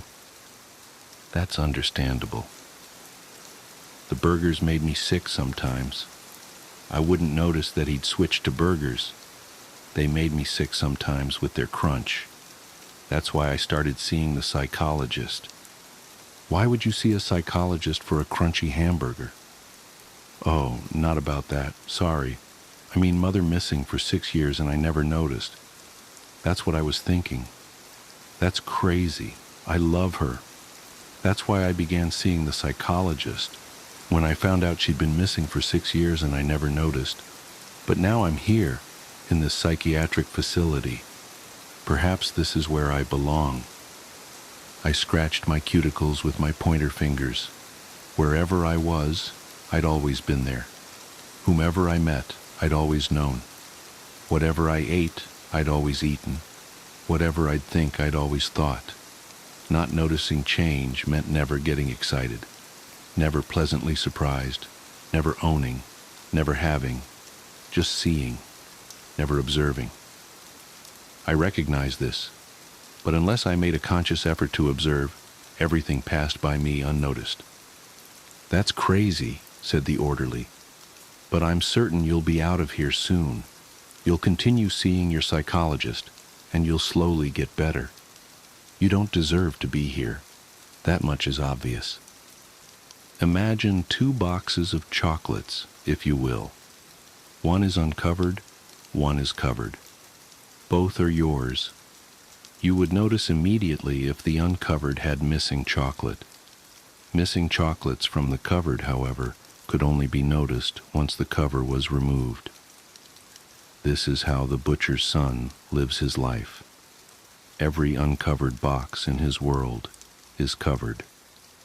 While you or I would notice missing chocolates immediately by just glancing at the box, he wouldn't notice unless he actively wanted a piece of chocolate and it wasn't there. A favorite sofa, even if it were the only piece of furniture in his otherwise empty home, would only be noticed as missing once he intended to sit on it, and not a moment before. The rest of us would notice the second we set foot inside the home. And his father kept feeding him steak. He pointed out the front door of the courtroom, for some reason, instead of at me in the witness stand. I guess Father was here too, somewhere. I hadn't seen him since this case began. The DA stood. Objection. Move to strike. The other lawyer turned to the judge. It's all about the evidence, Your Honor. The judge looked at both clients. Overruled. I want to see where this goes. Same couch? The psychologist looked at me like I'd covered myself in shit. He didn't reply to my question. He really did not like me. It was the exact same look Father always gave me. I'd been released from the psychiatric facility. I wasn't guilty. I did not murder Mother. Now both Father and Mother were missing. I just needed to see my psychologist. The orderly looked apologetic as I'd left. I'd taken the bus straight here. The psychologist always made himself available to me. He felt sorry for me too, I think. Yes, this is the same couch, the psychologist said, sighing. He took a swig from his bottle of Jim Beam. Do you understand what happened in court today? Pity was common. People always felt sorry for me because of my debilitating stupidity. The orangutans are skeptical of changes in their cages. They are especially skeptical of the clam. Yes, apparently Father is now the alleged murderer of my mother. I only get to see bits and pieces of the trial when I'm on the stand. But I'm not stupid. I could figure that much out. I still can't believe it. The psychologist stood from his chair and walked to the window. He stared at the parking lot down below. I watched him, wondering what I missed. That's why I hated change. I obviously missed something, but I had no idea what. I missed something. The psychologist's complexion became slightly pale, but also a tinge green, as if he suffered from food poisoning. He turned, grabbed his keys from the desk and coat from the hook by the door. Come with me, he said. This will all be over soon. We're going out for lunch. Lunch?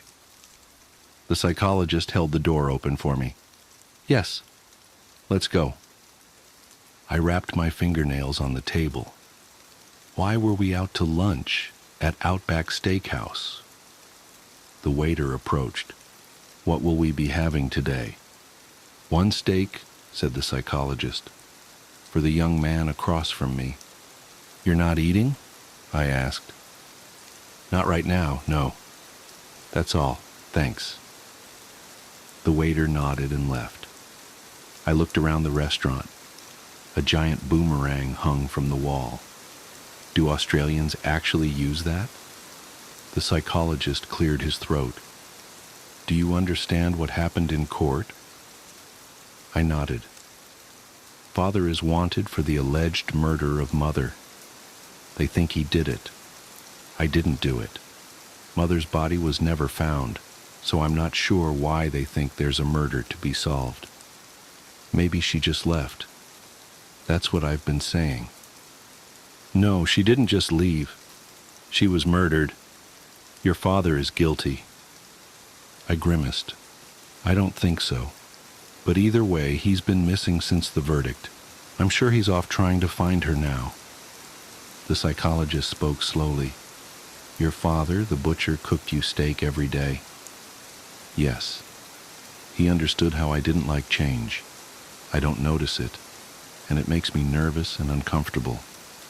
He'd tell me we'd have steak, and that I'd always be having steak, and I always did. If he never repeated himself, then one day gave me fish or chicken or something, I'd never notice. I know it doesn't sound like a big deal, but I hate not realizing that something is different. I'm smart enough to realize how brain dead this all makes me. I wish so badly I could notice change, because then I'd be completely normal. But I can't, and I hate that so much. Most messed up people like me can't imagine what they're missing. I can. I can imagine it. I see normal and know I'll never be that. But I've accepted that, I guess. The waiter returned and placed the steak in front of me. "Is this definitely steak?" I asked.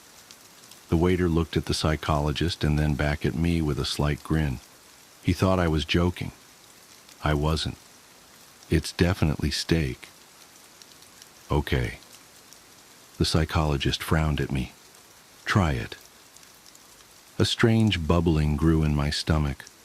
I began to feel nauseous. I really did not want the steak. It didn't look good at all. It looked weird. I scratched my cuticles. "I'm not really hungry." "Eat the steak." "I really don't want it." I scratched my cuticles harder. The scabs made way for fresh blood. "I'm not going to ask again.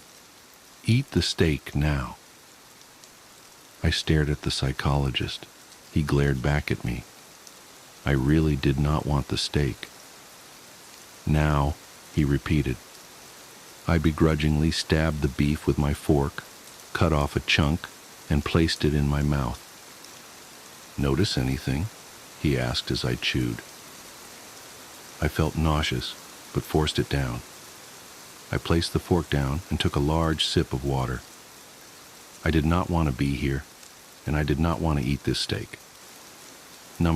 Of course not. "Nothing?" I shook my head. "Nothing." "Take another bite now. What you have there is a T-bone steak.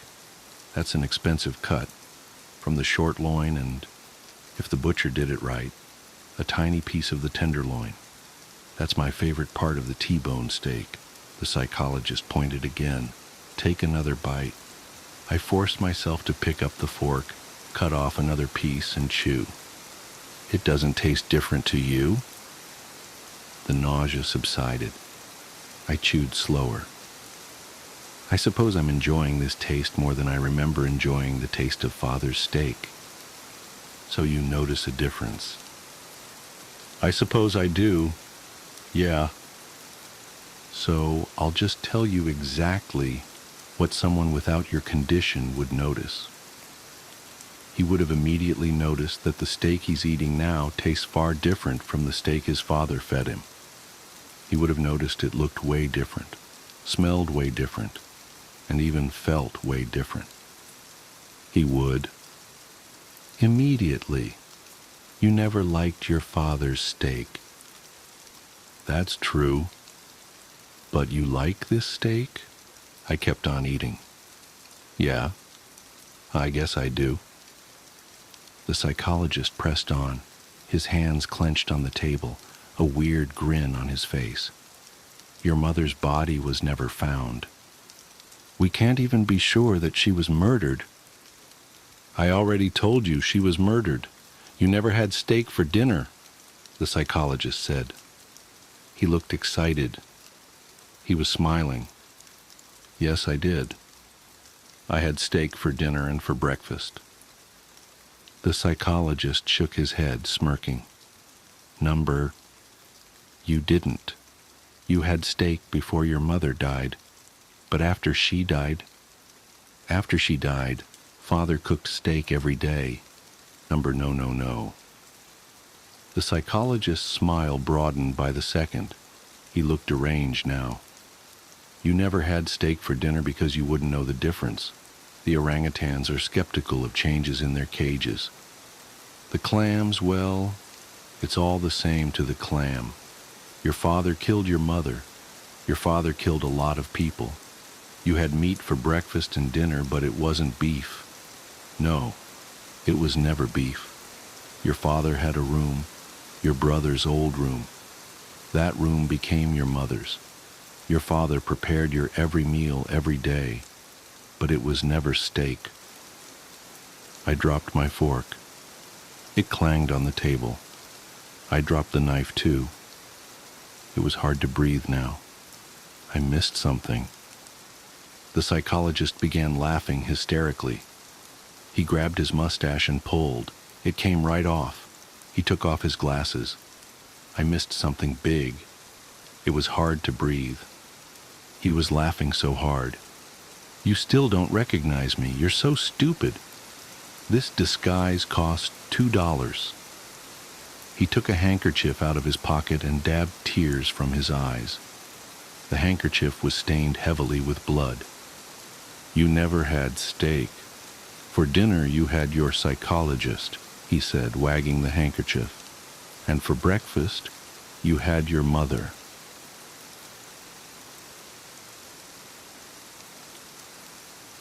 Friends, on the first day of kindergarten, my mother had elected to drive me to school.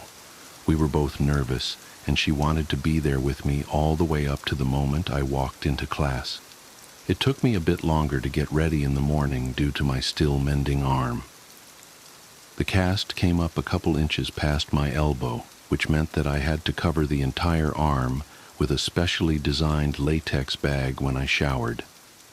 The bag was built to pull tight around the opening in order to seal out any water that might otherwise destroy the cast. I had gotten really adept at cinching the bag myself. That morning, however, perhaps due to my excitement or nervousness, I hadn't pulled the strap tight enough, and halfway through the shower, I could feel water pooling inside the bag around my fingers. I jumped out and tore the latex shield away, but could feel that the previously rigid plaster had become soft after absorbing the water. Because there is no way to effectively clean the area between your body and a cast, the dead skin that would normally have fallen away merely sits there. When stirred by moisture like sweat, it emits an odor, and apparently this odor is proportionate to the amount of moisture introduced, because soon after I began attempting to dry it, I was struck by the powerful stench of rot. As I continued to frantically rub it with the towel, it began to disintegrate. I was growing increasingly distressed. I had put as much effort as a child could into his very first day of school. I had sat with my mom picking out my clothes the night before. I had spent a great deal of time picking out my backpack, and I had become exceedingly excited to show everyone my lunchbox that had the Ninja Turtles on it. I had fallen into my mom's habit of calling these children I hadn't yet met my friends already. But as the condition of my cast worsened, I became deeply upset at the thought that surely I wouldn't be able to apply that label to anyone by the time this day was over. Defeated, I showed my mom.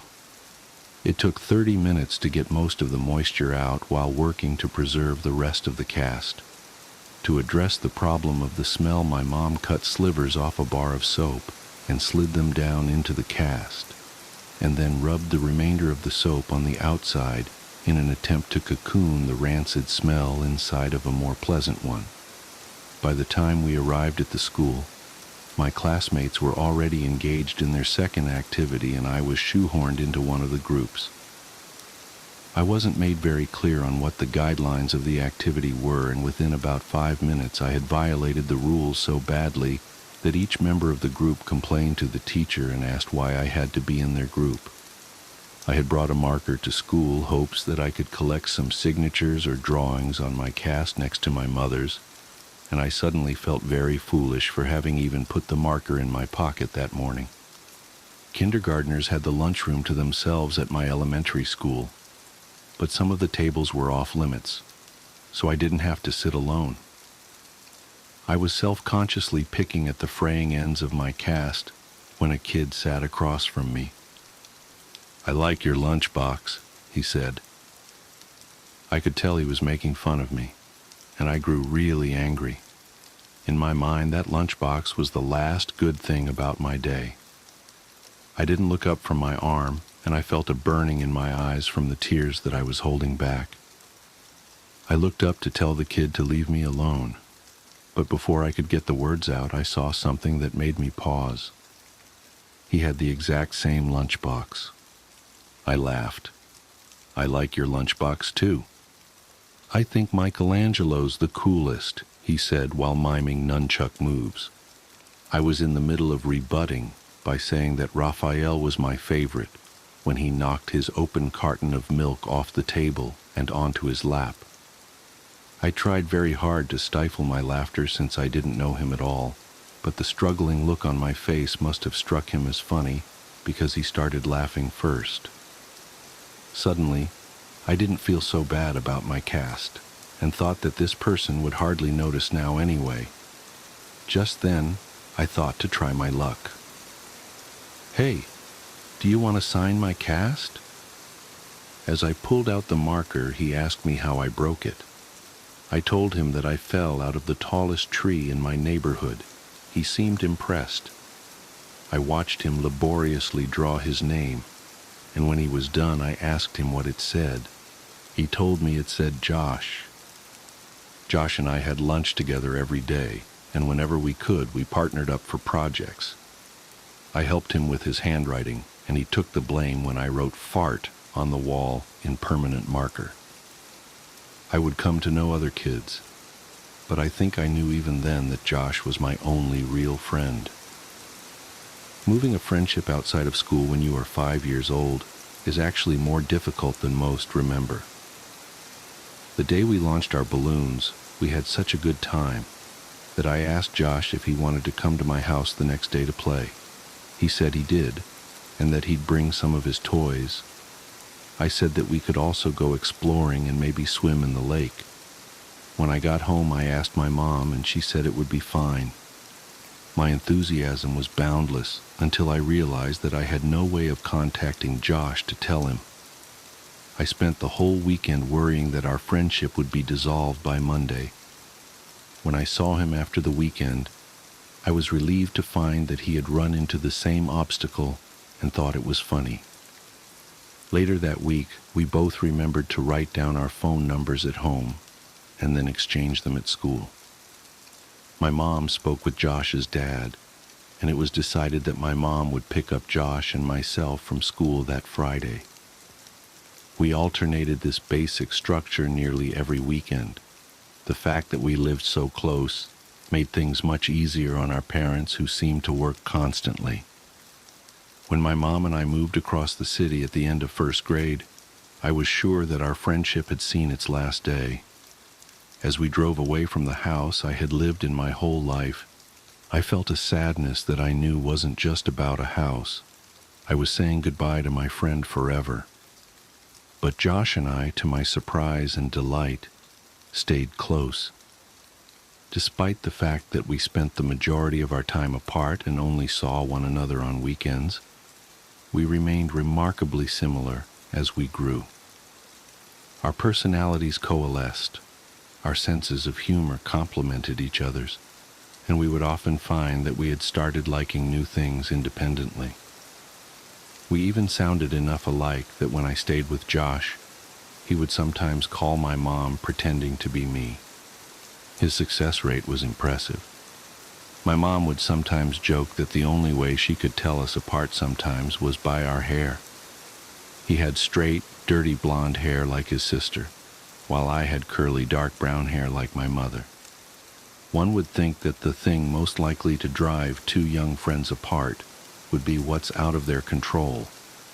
However, I think the catalyst of our gradual disengagement was my insistence that we sneak out to my old house to look for boxes. The next weekend I invited Josh over to my house, in keeping with our tradition of alternating houses. But he said that he wasn't really feeling up to it. We started seeing progressively less of one another over the next year or so. It had gone from once a week to once a month to once every couple months. For my 12th birthday, my mom threw a party for me. I hadn't made that many friends since we'd moved, so it wasn't a surprise party since my mom had no idea who to invite. I told the handful of kids I'd become acquainted with and called Josh to see if he wanted to come.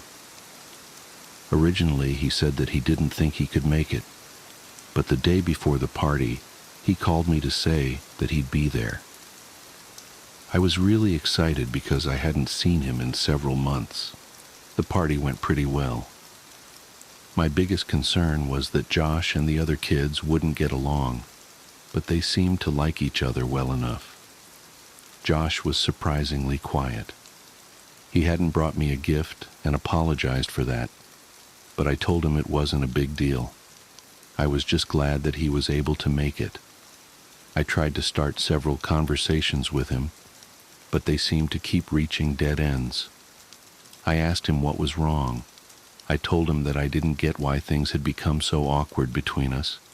They were never like that before. We used to hang out almost every weekend and talk on the phone every couple days. I asked him what happened to us. He looked up from staring at his shoes and just said, "You left." Just after he said that, my mom yelled in from the other room that it was time to open presents. I forced a smile and walked into the dining room as they sang "Happy Birthday." There were a couple of wrapped boxes and a lot of cards, since most of my extended family lived out of state. Most of the gifts were silly and forgettable, but I remember that Brian gave me a Mighty Max toy shaped like a snake that I kept for years afterwards. My mom was insistent that I open all the cards that had been brought and thank each person who had given one, because several years before on Christmas, I had torn through the wrapping paper and envelopes with such fervor that I had destroyed any possibility of discerning who had sent which gift or what amount of money. We separated the ones that had been sent by mail and the ones that had been brought that day, so my friends wouldn't have to sit through me opening cards from people they had never met. Most of the cards from my friends had a couple dollars in them, and the ones from my family members contained larger bills. One envelope didn't have my name written on it, but it was in the pile, so I opened it. The card had a generic floral pattern on its face, and seemed to be a card that had been received by someone else who was now recycling it for my birthday, because it was actually a little dingy. I actually appreciated the idea that it was a reused card, since I'd always thought that cards were silly. I angled it so that the money wouldn't fall to the floor when I opened it, but the only thing inside was the message that had come printed in the card. "I love you." Whoever had given me this card hadn't written anything in it, but they had circled the message in pencil a couple times. I chuckled a little and said, "Gee, thanks for the awesome card, Mom." She looked at me quizzically and then turned her attention to the card. She told me it wasn't from her and seemed amused as she showed my friends, looking at their faces trying to discern who had played the joke. None of the kids stepped forward, so my mom said, "Don't worry, sweetheart. At least you know now that two people love you." She followed that with an extremely prolonged and excruciating kiss on my forehead that transformed the group's bewilderment into hysteria.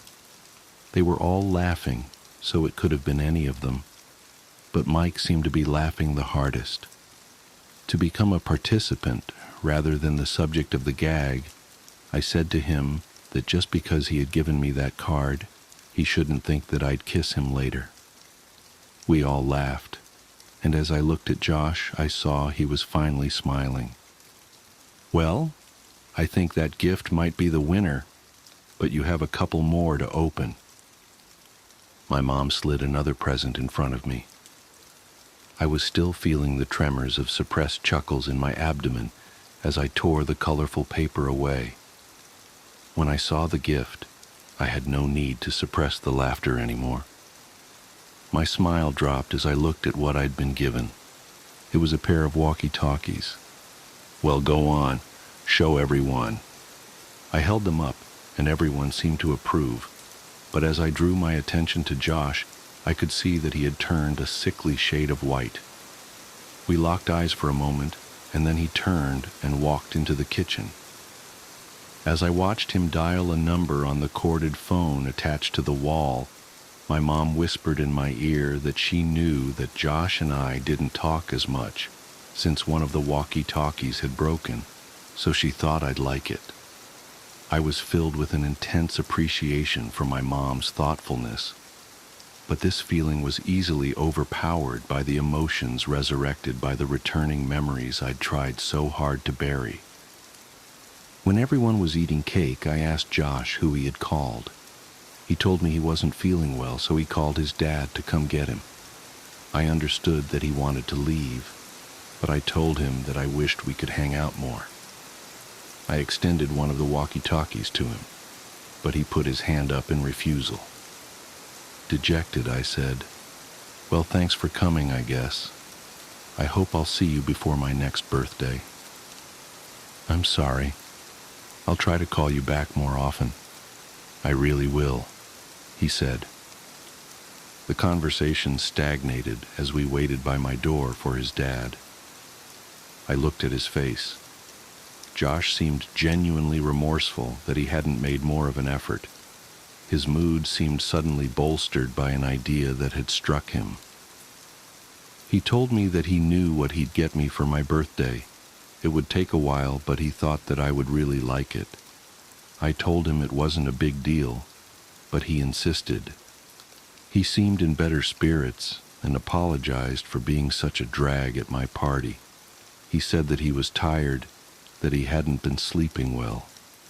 I asked him why that was as he opened the door in response to his dad's honking in the driveway. He turned back toward me and waved goodbye as he answered my question. "I think I've been sleepwalking."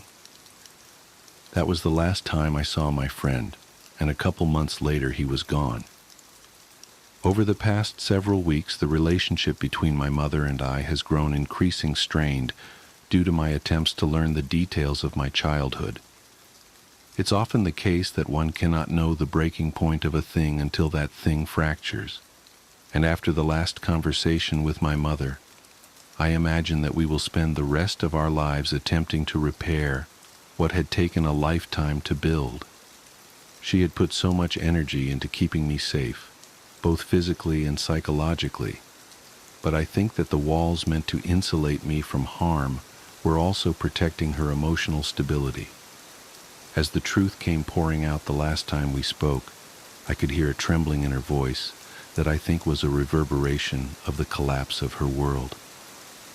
I don't imagine my mother and I will talk very much anymore, and while there are still some things I don't understand, I think I know enough. After Josh disappeared, his parents had done all that they could to find him. From the very first day, the police had suggested that they contact all of Josh's friends' parents to see if he was with them. They did this, of course, but no one had seen him or had any idea of where he might be. The police had been unable to turn over any new information about Josh's whereabouts, despite the fact that they had received several anonymous phone calls from a woman urging them to compare this case with the stalking case that had been opened about 6 years before. If Josh's mother's grip on the world loosened when her son vanished, it broke when Veronica died. She had seen many people die at the hospital, but there is no amount of desensitization that can fortify a person against the death of her own child. She would visit Veronica twice a day since she was recuperating at a different hospital, once before her shift and once afterward. On the day Veronica died, her mother was late leaving work, and by the time she arrived at her daughter's hospital, Veronica had already passed. This was too much for her, and over the next couple weeks she became increasingly more unstable. She would often wander outside yelling for both Josh and Veronica to come home, and there were several times her husband found her wandering around my old neighborhood in the middle of the night, half-clothed and frantically searching for her son and daughter. Due to his wife's mental deterioration, Josh's dad could no longer travel for work and began taking construction jobs that were less well-paying, so he could be closer to home. When they began expanding my old neighborhood more about 3 months after Veronica died, Josh's dad applied for every position and was hired.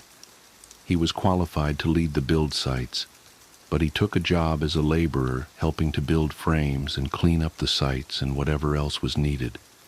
He even took odd jobs that would occasionally come up, mowing lawns, repairing fences, anything that to keep from traveling. They began clearing the woods in the area next to the tributary to transform the land into inhabitable property. Josh's dad was tasked with the responsibility of leveling the recently deforested lot, and this job guaranteed him at least several weeks of work. On the third day, he arrived at a spot that he could not level. Each time he'd drive over it, it would remain lower than all the surrounding land. Frustrated, he got off the machine to survey the area.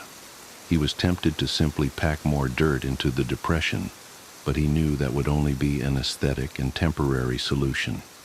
He had worked construction for years and knew that root systems from large trees that had been recently cut down would often decompose, leaving weaknesses in the soil that would manifest as weaknesses in the foundations above.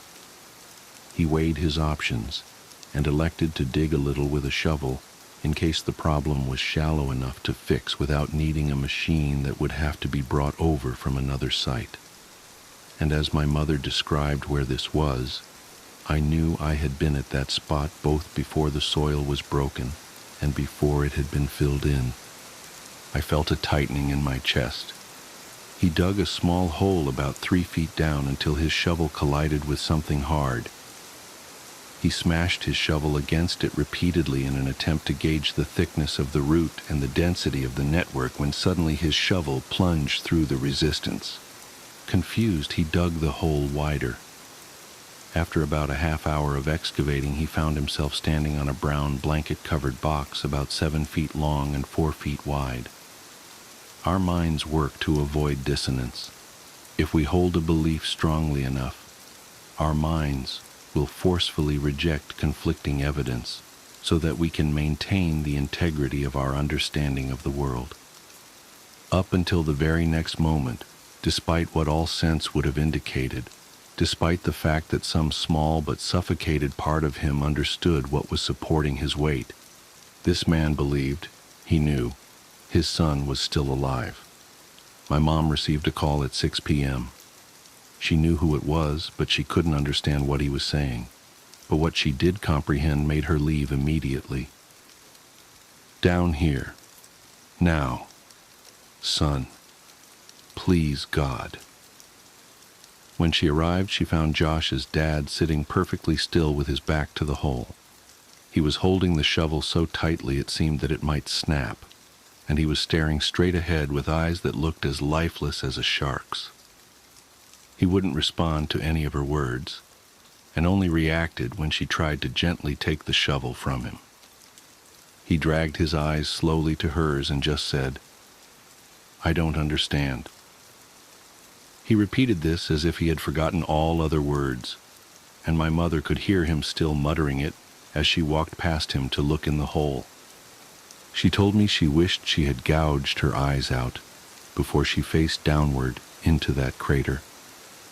And I told her that I knew what she was about to say and that she need not continue. I looked at her face, and it was expressing a look of such intense despair that it caused my stomach to turn. I realized that she had known of this for almost 10 years and was hoping that she'd never have to tell me. As a result, she never came up with a proper arrangement of words to describe what she saw, and as I sit here, I'm met with the same difficulty of articulation. Josh was dead. His face was sunken in and contorted in such a way that it was as if the misery and hopelessness of all the world had been transferred to it. The assaulting smell of decay rose from the crypt, and my mother had to cover her nose and mouth to keep from vomiting. His skin was cracked, almost crocodilian, and a stream of blood that had followed these lines had dried on his face after pooling and staining the wood around his head. His eyes lay half-lidded, facing straight up. She said by the look of him he had not been long dead, and thus time had not brought the mercy of degradation to erase the pain and terror that was now etched into his face. She said it was as if he had fixed his gaze right on her, his open mouth offering an all-too-late plea for help. The rest of his body, however, wasn't visible. Someone else was covering it. He was large and lay face down on top of Josh, and as my mother's mind stretched itself to take in what her eyes were attempting to tell her, she became aware of the significance of the way in which he laid. He was holding Josh. Their legs lay frozen by death, but entangled like vines in some lush tropical forest. One arm rested under Josh's neck, only to wrap around his body so that they might lay closer still. As the sun passed through the trees, its light became reflected by something pinned to Josh's shirt. My mother stooped to one knee and raised the collar of her shirt over her nose so that she might block out the smell. When she saw what had caught the sun, her legs abandoned her and she nearly fell into the tomb. It was a picture. It was a picture of me as a child. She staggered backwards, gasping and trembling, and collided with Josh's father, who still sat facing away from the hole. She understood why he had called her, but she could not bring herself to tell him what she had kept from everyone for all these years. Josh's family never knew about the night I had woken up in the woods. She knew now that she should have told them, but to tell him now would help nothing. As she sat there resting her back against Josh's dad's, he spoke. "I can't tell my wife. I can't tell her that our little boy—" His speech staggered in fits as he pressed his wet face into his dirt-caked hands. She couldn't bear it.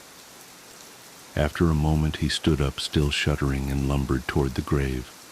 With a final sob he stepped down into the coffin. Josh's dad was a big man, but not as big as the man in the box. He grabbed the back of the man's collar and pulled hard. It was as if he intended to throw the man out of the grave in a singular motion, but the collar ripped and the body fell back down on top of his son. "You motherfucker!" He grabbed the man by the shoulders and heaved him back until he was off of Josh and sat awkwardly but upright against the wall of the grave. He looked at the man and staggered back a step. "Oh God. Oh God, no. No, no, no, please God, no." In a struggling but powerful movement, he lifted and pushed the corpse completely out of the ground, and they both heard the sound of glass rolling against wood. It was a bottle. He handed it to my mother. It was ether.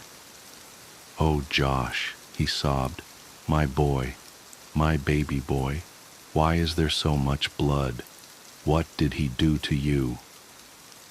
As my mother looked at the man who now lay facing upwards, she realized she was facing the person who had haunted our lives for over a decade. She had imagined him so many times, always evil and always terrifying, and the cries of Josh's father seemed to confirm her worst fears. But as she stared at his face, she thought that this didn't look like who she imagined. This was just a man. As she looked at his frozen expression, it actually looked serene. The corners of his lips were turned up only slightly. She saw that he was smiling. Not the expected smile of a maniac from a film or horror story. Not the smile of a demon or the smile of a fiend. This was the smile of contentment or satisfaction. It was a smile of bliss. It was a smile of love. As she looked down from his face, she saw a tremendous wound on his neck from where the skin had been ripped out. She was at first relieved when she realized that the blood had not been Josh's. Perhaps he had suffered less. But this comfort was short-lived as she realized just how wrong she was. She brought a hand up to her mouth and whispered, almost as if she was afraid to remind the world what had happened. They were alive. Josh must have bitten the man's neck in an attempt to get free, and although the man had died, Josh couldn't move him. I began crying when I thought of how long he might have laid there. She looked through the man's pockets for some kind of identification, but she only found a piece of paper.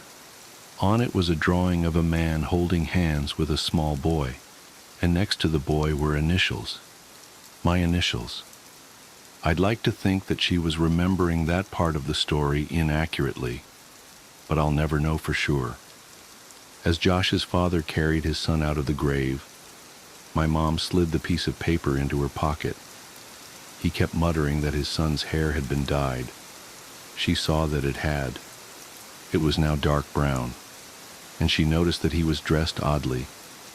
His clothes were all far too small.